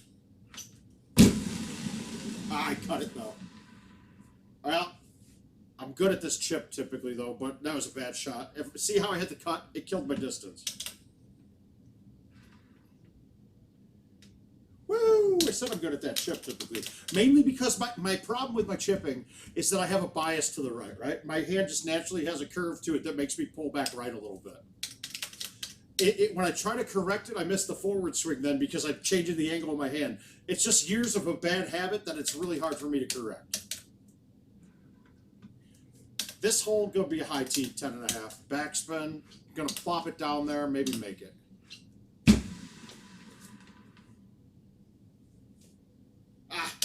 See how big that wind took it, though? I needed to just cut that a little more. I'm scrambling. We're gonna. What is it? 700 through 3 holes, huh? Woo! You could. I always just play up a club on this. Thumb it with backspin. Oh! I know who you are, Eric. I didn't need to get. You didn't need to give me a what's up. I know you and Heather.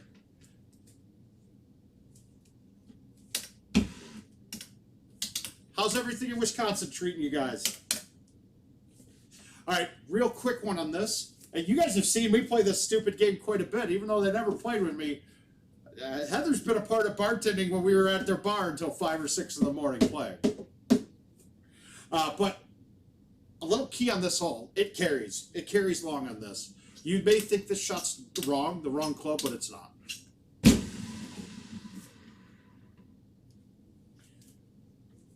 Hitting it with a cut and missing the ball a little bit wasn't good, but it was still fine.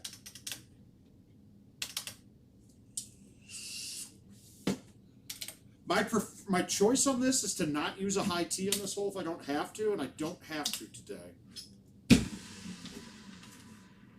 Another one, and it carries forever.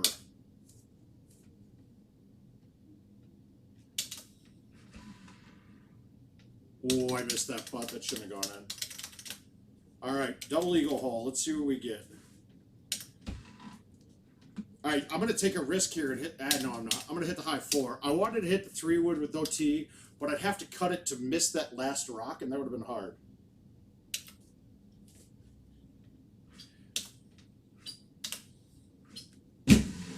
I just played that safe and hit it hard, right? Because, I mean, I'm going to be on the green. It's going to be a flat part. Okay, why do you set the tee before C where the ball will land on the green like at 16? What if you need to move it to the back of the box? I saw that already, and I knew the distance on that, Rainer. I just knew it already because I've seen the setup. I've seen setups similar so many times. I'm not. That calculation I did already. I already did the calculation. Like, I know on this setup, I'm going to need to, if it's a big outwind, no matter what, I'm going to want to be on the back of the box. At 16 of that, of Powell.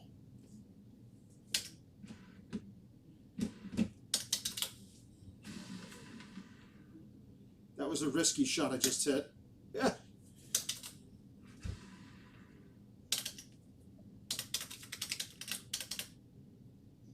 Ah, sweet. Sweet look. Can I get it there with no tee? That's the question. You don't want to hit a tee if you don't have to, but I don't think I can.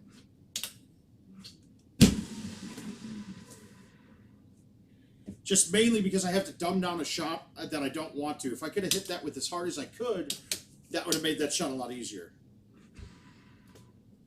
And because of stupid shit like that, I was like, God damn. All right, so that's the clean score. 17 was par on the front nine. 18 would have been nice, and then I do something stupid. And then I can't. All right, I'm going to give him a chance here. I'm going to bank this off the back rock with a high tee roll.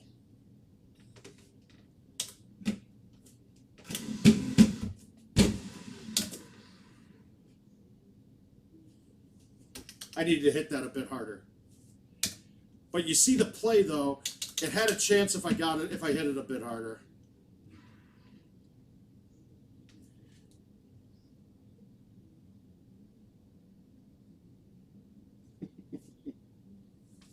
Well, I'm now watching YouTube, Jen. I love you, darling. You get to see somebody play good golden tee than the crap that happens in your basement.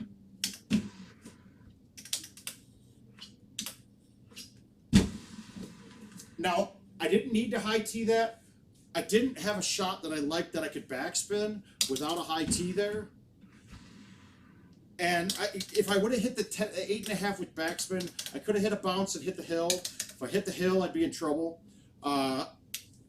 So I just made sure to get that there. This is not my favorite setup. It's going to be a high T5. I gotta hit this. I gotta nuke this though. I should be able to land it, just barely get it over.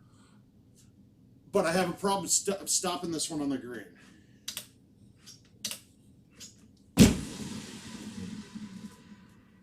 Yeah, see, I got that a lot farther than I wanted. But the goal there, the thing there is, don't be short, because you have to do it again.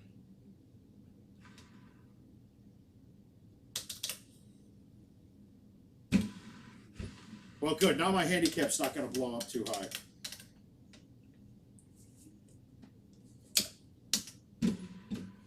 Now, when you have the elevation change, the wind sideways is going to push it a lot more. That's just math, too.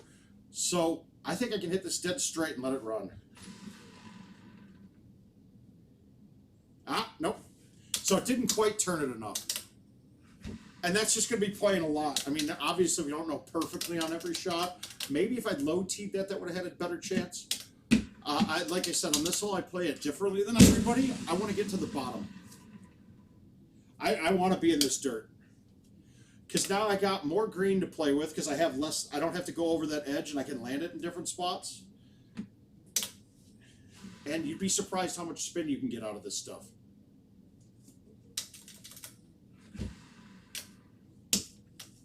I generally suck at this course, though. Another one I want to, if I can get to the bottom, I want to be on the grass at the bottom. Mainly because the elevation change is what makes a lot of these big wind holes hard. If I can take that elevation out of it, it makes it a lot easier. I might have made that. Ah.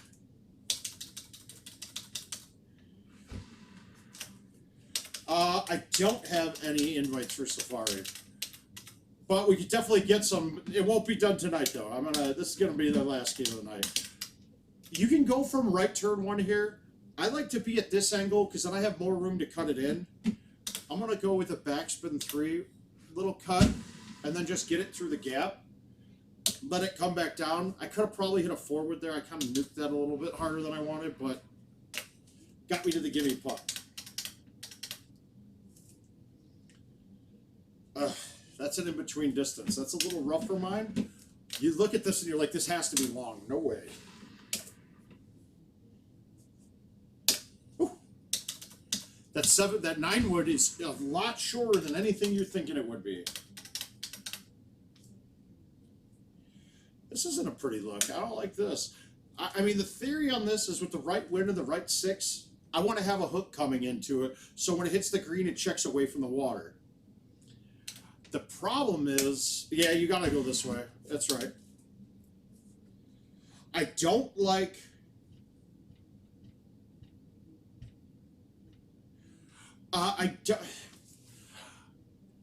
as much as it's deceiving, this shot is pretty level. It's a little uphill, if anything. Oh, sure thing, Michael. Anytime, guys. It's gonna be it's a little uphill, so it's gonna kill a little distance. That 16 is gonna be an issue. I'm just thinking, do I bite this or backspin it with the cut? And I'm gonna bite it. This might bite me in the ass. Especially if I don't cut it enough. Yeah, I didn't cut it enough. Oh, that's twice tonight. I've undercut shots that I shouldn't have. Oh, and I just watered that too. Oh. Yeah, not a strong finish though. The double eagle hole in the back I missed. I mean, I only shot a 10 on the back. That's not good, but I missed 2 shots I shouldn't have. All right, guys. I do appreciate everybody checking in. You guys stick around for a while. I mean, you guys make me play a lot longer than I want, but we've been going for 4 hours. I think that's enough for now. I might hop back in on Sunday maybe and knock a few out. I might try to jump back in Sunday afternoon and knock a few out and throw it on, a little impromptu. But otherwise, we'll see everybody soon. Stay inside. Stay away from people, especially in-laws. Those are the worst. I heard they carry the virus the worst. But otherwise, have a great night, everybody.